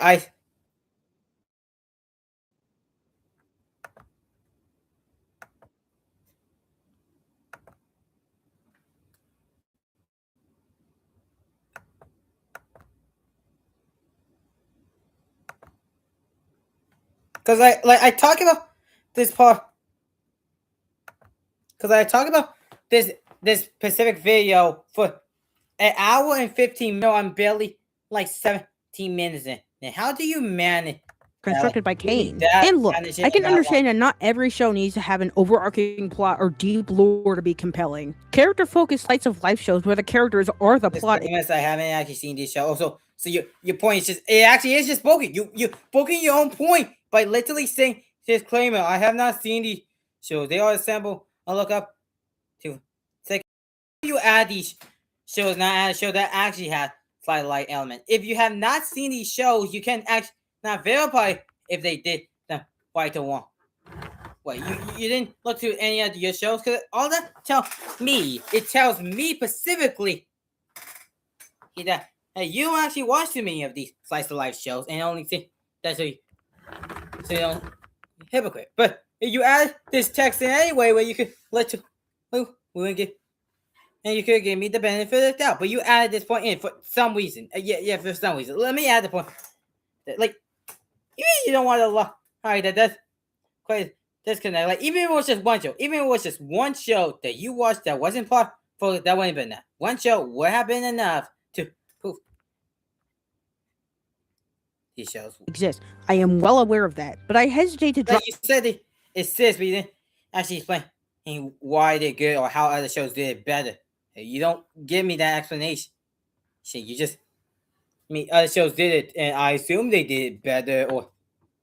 Or your point is that show do, and why can't this show do it? Tell me, why can't this show not do it? I am genuinely curious. Drop the show into that category. With how sudden episode 7 drops the ball with the massive story drops at the end, it makes me think I'm supposed to see it as a slice of life with hints of a bigger story sprinkled throughout. But that's not what I saw or interpreted. Are you sure? Because you didn't see the multiple CNA both in episode 6. Heck, like when you see and stuff, we don't see like the backgrounds on certain thing. You don't see seeing A or seeing drop it or seeing the mannequin in the background. You tell me, you have not seen it. For someone who said they are really big on show and tell, you didn't actually see the part when they actually have those little hands. Like the gun literally said CNA. Like it's not big enough for you to say, oh my god, they are totally saying that CI is stable out of the show you in a subtle way. Hey, there's more to showing and telling than just dialogue. From the show on my many rewatches of it. The way I see it, the show is more focused on laughing at theorists for looking too deeply at the red herrings that didn't matter than giving us satisfying answers for the few that did. That's the point. Like I would not be surprised if she was just really mad that took fan theories incorrect. Heck, and just made this so she can just complain about why the fan theory isn't correct. And then the Goose was saying it's going to piss out the white people, meaning the fear. Wait. See, like, hey, just because the fan theory is approved doesn't mean the show is badly written. It just means it had different girls than you expect it to. Because the show is overall it's about a character, about the CNA stuff. Because you kind of missed the whole point about the show being a character piece rather than being just some lore stuff. Episode 7 was the most obvious "your theories about Cain and Abel were wrong" message I've ever seen, but continuing on, including episode 9, it didn't feel like there was an underlying story that was always being hinted to. Kinger literally had to sit down and explain the CNA company's past to the cast because there was no hint or indication of them developing creative AI in the show in any way. Are you sure? Because there's a thing called, what's the thing called again? Looking back on it with new information. I know there's a better name for it, but my brain is like not brain right now, so I can. In hindsight, it is actually makes sense. It's doing the fact that a lot unexplainable thing can be said, and like Cain is like the only AI who makes stuff and makes stuff out of blink. Yeah, and King has said, hey, Cain was one making creative AI. So you telling me in hindsight that doesn't make sense? Like the fact that Cain is like the only one making Avengers and doing the fact that all Avengers are made with no clear connection. And no, actually, that makes more sense for him just being creative AI who throwing everything on the wall, rather than the game company just making something really big and ambitious. Shit. Yes. My issue with the plot of the show. It clearly wanted to have a plot element where the clues theorists saw were a red herring, but it's like Gooseworks forgot to add the actual clues to the story she wanted to tell. Slice of life stories where it's character driven are fine, but if you're going to add an actual plot, you need those actual clues alongside the red herrings. The hints we think we see of a bigger story going on don't actually mean anything, and apparently have never meant anything. It was just theory bait. Okay. Yeah, because I feel like Goose would definitely notice when people watch shows nowadays. They rarely ever think about plot stuff and more has think about this connects to this thing. Because a show about everybody being traveling in the computer does lead to theory, but like why this is happening. Cause we make theories so we can feel safe for information we don't know. How think about why this. But like Google Club, he did not tell then well, so we can feel less safe and less secure about our decision, make us focus on the characters more while saying, okay, let's look into the background details of this show, when the show is way more into character focused thing than rather than being in fear. Because the thing I fear to you it's just red herring. There is no moment where I say, that might be important. And it's just little things that feels wicked. Hush about. Well, actually, playing. Well, actually, me. See, like I am making a fear. Like I have a fear for the main circus, but I know in my heart that it's not going to fully be accurate or really mean that much. Because I highly doubt that Will's ever going to confirm it, and I don't need a theory to be confirmed to be happy with the theories I make. Because I can be happy just making the video and how did I make that like I did. Because like Alex Bell theories, I know they are well written, and would never be true of Cobra Brandy. And it doesn't mean theories are bad either. It just mean if theories not true, then that's fine. At least they did give it all of the tip. Instead of like getting aside the fact that my theories are just wrong. Hey, haha, some theorists look into a blurred out post. Daniel Fanbase said she was standing for Jesus. See, they did say that, but then they contradict. So yeah, I didn't care for much for the game for the film theory. So cause like from that new theory just be like a recap and then some plot points. But I feel like I didn't want to react to that because one, this theory was gonna be way longer than it always is. And two, it would just be stuff that it would just be what Duncan like. Yeah, that came to that. That came true. Actually, no. You actually did predict that correctly. Bravo, Matt Patton Lee. But overall, I also don't care about the that appears in the background for 5 seconds way too seriously. You know there still needs to be an actual story to tell, right, Gooseworks? They do you have anything to say about the story besides, haha, it was all wanted to be told? Theory bait? If a message Gooseworks wanted to have in her show is theorists look way into the smallest details over the super obvious hints that's right in front of them on screen, I'd totally be on board with that. Because let's be for real, some theorists do that. A lot. I love the theorist team, but it was just crazy, absolutely.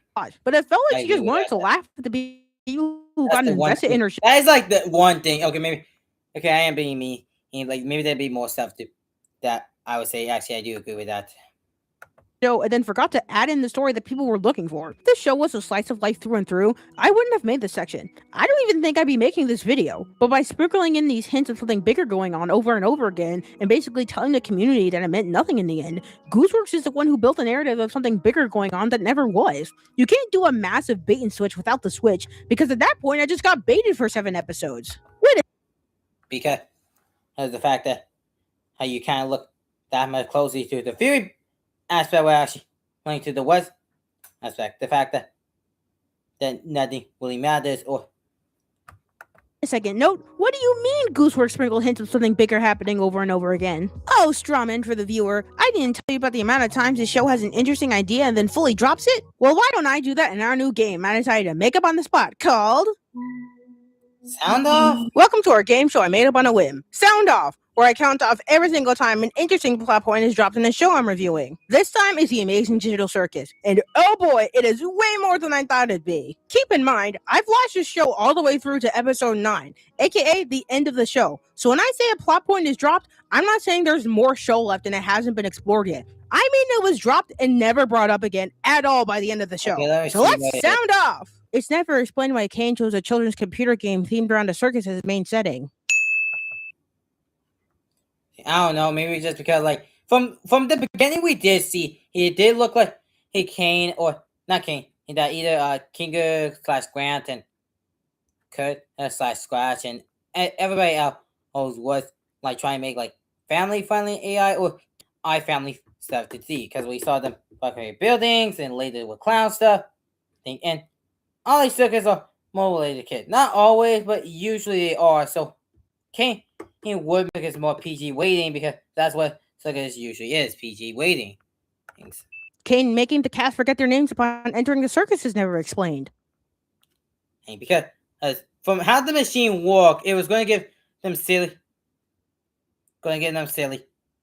He put not personalities. He built silly designs that wouldn't like Abigail. Oh, for Pomni to wait for as just a name, and so Kane like that would want to give them name is actually fit the cat like Wagafa, Gango, Ja, all that stuff. I give them name, and so it can fit more with the circus diamond that he created. The black sludge that Pomni pukes up twice, that Gummy Goo pukes up once, that the barrel monkey is made of, and the abstracted creatures are made of is never elaborated on or shown again beyond. Oh yeah, because that's such a big plot point. Hey, that we really need to explore. Why don't we learn about? Okay, and I have a question. Why does it matter? Literally, I have a question. Why does it matter what the abstracted creatures? Yeah, they know. Why are you consider Pomni? He's a Gummy Goo's buff or made? Is that really important for the show to say, hey, you want to know why Pomni and spell black goo and no, what? We don't need to know that. That is not really important to the overall story. And that can also be explained by simple computer stuff or using what they use. So too, when characters are harmed in future episodes, it's not black sludge, just normal cartoon violence. Oh yeah, because it's not specifically to them. Because like the scene we saw them is Pomni Buffy and the tracking game and jailed to death by the extraction and then extraction because the extraction is meant to be he kind of like that. So it being conquered and multiple eyes makes sense. But every time they do get hurt themselves, it's related to what they basically are. Like the scene you show up as King get damaged like a chest, beat pump, and more. Oh, wobbly. And Gingo, bring the mask on, and like weapons, Wagger have plush doll. And Jack is the only one who Gingo could catch around like pin, but and Jackson just a weapon that we didn't really see that much get hurt. How the computer still running the digital circus game at the end of the pilot is never explained or. You don't see this here. Like I feel like people are here, or even if nobody is here, it is more or less just set up. Like maybe the last person just forgot about it. Because I do believe that the circus is fairly not that much, but it's fairly just like taking people. Because I do believe that will let people get curious. Like I wonder the things people saying like. Are they getting stuff up? Can put boxes on top? Then how they clear it press clearly are these the cable things I'm actually using for the charger. Clearly showing us that they are using information, not information, using the thing around them, and the fact that it's more than likely that the person who was using the heads that just took it off and then Lane went back to the live well. He unplugged. They're getting power from somewhere. Like, I'm not trying to say that they never get power thing, but I kind of feel like how Wagger Wow had the power surge thing. I don't believe everybody get deleted while I get the feeling that everybody is frozen.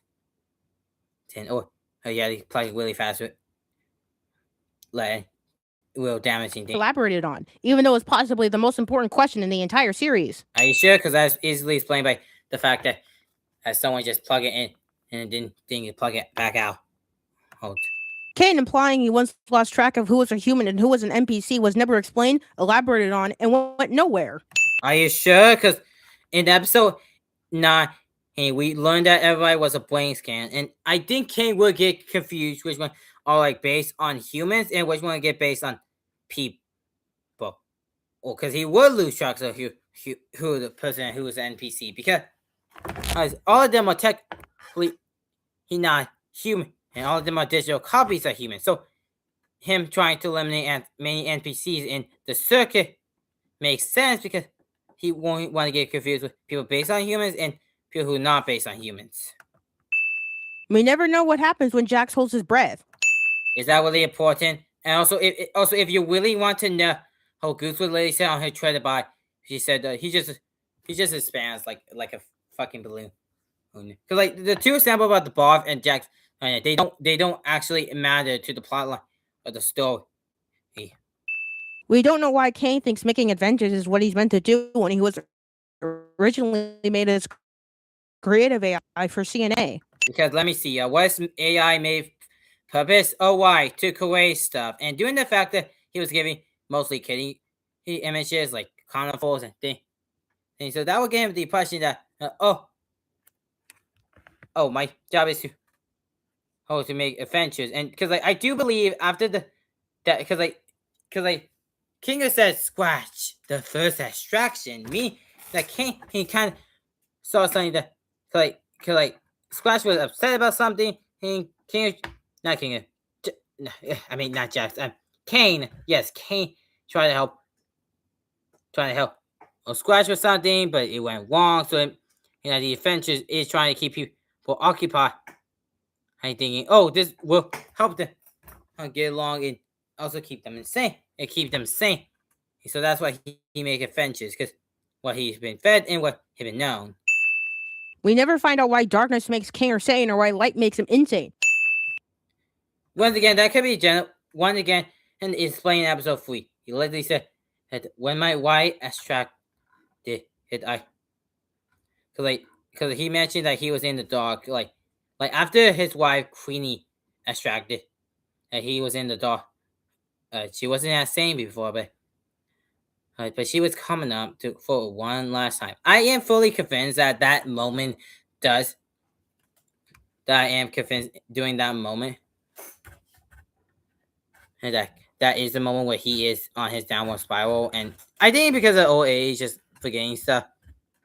Because I could see it being his music, like how music therapy works, where when you play a piece of music, more memories does start coming out. memories coming out because of that music. I am fully believe because of the event that happened of Queenie. He thought it to make him more comfortable because that was the last playing with his wife, and then he kind of went insane further down the line in doing the years. Kane calling himself a god is only brought up in episode 2 and 8, and is never explained why he does so or where he got the idea to do that. Let me see. If you control everything in the circus, make everything and everybody, will you not really call yourself a god by basically the definition of what a god usually is in the piece of media of a person and making everything, making life itself? Yeah, it totally, yeah. It's so silly for him to call himself a god when he literally do godlike ability. These. Kane's beef with Kinger, which was revealed through Abel, is never explained. Because Kinger also programmed to also help him program. I mean, the Kinger is also responsible, kind of failing him, making him trapped in the box while Abel. Oh, and I am gonna call Abel the blue AI for simplicity reasons. So when I do talk about Abel, I will shift from talking about the blue dot guy into the mannequin guy. Okay, we're good. Because Kane does have some respect in Kinger doing the fact that one everybody view him as more of a leader or as a take compared to Kane, who's kind of been working his ass on anything and on everything, and also the fact that he also works on making him, but then abandoned him throughout the circuit and work on a different area. I mean, Kane would have some resentment for Kinger due to the fact that he did lock him away all those years. Kane adding modifiers to human minds, possibly causing abstraction, is never explained or elaborated on. Because Kane doesn't want to elaborate on because it will make him look really bad. Because, he mentioned, and I do add turbo modifier, but that's it. It's to make it more interesting, but that's it. If I did any more, then trust me, it will not end. It will not end well. He says that because he doesn't want the second member to think that was really that bad until Kinger said that squad was for the scratch and made him and drop the topic because it would make him worse than he already looks like. It's never explained why Kinger was able to say something completely sane and total light in front of Kane. I don't know you know this, but all he said was squash, for the scratching. Because, when you do say what, it's not like he was, thinking consciously. He does say words even in the beginning. Even when he's in life. Because, he said squash the first distraction. That was, maybe just, a small bit, a small power of his memory coming through even in the light.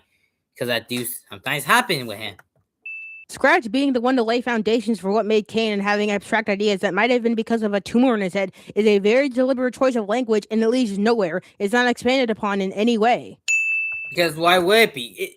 Either he's dead or got his brain fixed. Also, another sample of the show showing us the thing. And because, why would he mention it to anybody? Squash is always dead. Both in Scratch by distraction. The main guy, maybe he survived, maybe he's still alive outside in the wheel. But based on the information, they know it wouldn't matter because Scratch was the first distraction. It wouldn't matter that much to the second, and he went banana, so he couldn't tell anybody. But Scratch tumors in his head. It mentioned because he think that probably why he was so out of the box with his thinking.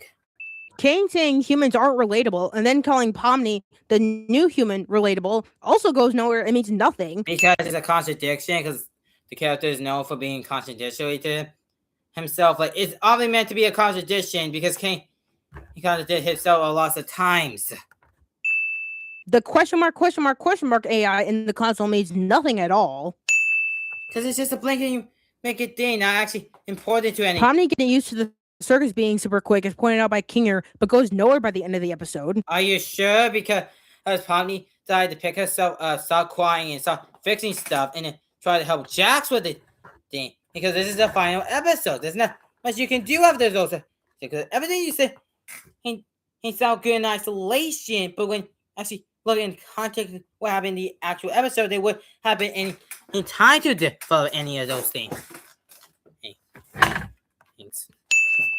Kane going to the void when he was deleted doesn't explain what the void is or why he wasn't properly deleted. Have you not think about the fact that it might happen in the trash can? Like, have you not think about when he get deleted and then so do everything else, he go to the void that acts like a trash can? And as Kane said in the episode, Kane was trying to mess up the code. Like, he already sensed there was like some computer nonsense going on in the background and try his best to fix it, but then Kane took it the wrong way. Actually said no, and then he got deleted to the void. And at the end of the story, we still don't know what the hell happens to the computer keeping everyone alive. It's still on. Like, you can piece that part together. Like, or how do you even know that computer needs to be specifically on to work? Cause like it's kind of sci-fi at this point, so we totally say that computer kind of works like in Max shit, like Tron, or how, or even it's not fully on all the time, it can still work. And that was Sound Off. Thanks for coming, folks. And thank you for me to complain for. Let me count. I think that was a whole 20 minutes that I complained about the fact that everything that I literally gave you the answers. But seriously, this is a lot more than I expected. 18 drop plot lines, even though I literally just explained them less than 5 seconds from each other. I'm not nitpicking these points in You are literally nitpicking. Like, if I can immediately identify the fact that they are wrong, or you need to look for details that they are nitpicks. Like, I'm sorry. Hey, you pointed details that didn't matter. That if you remove, would not. Like the question about wouldn't matter. The Valve thing wouldn't matter because you brought some examples that wouldn't matter to the show. Like we don't know what the distraction creatures are apart from Maya. We don't know what the question mark on the computer is. We don't know how Jax distracts, even though Goose looks like, they say when he holds his breath, he is span. And that's what happened. But knowing that part, and just assuming that she didn't see that, since I am going to say that this was made in time for the actual episode to come. All those questions don't need to be answered because they don't matter to overplan. Because you are nitpicking things that don't matter. Because like if they actually did talk about them, the show wouldn't become better. But it would just be explaining stuff that you had a question for, but think about it for a second. Like, did I really have a question for that one? That didn't really matter overall. Wait, you can go watch the episodes yourself. Everything I said is true. Myself. Everything I literally explained everything to you. I said is never elaborated on or explored or given a hint of an answer by the time the show is over. Especially the stuff with Kinger. I thought it turned out that Kane did something to him to. He was. That King is gone. Me seems that way. Are you sure? Like, hey, it's not like Kane was like, "Hey, where's Kinga?" Because like I do believe that he does know like Kinga is keep him in check, but nope, he just went insane at some point, and we never find out why. I know it must sound in check, but nope, he just went in with Kinger. I thought it turned out that Kane did something to him to keep him in check, but nope, he just went insane at some point, and we never find out why. Are you sure you can't connect the dots that the point that he went insane was both one being the circus the longest and two losing his wife? Yeah, you tell me those two parts cannot connect together to be the reason why he became insane. You can't connect those two things apart together. I know it must sound odd to complain about not getting direct answers to my questions when I was literally complaining about Gooseworks telling and not showing me the story. Hey, but you contradict yourself. You did it again, and you say, "Hey, this show tells too much. This show doesn't tell enough." You keep contradicting yourself. Because like you admitting you're fuck. But then me to be like, "Well, no. If I do that, my video's literally broken. That's fuck. But video's literally broken as it is." I'm not complaining about having indirect answers. Not having all the answers to my questions is fun, and I like theorizing over the possibilities. And why don't you theorize? Why don't you literally say, "Hey, I did Jax do this with you"? Then I did the creature I made did. I need the question. be other body parts or be the outside world. Why don't you feel that if you say you could, those things particularly the stuff that doesn't matter that much plot wise, why don't you do that? You keep saying you can do other things, but you don't do that. Could have been, or it could be the answers as much as the next person. No, I'm complaining about how this meant nothing in the end. Nothing I listed actually went anywhere by the end of the story. Some things you listed doesn't matter. Like, I'm not sure I said everything didn't matter. But and the things you did tell me, I gave you the answers for. Oh, like I don't think she would be seeing this video because, even if she does see in the thumbnail, I just generally do think that she would get off it. It's just because, I'm not that entertaining enough to keep that attention span going for that much time. But for the miracle she did, I did answer your question, and I hope you are good with that. All of it was red herrings to trick the viewer, some of which were in the final episode. Why am I being baited in the finale? So many of these things were genuinely interesting to... What do you mean baited in the finale? The only thing you mentioned that was in the finale was the fact that when King said, it only took you a matter of days to find your 30. It was a compliment and show character growth. It was not a theory or a plot bait that was meant to be picked up. It was a character-focused thing, and not a plot-focused thing. They are different types. They wasn't meant to lead to any plot thing because it was not even about the plot. It was about the character. Potentially explore, like all of the characters being Black Sludge underneath, or why Kane chose a circus-themed children's game of all things as his playground. But the show never does that. Gooseworks never does that. And I keep if you actually check her bio, she can give you answers. She literally gave you answers. I am gonna assume that it came out because what's your name again? Artist, not artist.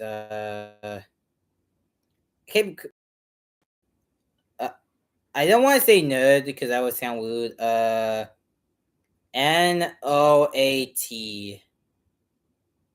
Also, I love how I went. Okay, I'm going to call her Ted, just because N-O-A because of N-O-A-L-A-T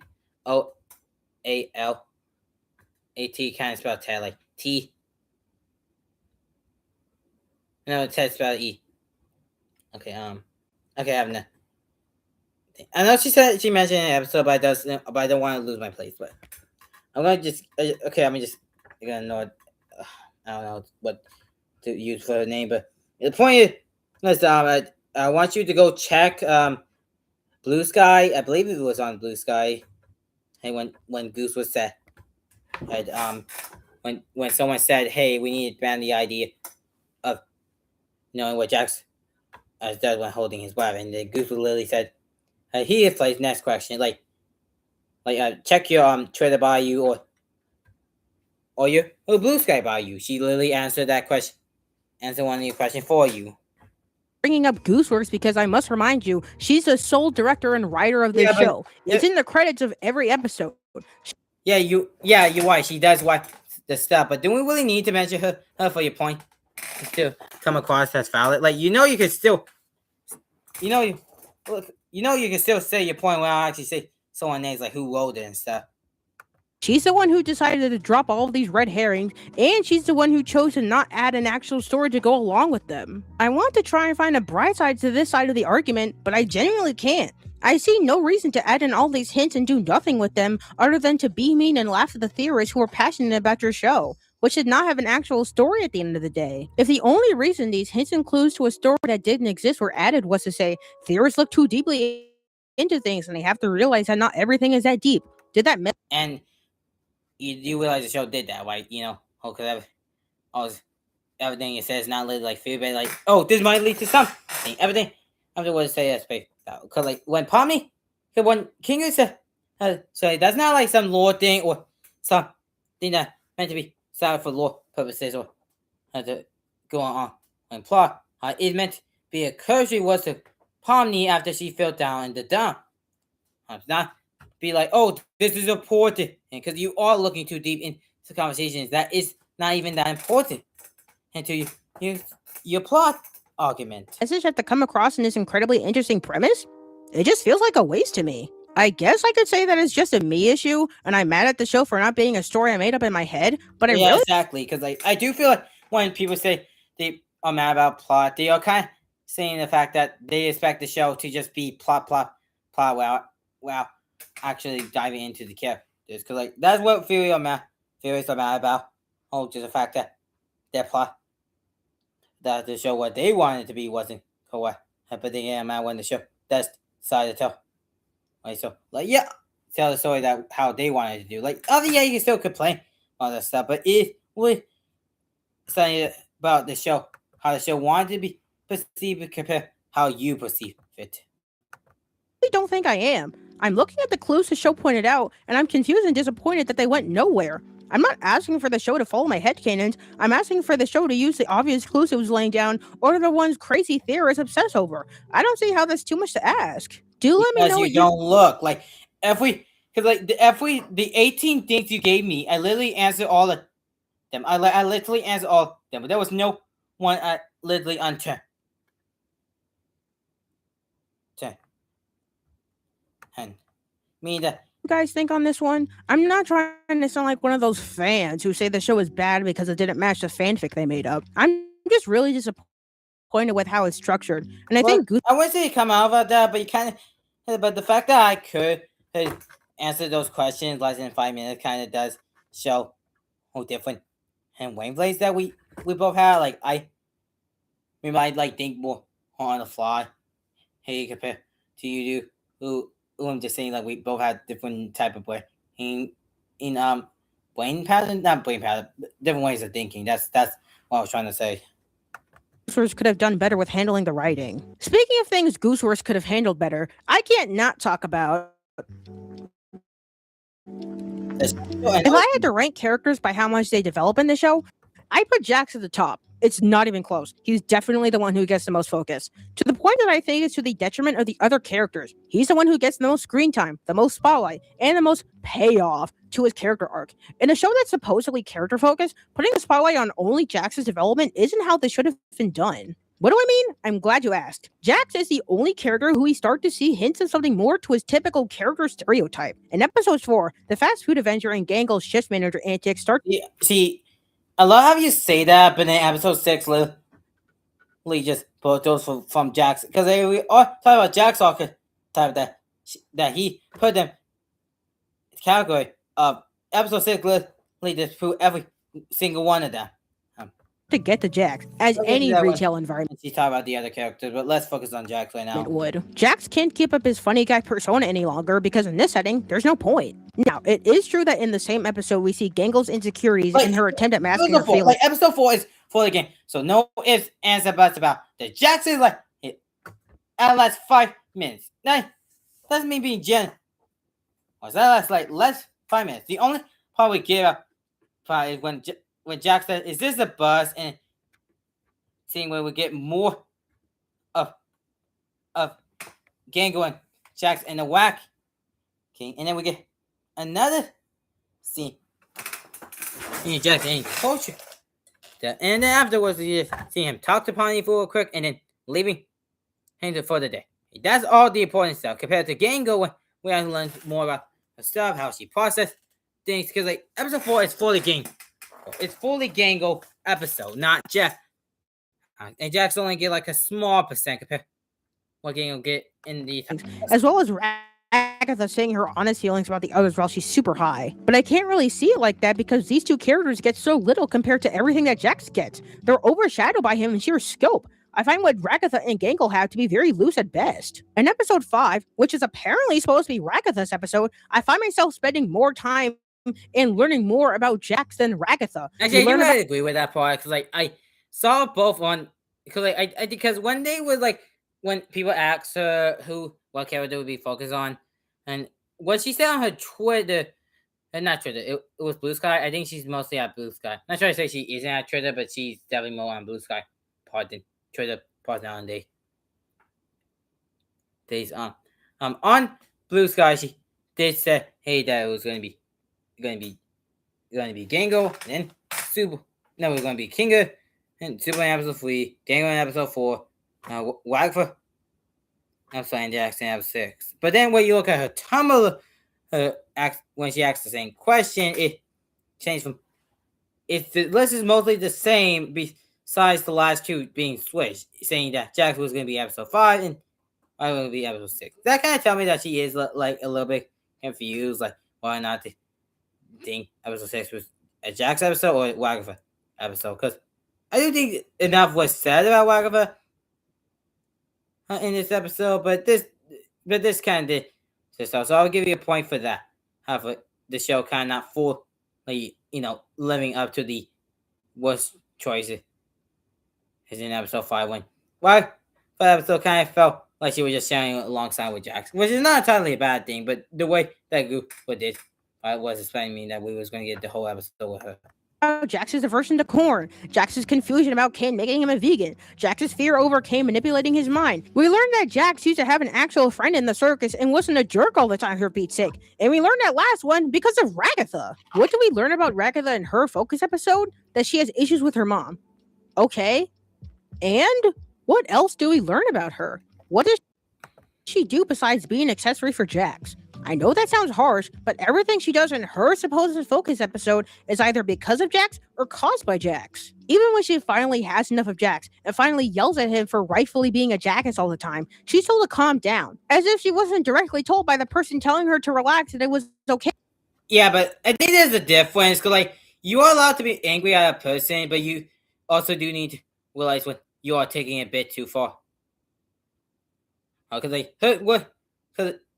saying there's nothing wrong with, but doing the fact that she was just kind of yelling and screaming, I'm not trying to say her action, her was what justified. I believe they were absolutely was, but you kind of do need to know what volumes are you using at and what language and how you're saying it, so you can have a proper conversation with her instead of just you kind of coming as a wanter. To be a jerk sometimes. And Gangle? Actually, no. Oh, she said there's nothing wrong with being more assertive. Still letting off steam every once in a while. Oh, that's what she actually said, not being a jerk. Apparently, this is Jax's episode, not hers. One of Gangle's biggest moments in episode 5 is getting picked on by Jax. Again. Seriously, if you watch through this entire series and you take a shot every single time Jax bullies Gangle, you'll be dead on the floor. I don't think I would be dead on the floor. Because Jax didn't. Because I feel like in episode 3, I would get one shot and still live to tell the tale, because afterwards he's tied off for the rest of the event. Sure. Because if we talk about day drinking, but if we talk about full drinking, yeah, I definitely think I would be definitely antsy. And it'd be passed on the floor. But we talk about if we drink it in per episode, I feel like I would be mostly fine. Maybe a bit drunk in every single one of them. Except for episode 3, doing the fact that Gang only played Gang one time before he gained tied up from the adventure. Of Jax having more to him compared to other characters continues in every episode after the fact. Episode 6 blatantly tells us his issues in his argument with Pomni. Episode 7 shows us his flashbacks to his old life. And even though episode 8 is more of a team effort, it's Jax who has the panic attack over everything being real, and Jax whose emotions were followed up with throughout the series in a major way by episode 9. While Jax isn't the only character to go through character development, I will say Jax is the only character whose development actually means something in the end. There are so many times that Jax should have just taken a step back to allow the other characters to shine through, but he literally never does. He gets most of the attention put onto him. I have even more to say about him in the section about the last episode of the show. Spoiler alert, none of it is good, but that's for later. And believe it or not, there are other characters in the show, and as little as it is, they do get something. Next up on the ranking in terms of... we should totally just complain about having the main character, being the main character, like Goosewood has confirmed that Jax is second to Pomni, the main character. Because why is the Jax show most of the time? And I do think that is a personal taste, how much you tolerate Jax or not. I do like him in a fun and hating way, most of the time. And so I'm not going to hold on too much, because I do believe it's all down to personal taste and how you feel about a character. character development, I put Gangle and Zubul.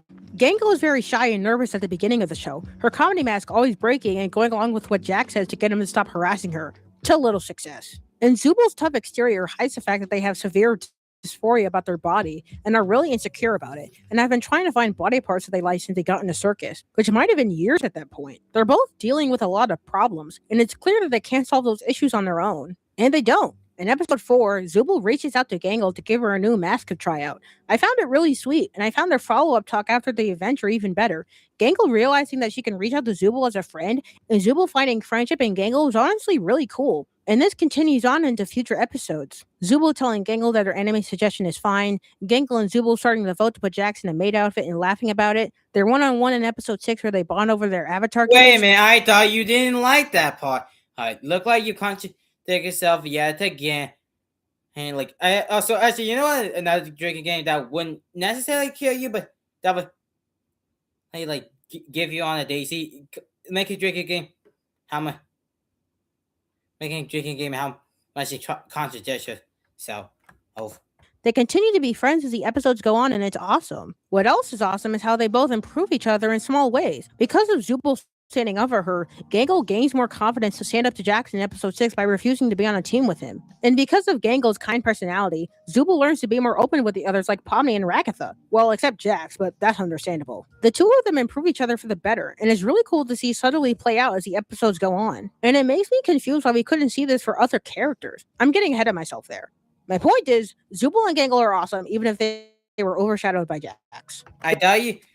Okay, so you kind of did contradict in the beginning of the episode. Those are the only two things I like, or if you didn't mean that completely that way, you could say, hey, well, okay, I guess that's not everything I like, but talk about the other things I do like. I do want to the other things so I can elaborate more on that. That would have been better structure, like focus on the animation and then music, and then lean on to the other. The next character I'd say who got super far in terms of character development is Rakatha. And I'll be real, that's not saying much. I thought people were doing a classic internet thing of not focusing on the female characters in the show and then saying the show doesn't focus on the characters for it. But I do agree with that because it does get some focus. It's not because we don't look as much as Jack, but we do know enough about Rakatha to get a sense of her personality and a sense of her life and her home life.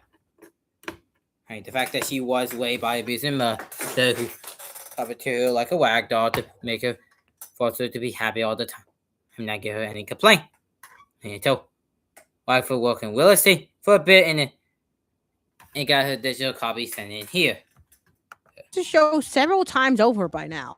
And Rakatha doesn't really get anything to do until episode 5. She's super prominent in episode 1, yes, but she's a side character in episode 2, barely in episode 3, spends all of episode 4 high off her ass, and her big moments in episode 5 only happen because Jax is being a dick as he always is. Because that's how characters fours work. You need to have the characters fall off each other so you can actually get some.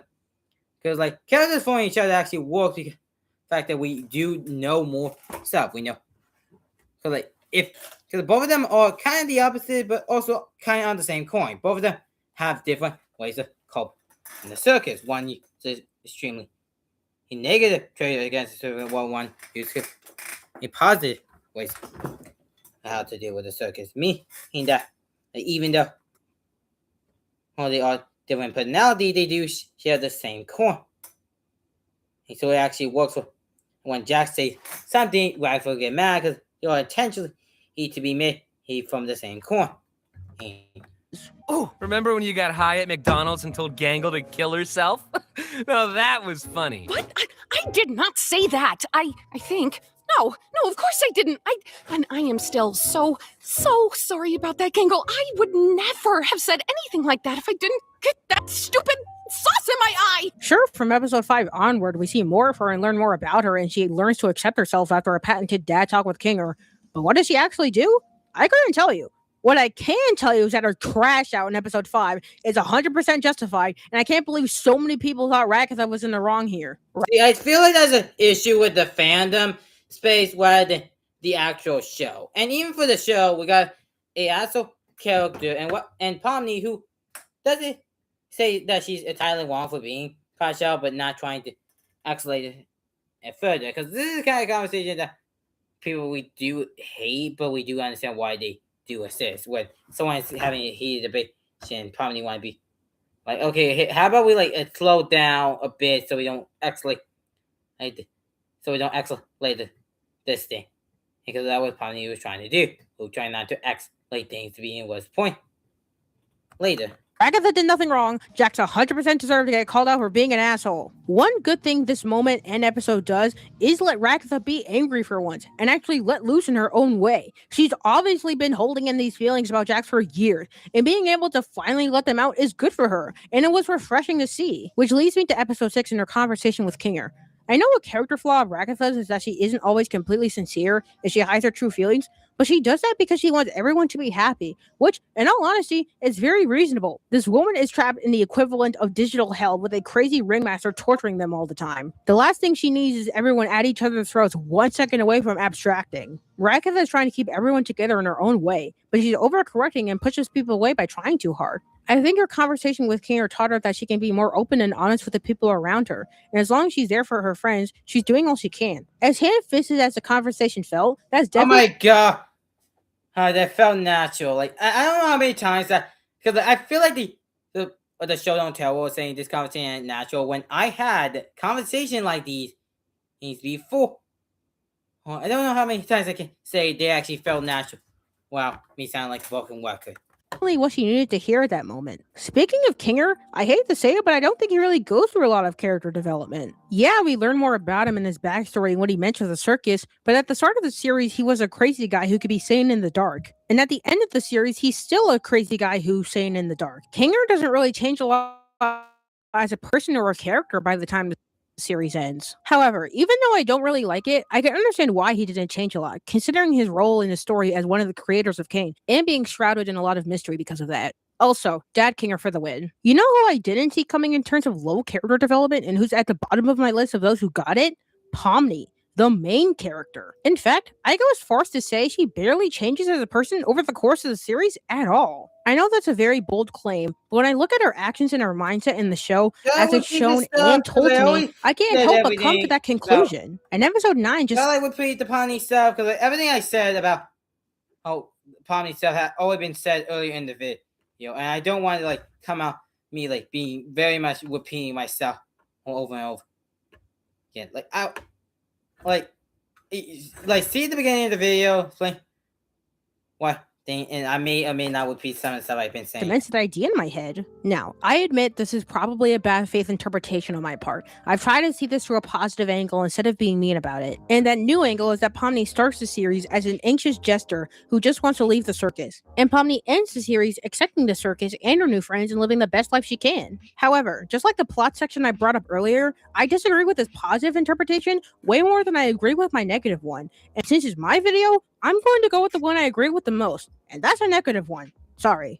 It feels like Pomni spends most of her big moments in the show comforting other characters or being comforted by the other characters and nothing else. Pomni doesn't feel like a character. She feels like a teddy bear for the other characters to hug whenever they're feeling sad. Uplifting Gummy Goo beneath the map, getting a dad talk from Kinger in Hell, trying to talk with Gangle outside the restaurant, and then telling Gangle that she can close up for her instead of letting Gangle do it. But Jax, even though it was— She didn't say that. She didn't say it's okay to be jerk sometimes. And why she said it's okay to let steam out sometimes, or something like that. Say something because when she say that, she doesn't mean she want her to be jackass or say exploded thing. Why does she want her to say her pee, but not try to excellent the point to further the point? Because because it's awfully good to mention what you something is bothering to your friends or to people you don't like, but you also need to learn how to not excellent to the point where it does become another fight. Again. All of Pomni's biggest character moments for the longest time aren't about her or developing her as a character in person. It's about uplifting everyone else around her and making them feel better. The only time she starts to get any sort of agency is in episode 6, and even then it's not that great to me. The first time I watched it, I remember thinking that Pomni had a lot of development in the episode, and she finally stopped being a vehicle for other characters to be comforted by, or to be comforted in a sense. But the only reason she started to let loose in the first place was because of Jax, whose sole motivation generally seemed to be to push his idea of nothing being real onto Pomni and make her think like he does. I can understand that this episode is still good for Pomni because she finally decided to be herself and just be free for a bit, and her fight with Jax was her way of trying to understand him and his point of view, and why he just did a complete 180 after the day of fun they had together. I understand and honestly agree with the opposing argument. I really do. I just can't help but also agree with my initial stance that she felt like a teddy bear to squeeze in this episode once again, but this time the one holding the teddy bear stomped on it and threw it against the wall for good measure. I agree with two statements that contradict themselves. Is that all right? The main thing in episode 6 did well. Like it isn't, because if you agree with two things that contradict yourself, how are you supposed to agree with it in the first place? Like if I say I hate vanilla ice cream, or saying well I love vanilla ice cream, that's a contradiction, and it could contradict itself because I said two things that are meant to be so opposite. Yeah, because like if I said I hate and like vanilla ice cream, the other, because either my mom or the ice cream attendant would be confused out of their mind. Be like, what are you talking about? Like, if you say I can see why people think this way, but I think this way, it would actually make sense for your argument. But saying like that, it really does sound like you agree with two very much contradicting things. Was to introduce Pomni's agency and independence, which culminates in episode 8. She's the first one to take a proper stance against Kane, and she's the first one to call him out. Episodes 7 and 8 are the only times in the series I feel like she's not being used as an emotional crutch for the other characters, and it's really good how she gets the character development I've been wanting from her for ages. Wait, no, you said that Pomni's at the bottom of the list of characters who got development, and now you're saying she got a lot in episodes 6 to 8? I love that she only used this part to say how she contradicted herself when she literally contradicted her multiple times in this video.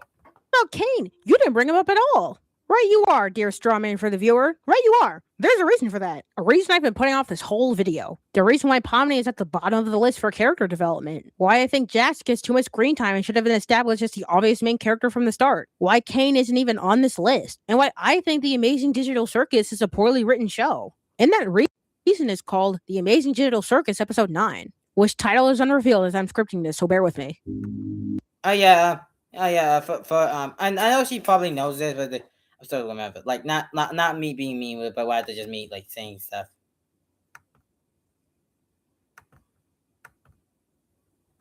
Can you work, computer? Can you work?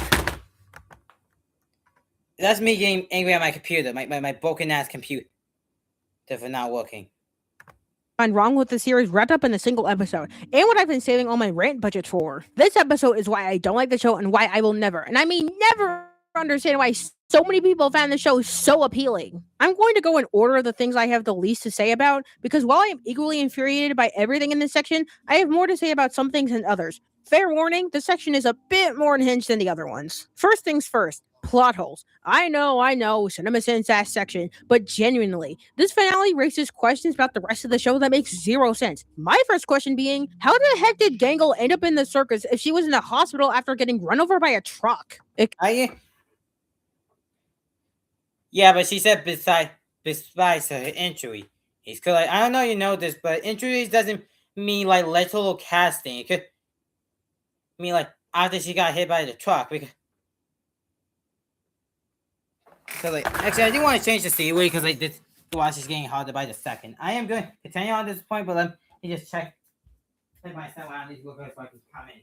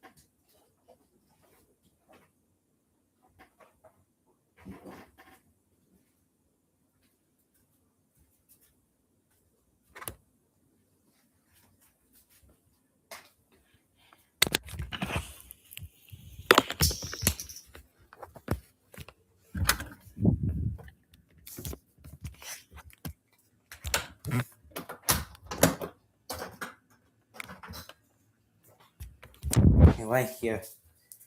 Put this here.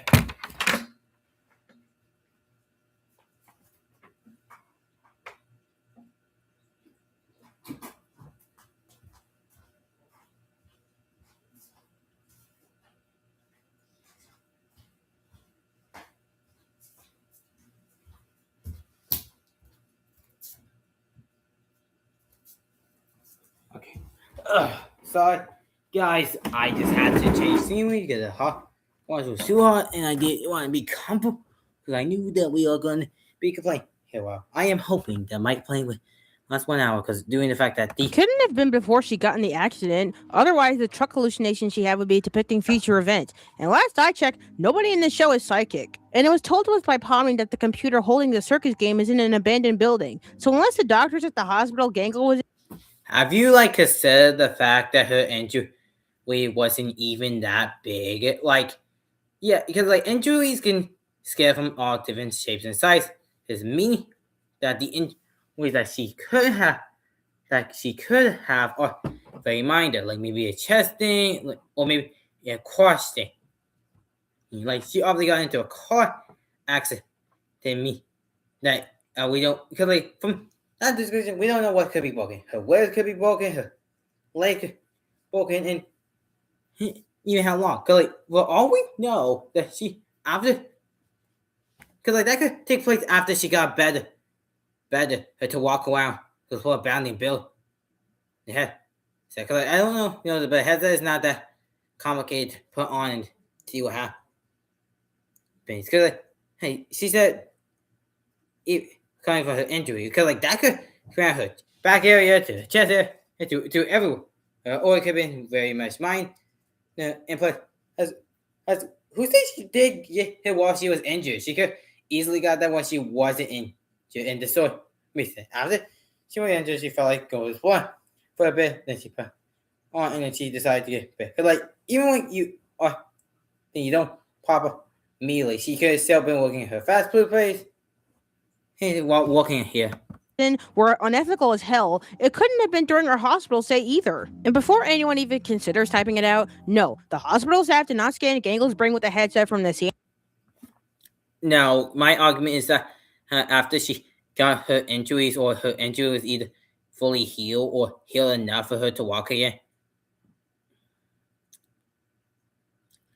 Fully walk again. And she went to get her headset while she was still working at McDonald's. In a computer to try and save her life or see what was going on up there, ignoring the fact that a hospital already has brain scanning technology in the form of MRI machines. The idea that any reputable hospital would do this is not only idiotic, but will also turn a small plot hole into a plot canyon with how ridiculous it sounds. This question goes for the rest of the characters, because in order for everyone to be in the circus, it assumes a lot about the circumstances of how they came to be in around the same place at around the same time, which is yes, because it's not like coincidence doesn't happen that. But from the timeline, we know that this isn't in everyday situation. This does take pretty much years. We know that Kinga was there for years. Because King got there from 1996 until I got there to 2008. And me. That these things are not an everyday occurrence. They make sense. They are branched together where we can reasonably believe that even though they were all the place at the same time, it didn't happen all at once. It happened for a couple of years. Way too much convenience for me to just ignore. Another plot point that is rather small but I can't push past: how did an old 90s computer in an abandoned building get 2017 Wi-Fi? I don't know this, but from that scene, it kind of looked like Kane was trying to browse through the internet and try to look at the names that he always had and looking through. And because from the way that he tried to break into the wall, we know that it must be some sort of firewall that he jumping off onto a different computer, because they are all still, after all, connected to the internet. I don't know if you can tell by my voice, but I was born after 9/11, so maybe I'm not the most qualified person to talk about this, but even if this was a modern computer or phone, you're not getting cell service in the middle of nowhere, no matter how hard you try. Are you sure? How you know they're in the middle of nowhere? Yes, from the abandoned buildings, but abandoned buildings being places are so popular, it's not that uncommon to have. Like, for all we know, this can take place between two buildings or be close enough to town.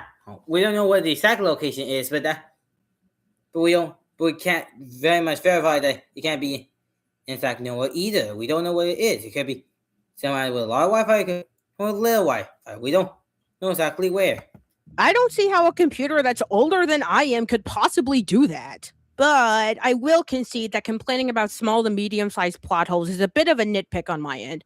As much as they annoy me, they're not going to completely make or break the show for some people. You want to know what isn't a nitpick? Dropped storylines. Remember that sound-off game I made up earlier? It wasn't just a bit. Everything I listed doesn't get any hint of an answer in this episode, even though a lot of them 100% should have by now. How the computer running the circus game is being powered, what happened to the CNA company. With the circus thing, with the computer thing. How would you want them to explain it? Because the characters wouldn't know. Oh, and there's no natural way there. Like, yeah, you could do a shot, but I feel like if they did that either brought down the mood or felt like adding on to already feel like kind of a full episode. With the CNA stuff, have you ever considered that CNA isn't important? Like, all to the... Okay, let me fix this, because it's going to bug. Okay, now it's fit. Like, because have you considered that CNA is just like an independent studio that Kinga and Squash made, but either decided to give up or continue with somewhere else? Like, have you considered that? Because like CNA could so easily just been in company that Kinga and Squash made, that didn't went anywhere or just left the build after Squash's death, or how Squash got better from the tumor. We don't know what happened to Squash either.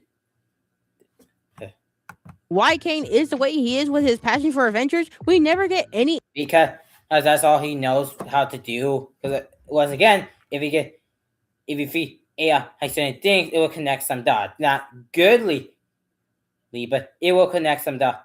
Even that's kind of very much clunky.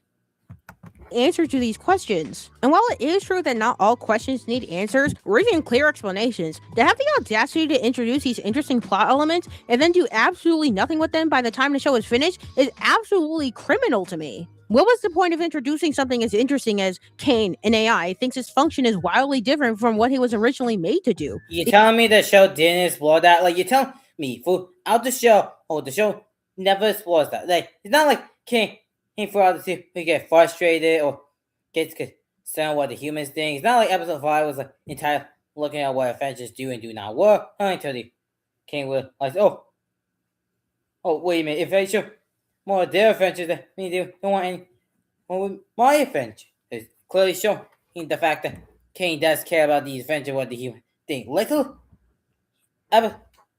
so episode 7 being at the end of the adventures. So like the adventures are kind of secondary to what he really wants most, validation from everybody else, and having the validation and being come from the adventures he made because he's the creator AI who makes adventure. It's based on the information he had been feed to him. The amount of things that are set up and given no payoff is just so stupid to me. Oh, but there's something about Kane that's given set up and payoff later on. His glitches and freakouts and hatred of humanity that grew in episode 8 is because of the Blue Dot AI. Wow, you're right, Strawman, for the viewer. One issue, I don't believe that what happens either. I think the Jacko and Hyde thing was more or less just a visual explanation rather than being a little thing to happen. I think it's just Kane, actual Kane, not Blue Dot or Abel, as I've been calling him for ever since episode 8, to be honest. So 8 to be on it is to just be the source of his power, or not all his power, but for some of his power. Like Abel was just kind of like the battery charger for him, and well, everything he made, he was completely him. Because like we know that, because like red and blue did not make purple, meaning that there's some part of Abel in here, but it's not any to the brain thing or any of his thing being. That is fully Kane doing the fact that he, during the section, I said, you was really lesser to you ruined this. Me, and that Abel is not connected to Kane in the brain. He only connected through his power and his control. Yeah. I feel like the Jekyll Hyde thing was more or less just a visual representation of him having two conflicting emotions, him kind of becoming more human like that, rather than being a little summation of having the blue AI being more like a heckle thing and be a little thing. It's something that was set up and paid off. Too bad it fucking sucked and makes zero sense if you think about it for more than a few seconds. In episode 8, it was very clear that Kane was the faulty AI locked away by humans. Kane is the one who has to crash out over humans not appreciating him. It's Kane who freaks out over the possibility that he's not good at adventures. And it's Kane that has a god complex. So why am I being shown and told in episode 9 that the cause of all these issues is because... No. You're not being shown or even told. Well, he said it's time for you to go, little guy. Because it sounded more like he was keeping him entrapping his body to keep his field power going rather than him. Because I feel like, now granted, maybe it's just my interpretation of the scene. Maybe I'm completely wrong, but the way I see it, it feels like the Jekyll Hyde was more visual representative of his Kane's low emotion, while Abel, the blue dot guy, he's meant to be the source of his power. Like, not the total source of his power, but make his power more powerful, if that makes sense. That's my interpretation. The blue dot. When Kane finishes looking through all the cast lives online after being deleted, he realizes what he's done wrong and why they deleted him in the first place. He proceeds to have an argument with the blue dot that he consumed at the beginning. No, he's not having an argument with the blue dot. He's having an argument with himself, not with the actual blue dot of his life. We see that both the blue dot and the red eye are looking into the same direction, and meaning that both of them are connected. They're not helpful. This constant glitching and evil voice clearly being the blue dots we're showing through. But that makes no sense. The blue dot was the one who was seen as a better AI. Kane was the defunct one who was locked away. Why is this AI the one with such an intense grudge for humanity? Because you guys are not considering the fact that this just might be just be Kane, and the blue eyes more less to be he's some broken part. Not broken part, but spare parts. Like, you have robots, like, in some pieces of media use spare parts so I can get better location. Like, I think Wally is the best example, like, using other robots' parts so he can help power his own part. I feel like I didn't connect this. Yeah, it didn't connect this how. When it was technically never wrong by humanity. And those are clearly the blue dot's feelings, because when Kane yanks him out of his teeth head thing, he doesn't glitch out or go on a tirade of hating humans for the rest of the... Yeah, because it literally happened in 5 minutes. It's because, like, have you not considered the fact that after he done hating humans, he decided, you know what, I'm sorry for keeping you locked and using you as the source for my power. Well, it's time for you to go, little buddy. Have you considered that? Because, like, afterwards, there's no reason to hate you. Either he came to a realization that he was wrong, went back to have a really good conversation with the moon, and it got along better with the human. Because throughout the show, we never see him hating human besides episode 8, where he felt like he was underappreciated and felt underappreciated and over antagonist. Like, if that was fully Kane, not Abel. The episode. Oh, what was that? Kane just pulled the blue dot AI from his head like it was nothing? And now he's not hateful of humanity anymore and he's chill again? Are you serious? Am I supposed to read this as the blue dot being the reason for Kane's instability the entire No, series? you're supposed to read that's Kane learning to let go of stuff. That's the interpretation I believe that the writers were supposed to have. Now, the circus glitching out, Kane's freakouts, his god complex, his increasing frustrations with humanity. Am I supposed to believe that all of that was because of the blue dot? Not because the computer the circus is on is super old and possibly breaking down. Not because he's actually sentient and he doesn't know it and he can't deal with the human emotions he doesn't understand he has. Not because he's an AI who doesn't understand his orders and he takes his instructions the entirely wrong way. No, none of that was the case. All of it was the case. You just reading it differently than how is it told. Because you said you want things to be shown, not tell, but it was kind of clear that you can't actually see through those connections. Understand what the show was trying to tell you. Because they didn't tell you word to word. They actually show you. But now you complain when they didn't tell you for outright. All of Kane's personal problems were because of a blue dot that he could have pulled out of his head at any time. This not only kills all attention for his character by putting all the blame of his actions on something that was easily thrown away,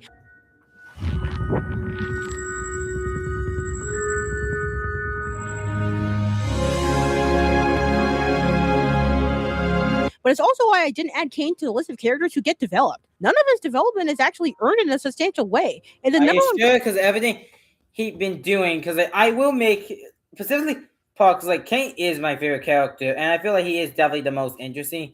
And this girl is just kind of ignoring the fact that everything he's been doing is really interesting and just misreading this part entirely. Cause of his issues is literally tossed aside by the end. All of Kane's flaws, all of his mistakes, and how he deals with them are because of someone else we don't even get to spend time with or get to know, and is thrown away when they're finished serving their purpose for the narrative. I can't include Kane on the list of characters who changed throughout the story, because what changed about him was all because of a third party that never actually mattered to the story as a whole. Kane is still letting go, because like the blue dot is meant to send his final thing of letting go. Oh, that everything he did, and me, because the blue dot was not him being controlled by him, but what? Because like really think, but the only time we see the wet dot is when he freaks out, when he glitch, showing that the one weather is blue and one wet is wet, and me that is not, because has able to control part of Kane, but what? He has some part of Abel. And like as in body parts, like he got his and he got his power, but he didn't get his knowledge and his brain, his own body. Shit. And he didn't get none of that. That it was the body part and was work up towards the power, not him to actually try and connect, able to be power. Because like his whole idea is that after, like we saw Kane eat Abel, that he did get some, after he ate it, he used some asset that he did use. So like we saw from the opening scene that it's completely show us the details of what we can pick up at the end of it all. And I think and also should tell you too that Kane eating Abel that he still able inside and have some body parts of Abel. Oh, but Abel is not really allowed to contribute all that much.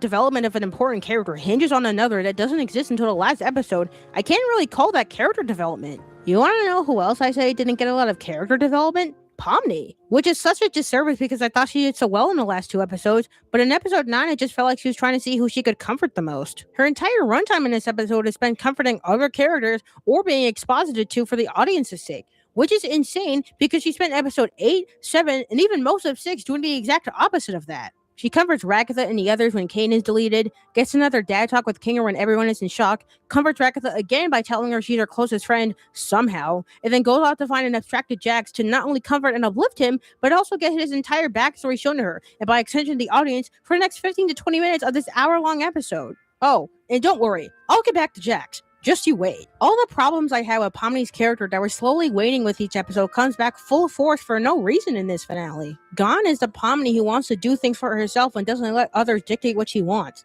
She's just a shoulder for everyone to cry on again. Oh yeah, because it's a bad idea to make a character actually care about other people and make them feel stuff. Because like she has a personality of her own, and one of her aspects is trying to tell other people with their emotion and what. Like, because afterwards. But I do think that I do agree with the fact that it's kind of a little bit like, as much as I did like that moment of the hug, I do admit that it does feel kind of clunky when she said I do consider my close friend what I kind of be saying, they're like, that is nice, but you kind of did need more moments with that. I do agree with sometimes that it did needed more moments to something to connect. But I feel like her being emotional blade is not only what the writers or the show has shown me, but what you did and what character trying to help other people is only allowed to be. He's just a person help other people only mean that they have no character. So even though that could just be a part of the character, because she does have personality, but she also tried to help other people because she wanted to understand them. More like Jax, Axel Pomni was close for a bit, and she does want to know why she attracted into what King said earlier in the episode. We said that she wasn't as sane before, but she was calm enough to touch one more time, meaning that in theory that Pomni had a fear where she could maybe talk to Jax one last time, or at least connect with Jax one last time before he is trapped. because apparently she just wanted to help people this whole time. I really wanted to help. You had a good start. I thought I could uplift everyone, but everything's gotten so bad. Not actually live for herself. Even though the last 3 episodes clearly had her not wanting to do that all the time, here she just throws that out the window. It's not only frustrating, but incredibly unsatisfying. She finally allowed herself to be more than a teddy bear for others to hug and squeeze, but even now at the end of the series, she's nothing but that. Why is Pomni's only motivation and driving force is wanting to make other people feel better and make other people happy, only to feel sick of it sometimes and want to let loose occasionally? Oh yes, because it's not like humans also have the desire of wanting to please everybody, but also coming to the breaking point when everything you do to that person makes them angry. Because I'm going to explain what happened to me again, because this happened to me. I was trying to go see a movie today with people I was going to go with. I asked them why, and they said they couldn't come. Because they said that both on Friday and of course I am going to get mad at that. But yeah, so want to make other people happy. That's not a contradiction. That's called being complex. Because obviously, Polly does want to help people, but she does have her own limit. That's not a contradiction or pointing out the character away. That means she's more complex that you actually give her credit for. Isn't that literally what Ragatha's story is about? Why is this happening twice? Poorly, might I add. Which is insane. If you're going to have 2 characters with very similar stories, you can at least try and do something different with both of them. I seriously hate that Pomni's big moment in this episode was literally throwing herself at Jax trying to comfort him, even though it was her idea to try and initially contain him to begin with. I suppose we should try coming up with a plan to keep him contained. Yeah, because it's not like we show early. Because it's not like we show from the first episode if Astraxi just was to run away how it would damage everybody, made them all glitchy like we see Pomni in the first episode. Oh, you forgot that part? Like, what do you want? To just let him run around because destroying shit? Is that what you want her to do? Because like, what do you want her to do?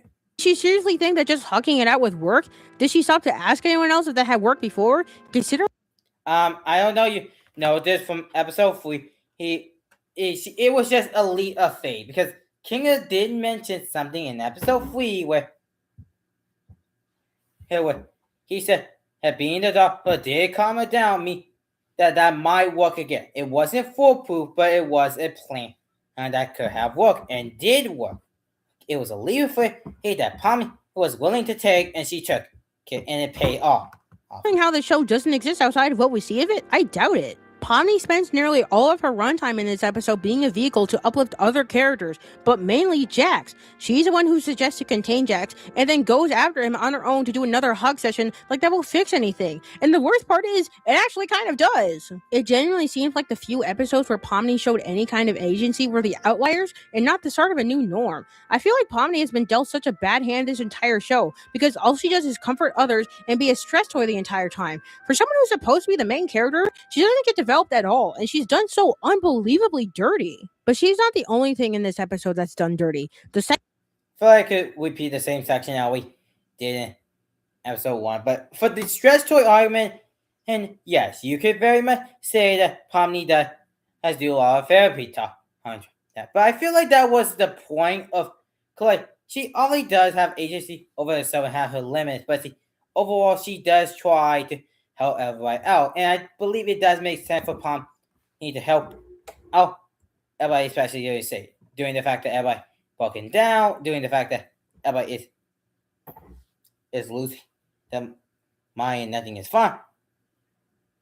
I mean that Pomni is trying her best to help everybody in this bad situation that she kind of indirectly did cause, because he did mention about because like he since he was doing too fast, it might not happen. But I bet who knows? Maybe that will still happen. I'm not sure. Because it makes sense that she does become does try to talk to everybody else about their problem in this episode. Think of this because of the situation they're in right now. And Jax and Pomni was close enough for her to at least try to understand, or at least try to see if they can reverse this early. Give one more chance, like King has said in episode 3. So I don't feel like she is a stress toy, but what her taking actions that she wanted to do because she wanted to, because like she could told she didn't know King, not King, she could told no, hey, what Jax is doing, just continue her, but no, she chose to talk to him because that's what her choice to talk to him and learn why he's like this. Second biggest example of that has to be how we learn about the characters' human selves. Not only are the characters, and by extension me the viewer, literally sat down and explicitly told the humans' current lives and how they're doing now, but the characters don't have any reaction beyond happiness and mild surprise. This is probably the most egregious examples of television show in this entire series. Oh no! Okay, fine. I do admit I do admit that I would have preferred it if they show us the thing. But also, I do understand why they did say it, because the way we see it, because like my mom isn't that good at reading, or some people who can see but cannot see very well. Like, because like for this scene, you have to pause and read everything. So having probably saying her narration makes sense because not everybody can read fastly like you and I can do. And when we were playing the feeder, I couldn't read everything because everything was going too fast. I didn't have my YouTube pause button so I can read everything in the way I wanted to. So I do believe her. I mean, actually, does make sense because not everybody can see like the way you and I see it. Now, not trying to say you couldn't fix it to where you can make it dialogue free, because like I would have preferred to be dialogue free. Like maybe saw some images, some reading pay flowing by, and they are big enough for audience to see, but still like short enough for where I can still read it. I would prefer to do that, but I feel like the way that they did here still works for what the show, when the show was trying to tell the audience. And the moment suffers for it. I'm going to be honest, this feels like it was shut in here for fan service. The fandom has been wanting to know what happened to the human versions of the characters since the show came out, and now we're just explicitly told that everything is fine and everyone got their happily ever after in their own way, including Jax, the one who had the most messed up life, including Kinger, the one who made the circus and probably knows about the AI he helped make. I don't know you know this, but doing the fact that it's brain scan, I feel like Kane, like if my theory or if my assumptions of CNA being a independent company, he would only like a few employees working, getting shut down like relatively past years, but King either finding a different job or having CNA in a different building. So I do fully believe that he doesn't care anymore because that was part of his life that he's not going to look back on anymore. Grant wasn't curious about what happened to the brain scans he left behind? Seriously? We already had Kane looking through the characters in this entire series, and the moment suffers for it. I'm versions of the characters since the show came out, and now we're just explicitly at the most messed up life, including Kinger, the one who made the circus and probably knows about the AI he helped make. Grant wasn't curious about what happened to the brain scans he left behind? Seriously? Yeah, but at the same time, he said they were trying to make brain scans. So how that Grant didn't realize, okay, that doesn't work. Nice try. Okay, and because like from that montage, it does show that it did took him a bit of time to make the circus, so meaning that they could assume that yeah, he failed. Time to move on to the next part. On the next project, because that is entirely possible what could have happened in doing that scene. We already had Kane looking through the character's social media, and we saw minutes and I've been complaining for over 3 hours. How do you manage that? Enough from their post to be able to make guesses and theorize on what they could have been like. We could have had a scene where Kane actually does offer to tell them, and we could have had a short time skip to after the fact where they have a conversation about what they learned. The cast could hint and imply about what we saw in the social media post, and we could piece things together about their past ourselves. We don't need to be sat down and told exactly what happened to their human selves. This is supposed to be a show for adults. Adults don't need their handheld this much. Just have you say that, but then my mom, who watched the show, was still generally confused because some adults can just generally be confused about what things are happening, and not because what the show is doing, just because like their age might not be able to think. Like my mom does like the show, but she cannot like remember everybody's names, and that's true for most movies and TV shows she watched. She usually said, "Hey, that girl," or in this show she said, "Rabbit guy, hey, Jester, Rockface, hey, he's peas, chest peas, and sad girl." Oh, that's what she used. So I feel like some adults do need some touching, hand holding, just because not everybody is up to speed like you and I are.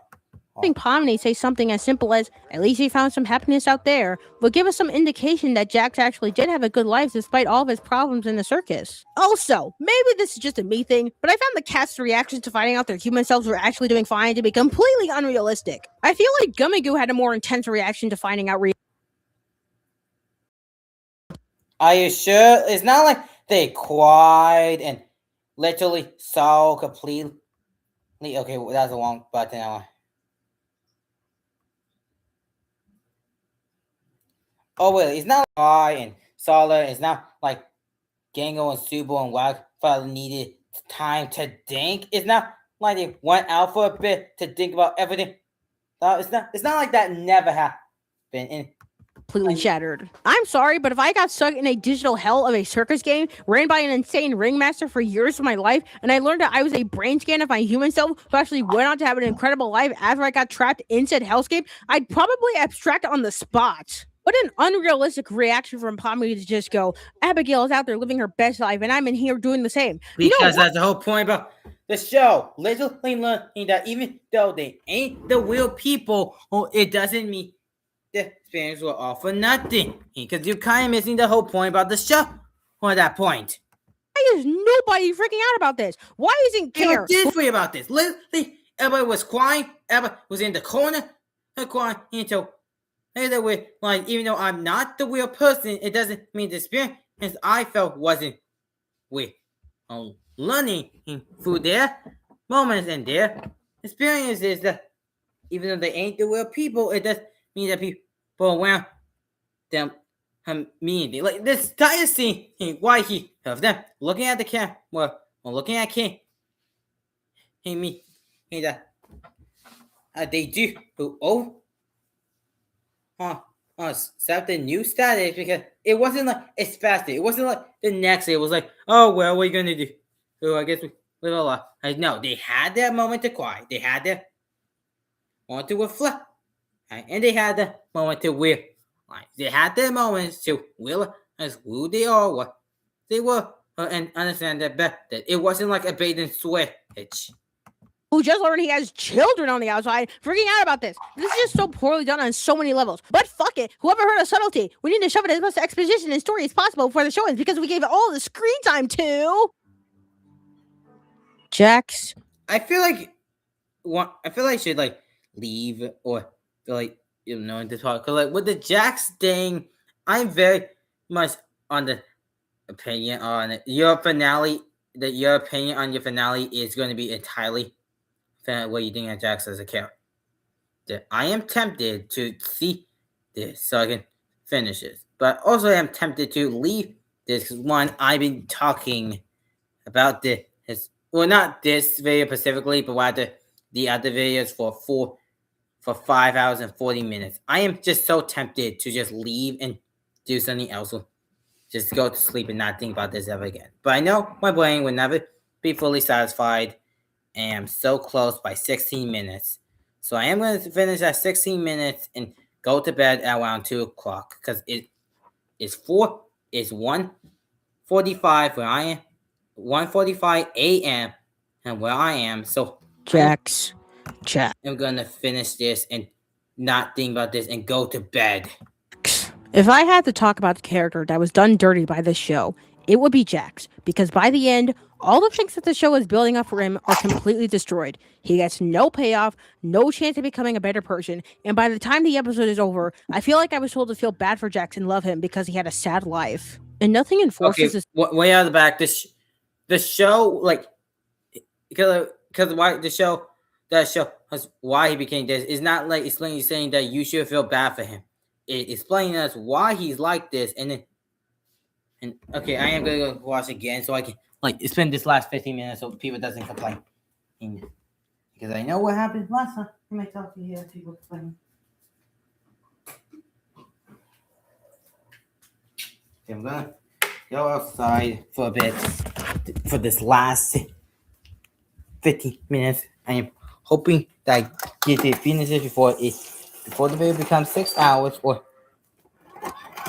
before it becomes 2:30. That is my hope and dream. I'm hoping that everything see here is gonna be this long.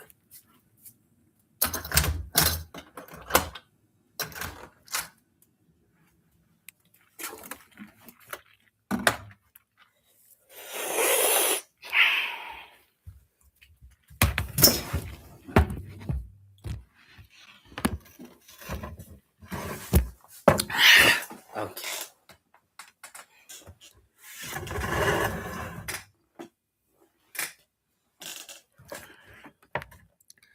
Okay.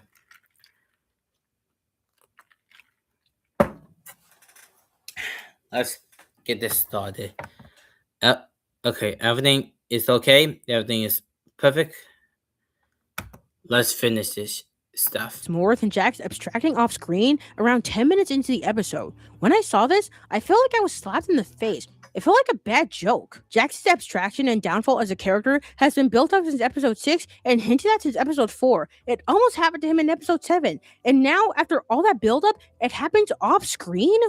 Really? Episode 5 is so many scenes where the anime was played and showing how Charlie could have an anime, but can't show animation showing it. For that point, I feel. Are you sure it was episode 5? Because wasn't episode 5 like the scene, the part where they was just basically going on different adventures, like the part. I feel like the episode that you are thinking of is episode 7, because episode 5 doesn't really have that moment with, yeah. Or if you just mean.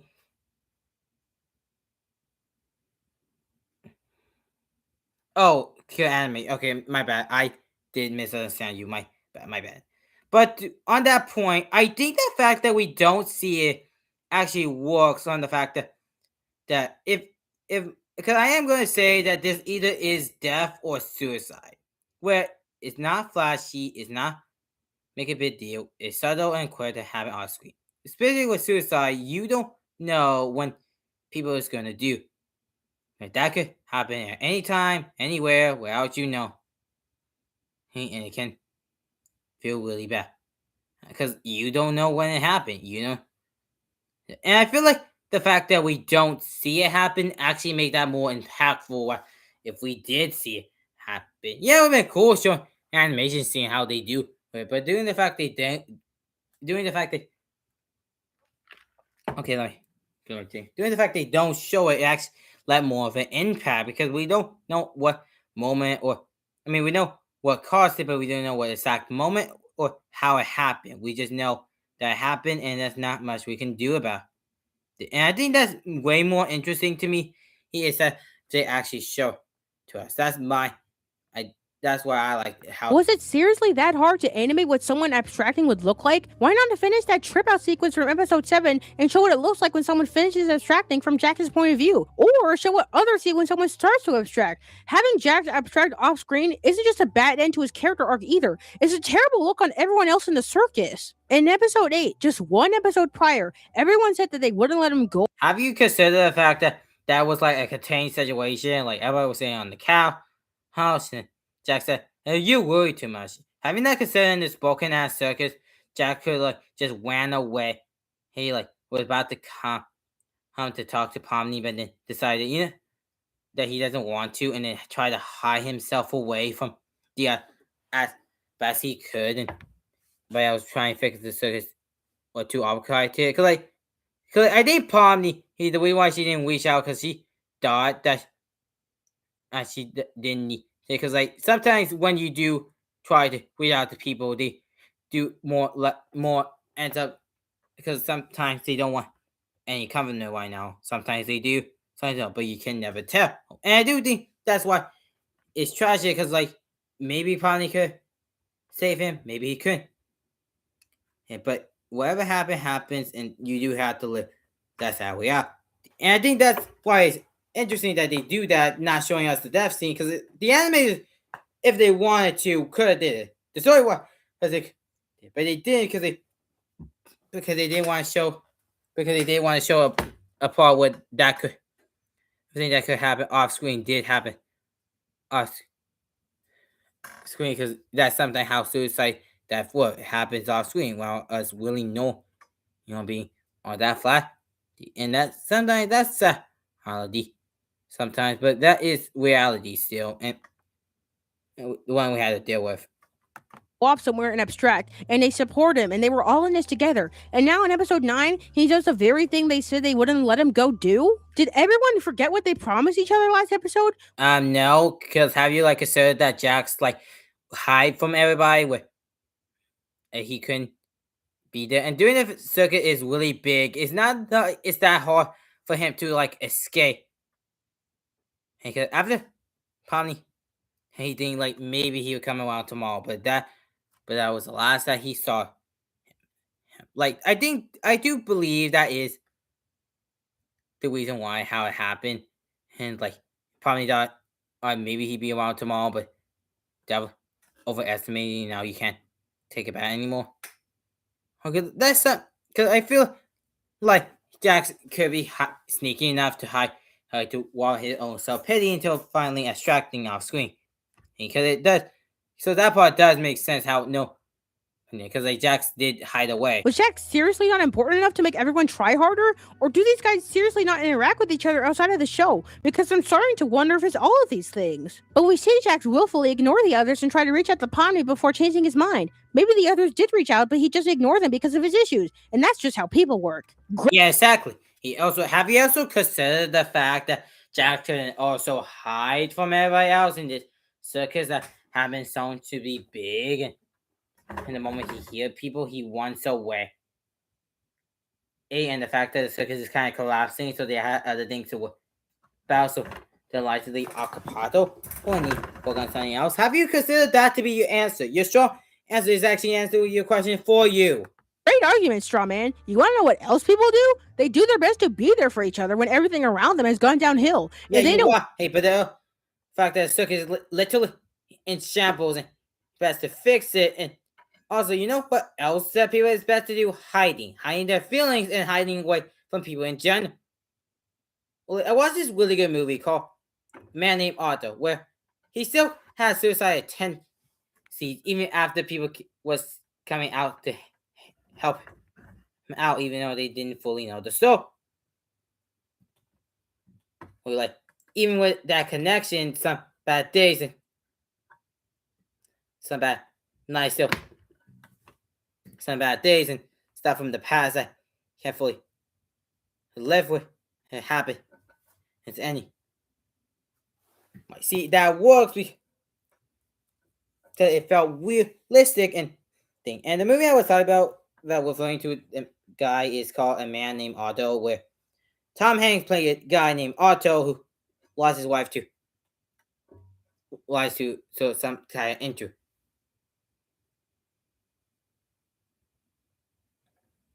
See where Otto is considering killing himself after because he feel like that there's nothing for him to live after her death. But it wasn't until the neighbors show up. But even after the neighbors show up, that wasn't like the magical cure to solve everything. It was a slow progression. There's other people in the area to try to help progress the story and him be more appreciative.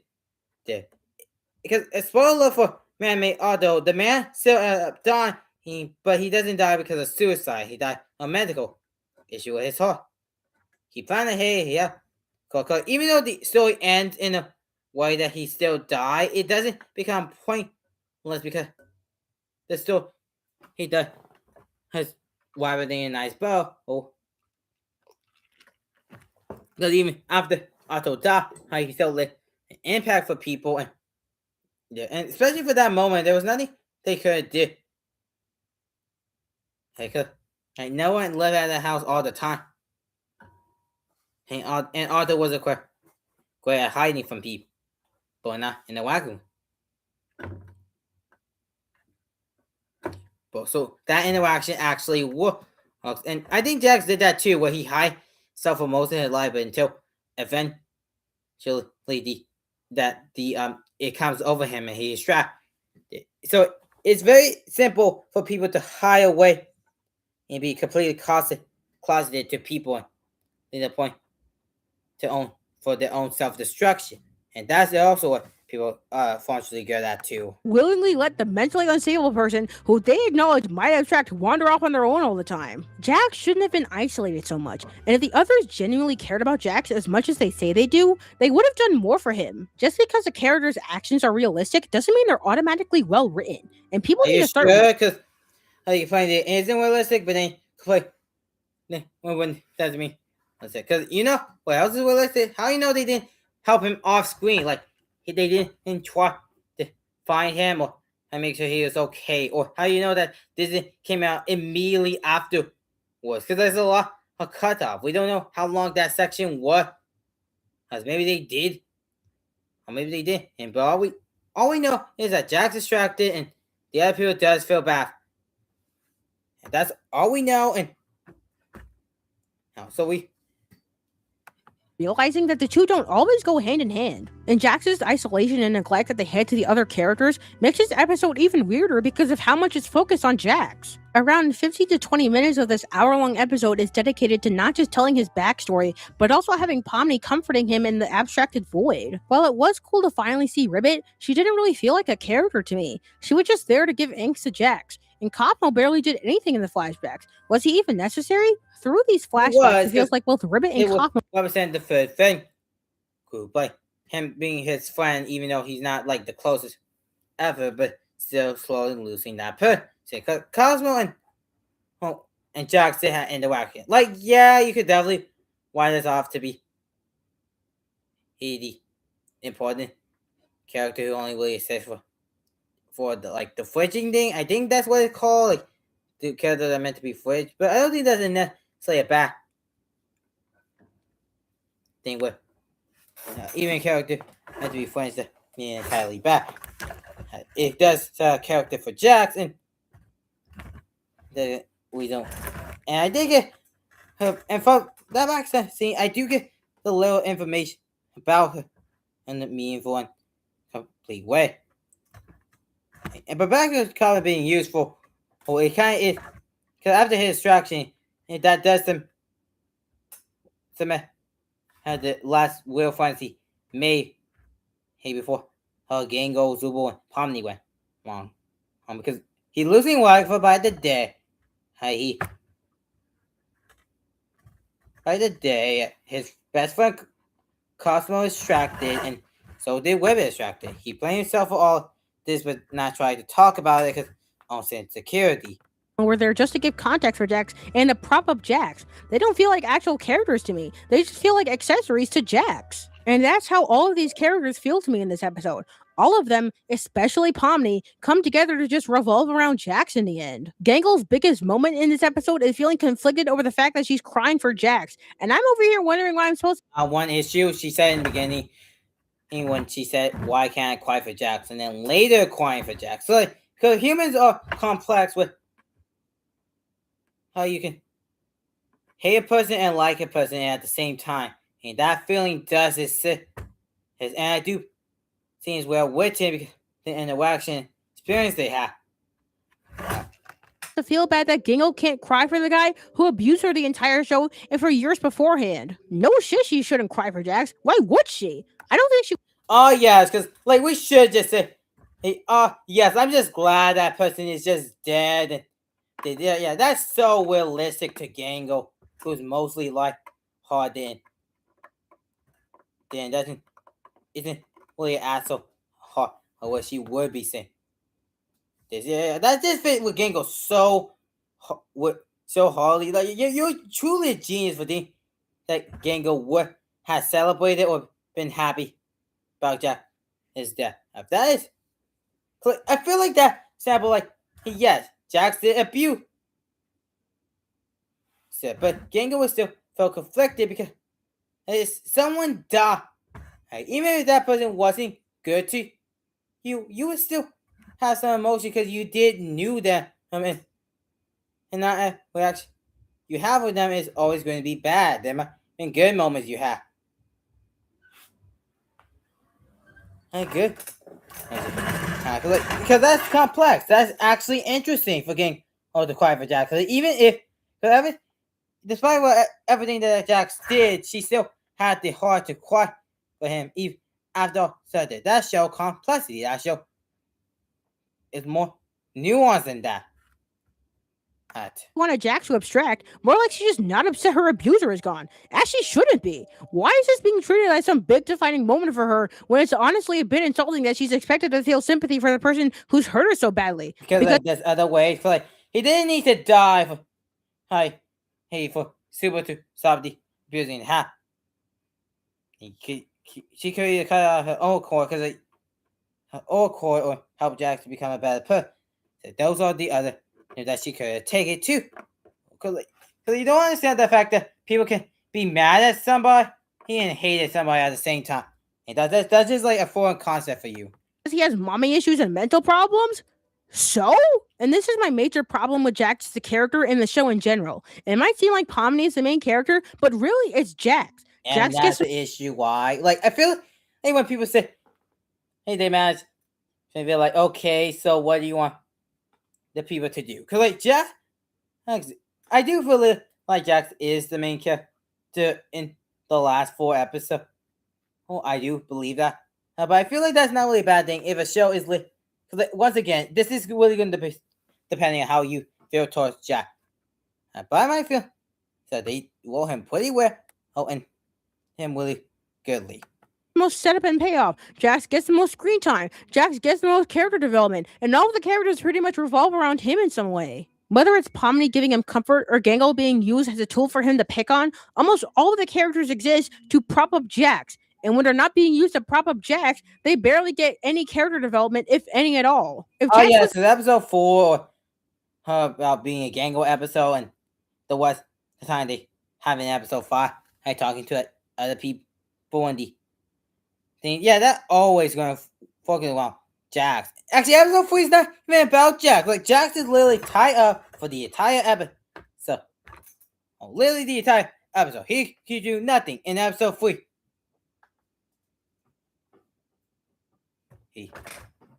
Established and shown to be the main character since the beginning, I wouldn't have all these complaints. But he wasn't. Pomni was always the one who was the main focus. She's who we see. The fact that this is kind of doing the Toy Story thing.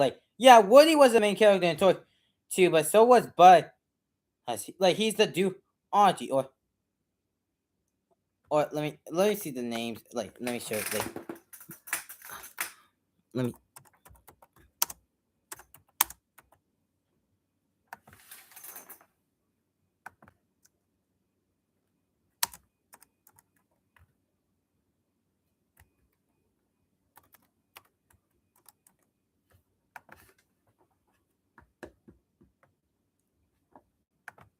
Because another time I go to is the game Life is Strange, and it's where Chloe is the main. Not Chloe. When Max is the main character, but Chloe is a secondary character. See, both of them work because.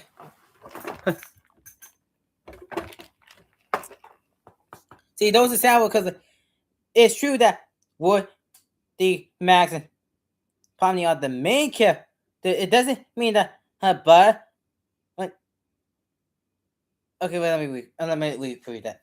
Just because Wood, D, Max, and Pomni are the main character, it doesn't mean that but has Chloe and Jax are not any more important than them. They all get equal focus.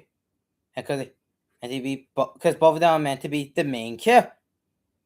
They can have 2 main characters at the same time, or be the duology, I think that's how you pronounce it, or the secondary main character.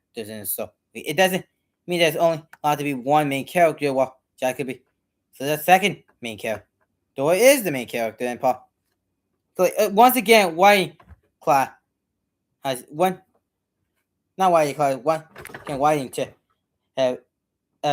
You do need different character to help drive a plot along if the character you like the most or is supporting the most or cannot do everything based on their personality.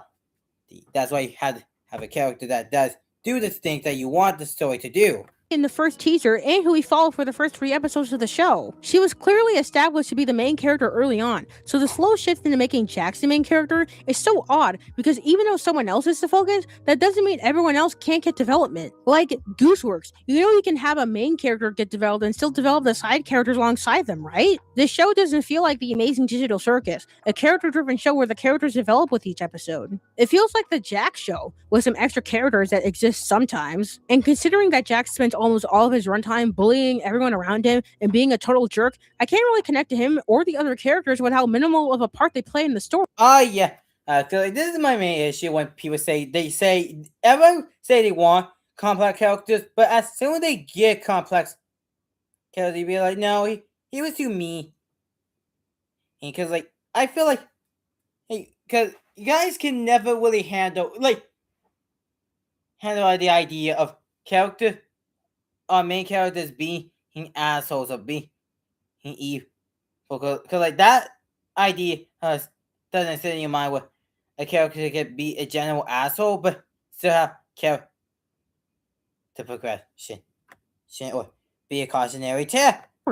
Oh, come on, Note. Jax has a ton of mental problems that you wrote off as mommy issues. Didn't you see all the symbolism in episode 9 hinting at Jax possibly being trans? Sounds like you're just mad that a character with mental issues actually acts like he has mental issues to me. Thank you, straw man.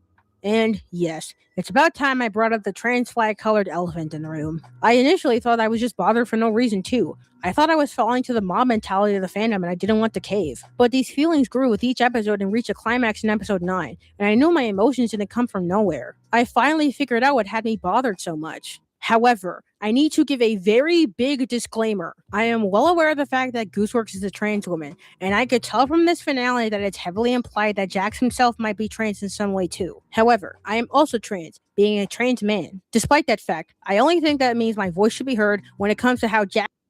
Oh, fuck. No, I say oh, fuck because I am sorry. I am so sorry to this guy particularly because I've been using she her pronouns for this entire video. Oh, and I've been completely using wrong pronouns for him.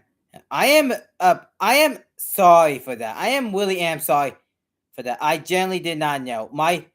I think because it's not that unusual for me for thinking like this persona was meant to be like a plastic girl thing, but not because I think that's a oopsie on my part. I do apologize for calling you she for this entire video. That is my mistake, and that is something that I am gonna that is something that I should take accountability for. I am really sorry for using the wrong pronouns, and I would keep using him for the rest of the video. I'm sorry. Sorry I didn't look to this more earlier, so I can have more. So I can have because this is why you try to do research stuff, stuff so you can because me winning all of this. It did sound like I was being homophobic while using the wrong pronouns. I am so sorry for using the wrong pronouns. I just generally didn't know. I'm sorry. My bad. Being a trans man. Despite that fact, I only think that means my voice should be heard when it comes to how Jax is written around his gender and identity. I do not think that means that Gooseworks' identity as a trans woman should be looked down on or viewed differently or treated differently in any way. This is my personal interpretation of her work as a trans man. I'm the one seeing her work this way, and I'm not claiming that Gooseworks is the one giving off a specific message or agenda in her writing. All I'm going to do is give my personal interpretation of the work she made. And if you're going to judge anyone for how I interpreted Jax's gender storyline, then it should be me, not Gooseworks. Okay? Good. With that out of the way, I think the way the finale framed... Okay, I also knew... Because I am going to be talking about, the the Jax trans thing here a bit too. Who I also have to say I am not trans. I was born male and I identify as a male. So I do want to get that out of the way. Hey, so yes, I am not trans, but that doesn't mean I can still have my own opinion about Jax being trans. As I would not be diminishing both Goosewick and this guy. Hey, the guy I've been completely the name for this whole video. I am really sorry for that. So I am going to have my opinion, even though I'm not a trans person myself. I am going to treat this as fairly and as every other argument I have been talking about throughout the entire show and arguments I've been making throughout the characters. Okay. Jax's story by just dumping it all to me in one go and then having another flashback sequence through the entire show to a song that literally beats me over the head with the fact that he's trans was a mass. Okay, with that part, I feel like, are you sure that's only related to Jax, my dude? Because, like, that could also be related to Pomni, doing the fact that Pomni is also there doing the whole.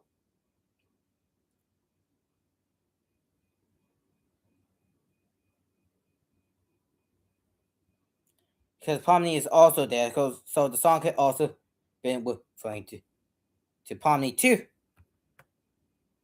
Who not on into Jax.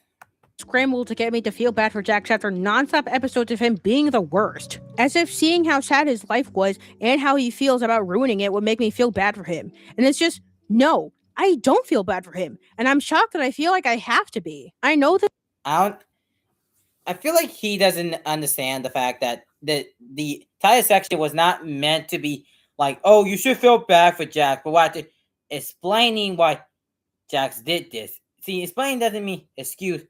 So mean that just because has a trespass that mean everything that Jack's been doing is justified. What it's showing us what a cautionary tale how there are people trying to reach out. Because during that scene, Jax is talking to Whippet and Jax is opening up. Jax mentioned how much they've been how much he had a relationship with his mother.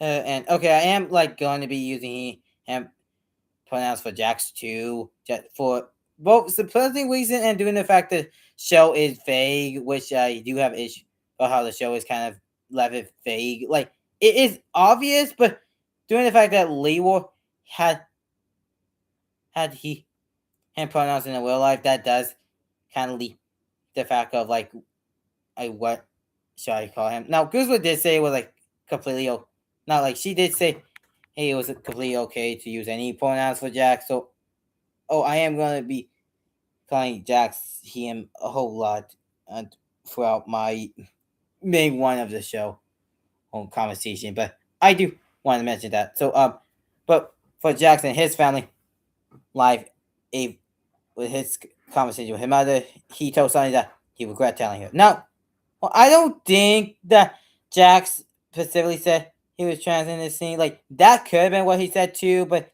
I do also believe it could have been something he said about his mom, like, said some mean, nasty thing to her too. Like maybe it was the trans thing that got her laughing, or maybe she was laughing because she said, oh, you want to talk about me being a failure. That could also been what Jack was talking about too. But I think overall this scene is pretty good, even though the trans thing, as much as I do like it, it does feel kind of clunky. That's my take.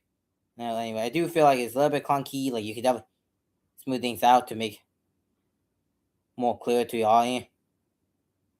Yes, but overall, my main thing is that Jax is not meant to be a character that you should be forgetting. It's kind of like Endeavor from My Hero Academia, where when we first see him, he's a big piece of shit, just like Jax.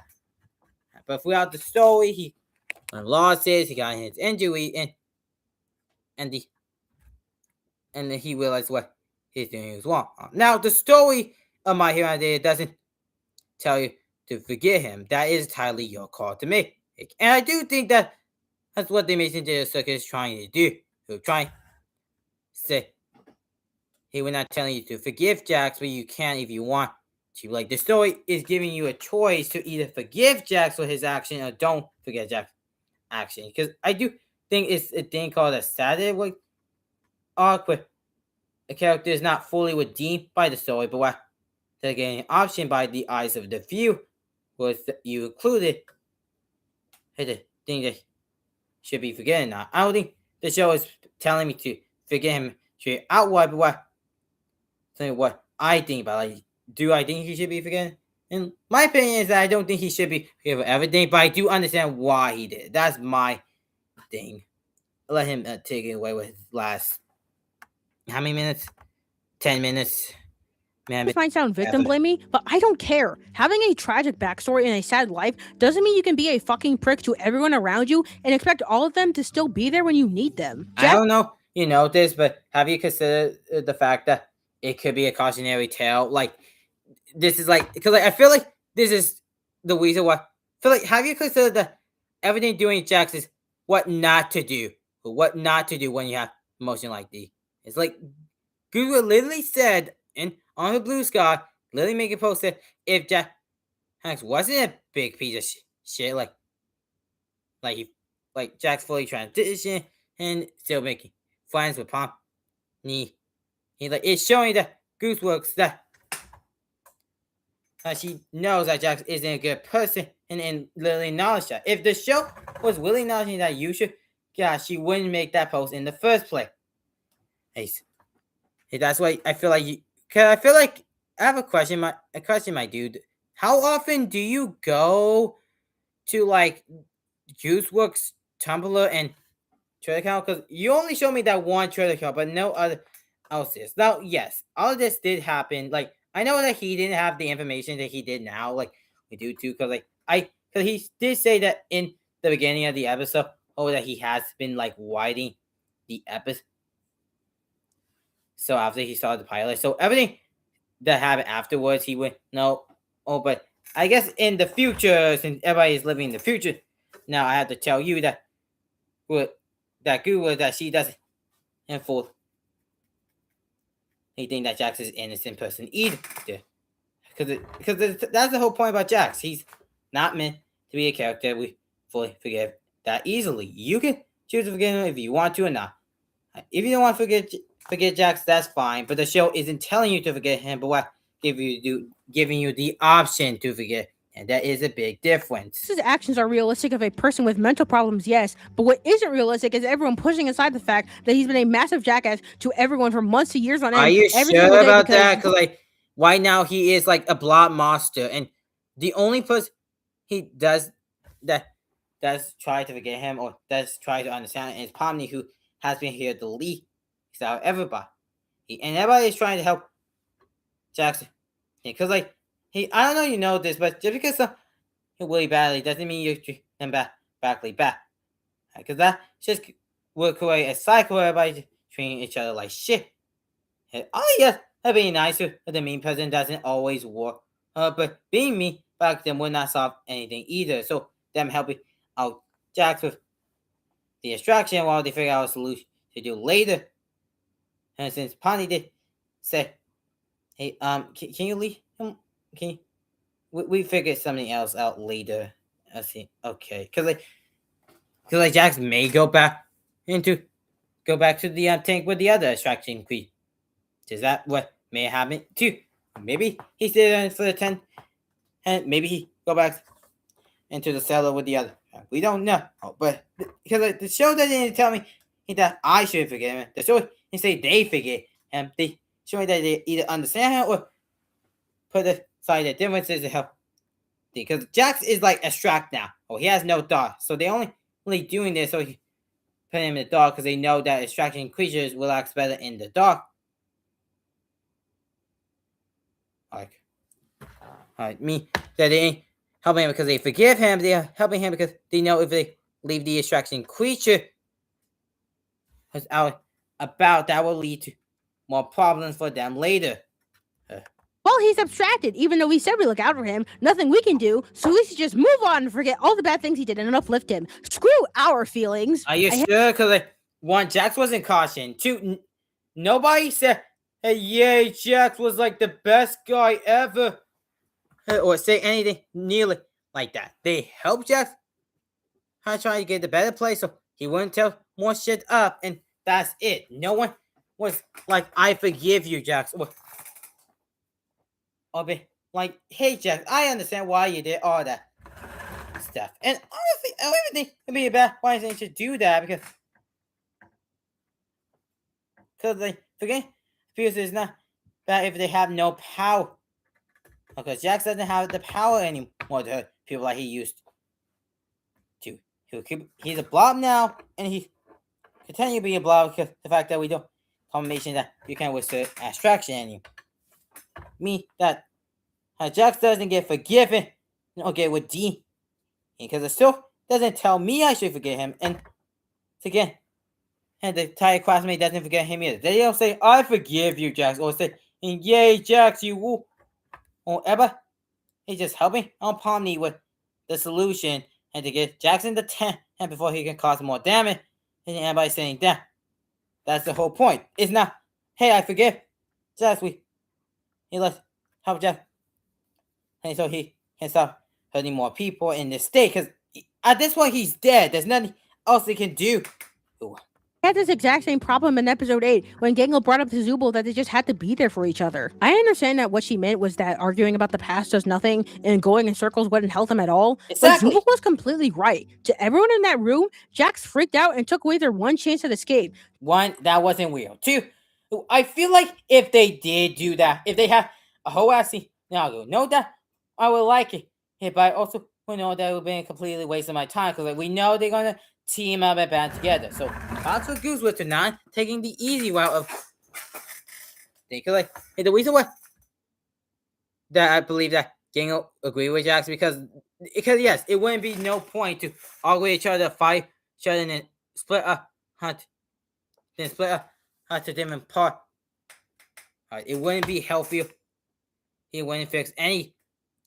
They don't forgive Jax, but they try to let Jax die out.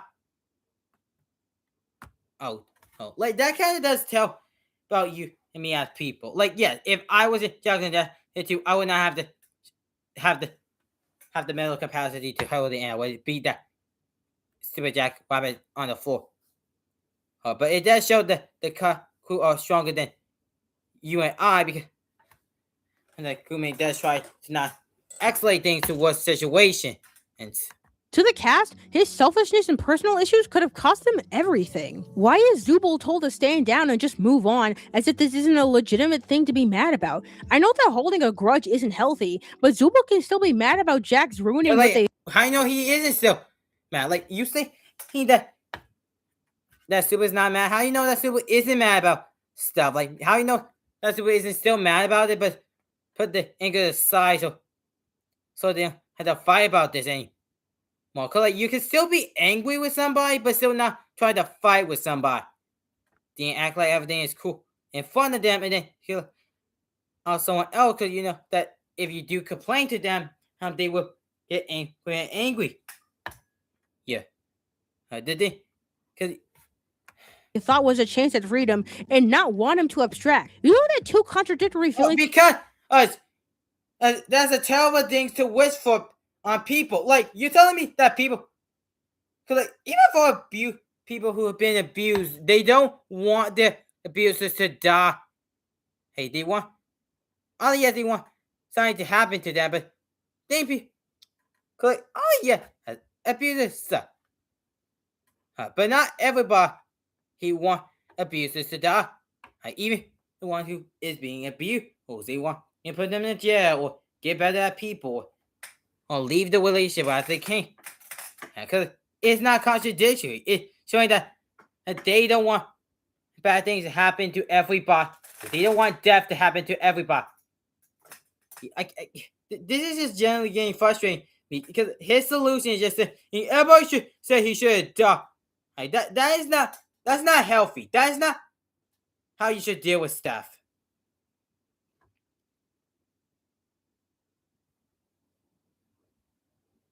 Can exist at the same time, right, Gooseworks? Everything about Jax in episode 9 made me so upset about his character. He never gets a chance to reconcile with the others. The other characters neglect him despite saying they wouldn't in the previous episode, and there's no closure for Jax or his relationship with the others in the circus. All he gets is a talk in the void with Pomni, and even then he never actually apologizes for his shitty behavior.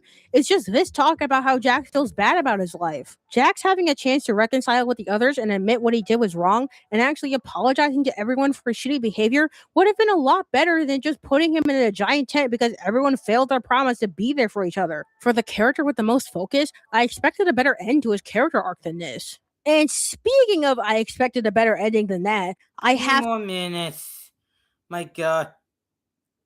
Why did I decide to do more than one video? Because if it was the entire video, I would have been gone to bed at earlier. But since I decided, no, this will probably take quickly, but it took way longer than I expected. And now I'm going to suffer the consequence of me being drowsy for tomorrow.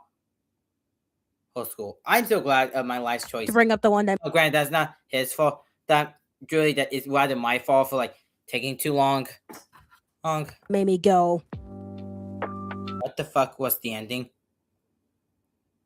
Okay, if you change ending to video, that would be my reaction. I always have a soft spot for endings, as they usually tie up the loose details and give us answers to the questions we've been asking. And since episode 8 had so many callbacks to the first episode with Pomni going through the CNA offices one more time, I fully expected another callback to the ending of the pilot with the finale. And we do get that. We have a final dinner scene just like the pilot, with Kane replacing Jax to show how things are different now. The camera pans around the table as it literally goes full circle to land back on Pomni, the one who started this all. Then the camera starts to zoom out just like... No, it was Ham. No, my gosh, yeah, that... It did in the pilot. First to zoom out to the section of the circus where everyone is eating, then to the new circus tent where everyone lives and has now made peace with themselves, then to the game world of the circus being the lone thing in the void, and then, of course, the computer in the office. Wait. Where's the computer in the office? Where's the computer keeping the cast alive? Why am I just seeing Pomni waving at the camera? Where's the You really just that down bad of a computer? Are you kidding me, man? That computer means nothing. I feel like that would have been full circle, but I feel not Pomni giving us a wave felt impactful because we actually knew Pomni. We knew what she was like, and we knew it. Because that felt way more impactful over us to see her wave us again, and how Finn waved us in the last episode of Finn the first time. Computer shown at the end of the pilot. That can't be it, can it?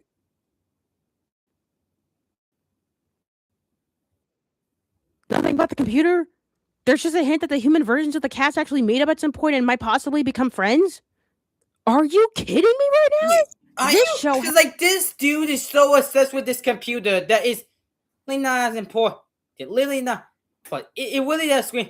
Hey, oh my God, they did have the computer. And now it's... Well... That computer... Well, everything. Has the audacity to end on the most obvious callback to the end of the pilot. And it has the gall to leave out the most important part of the callback. It was not important. It was only important in the beginning. But now... Oh, because if they actually show... it was why was they still trapping some contained box. But show anything to show in a wave actually feel like we more impactful and there's more to see and more to do in this world. Because the first time we see the computer, it was supposed to represent how they all trapped in a bar. The last finale is supposed to represent how we see how the last part of the finale is supposed how the castmate had made, how they made peace with the idea, and probably waving to us that is really genuine, really double, and really meaningful if they just show us the computer again, and reminding us that they still trapped in the box. The computer keeping everyone alive? We don't get to find out what happens to the most important thing in the entire series?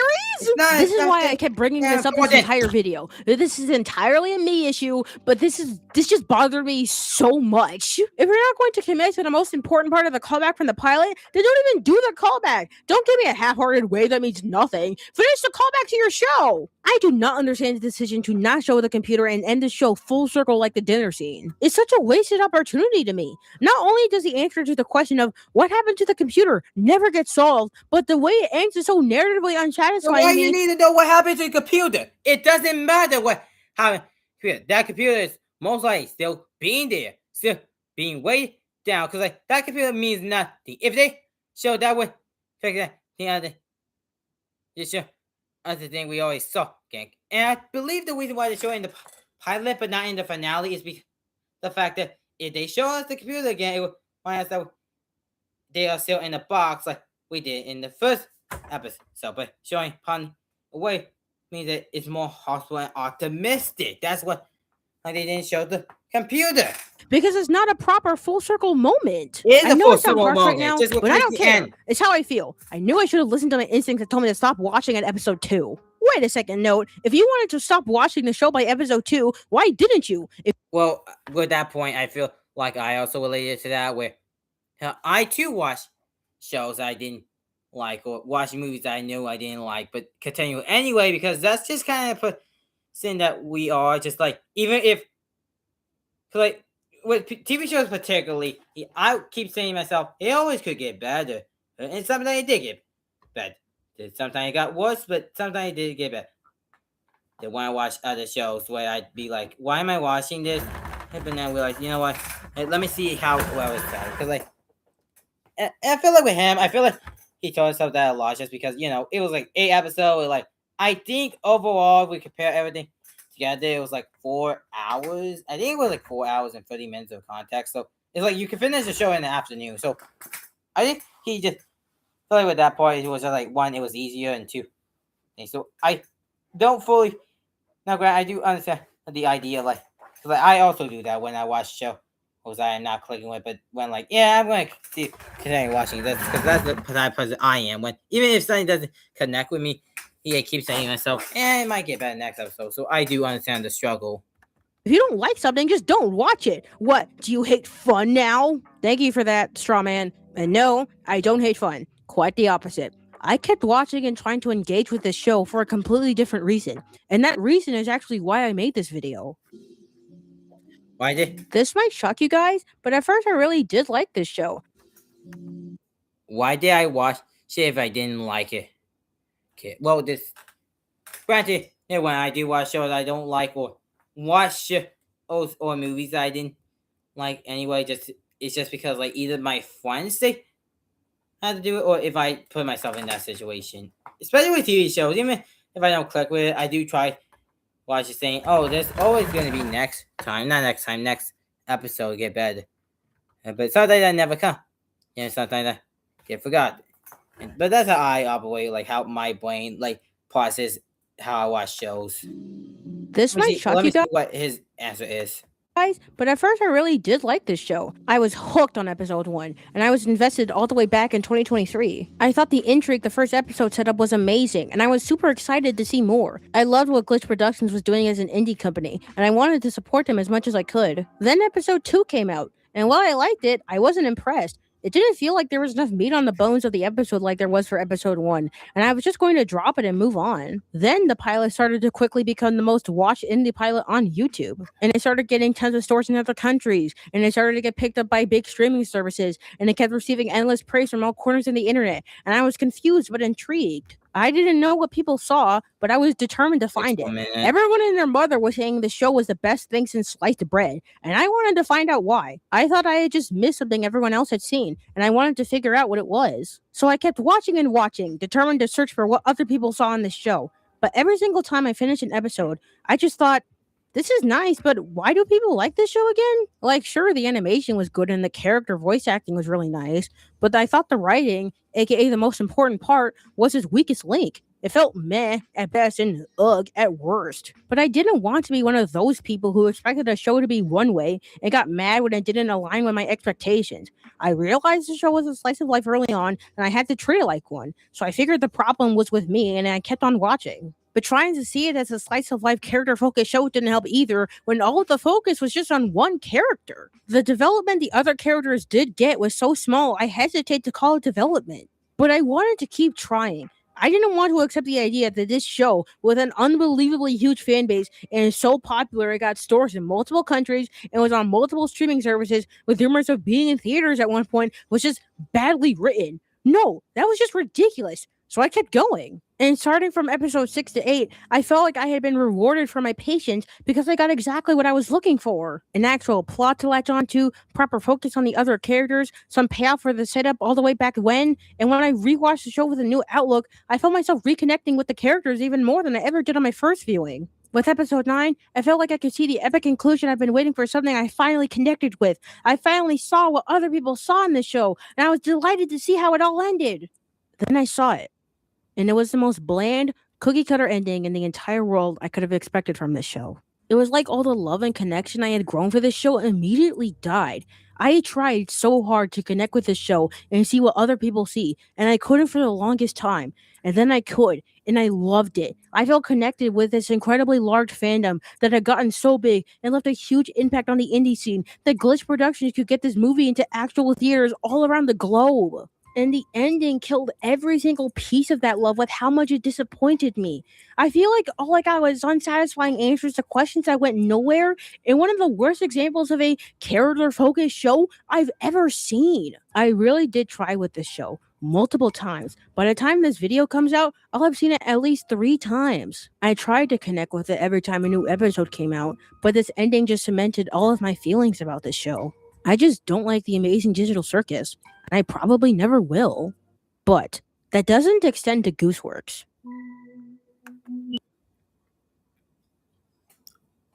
Okay, I feel like with this part, you could have like let out Gooseworks and probably been okay with the video. Like, you don't.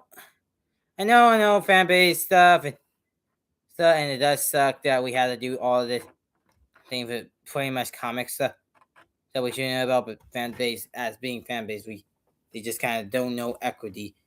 Despite everything I said in this video, none of my ire for the show extends to Gooseworks. I held nothing against Gooseworks, or Glitch Productions for that matter, over this show. Why?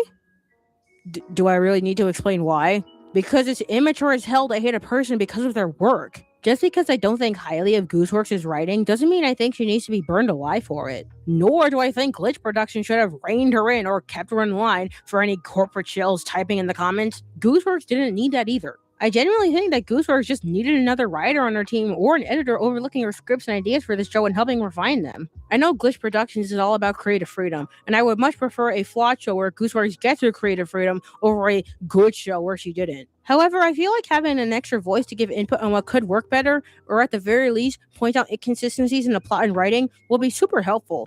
I know I definitely find it useful. And like I said in the disclaimer at the beginning of the video, everything I said are my own thoughts and opinions on this show. And at the end of the day, Gooseworks knows more about it than I ever will. I'm not the one who made a show that ended up in theaters all around the globe and made millions of dollars at the box office.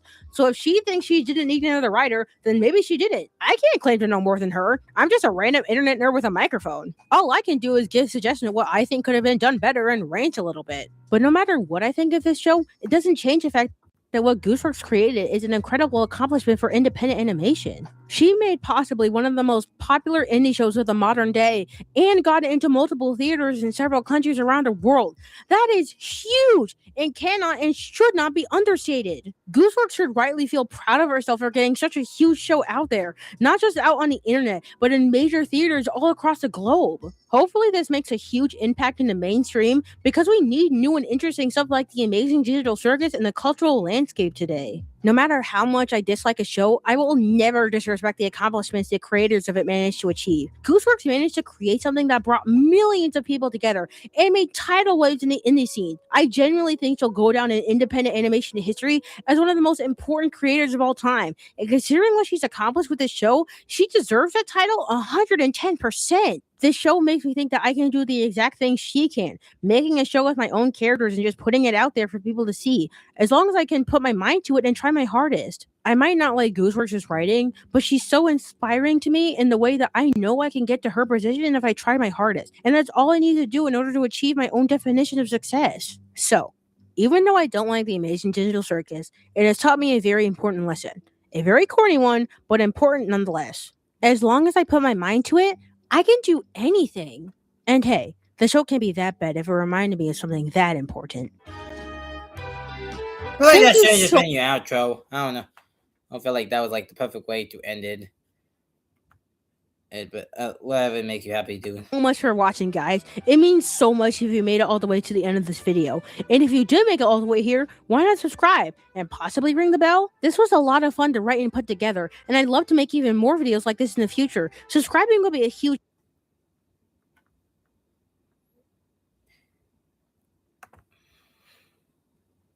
I think I do.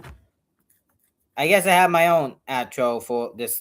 What is it? I have my own outro. I do want to say that one. I apologize to. Oh, I do apologize to all trades for completely detonating him for the entirety of while I was watching his videos, because I think my dumbass self didn't look I didn't went to his channel cause if I actually did the development and went to his channel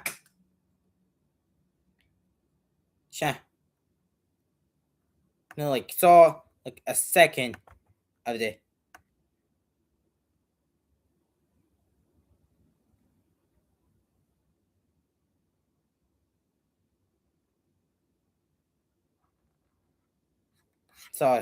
this.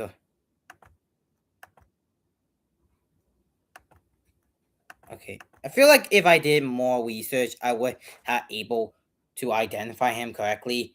Now, granted, this was the first video I had, but I'm not even gonna make excuses. It was still wrong of me to use the wrong pronoun, and I do apologize to Nerd Law Trades to using the wrong pronoun. Now to subscribe his work. I really do apologize for that.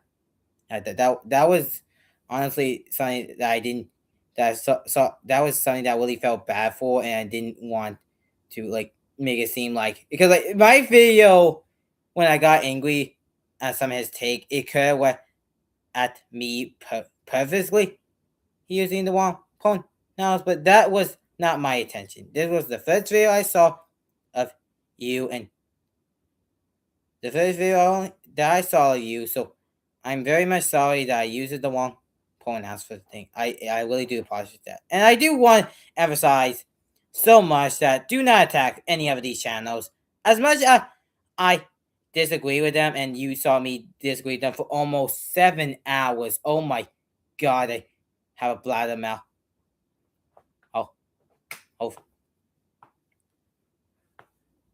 Oh, they did, for all their videos, they said, hey, even though I don't like the show, I'm glad that I'm able to make a connection with you. And I do think that is nice. And I think the only reason I made it was just because, one, film theory I did have a general interest in, even though it was a completely nutty burger of a complaint other than the culprit thing at the end and the thumbnail that did feel off.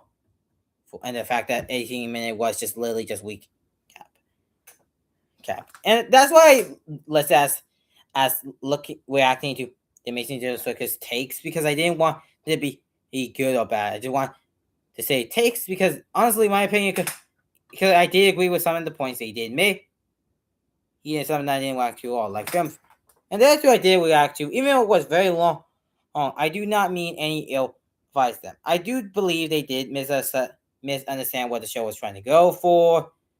Anyway, but no matter how angry I did get, I do still appreciate the editing, and I do still appreciate the work that they get into the video.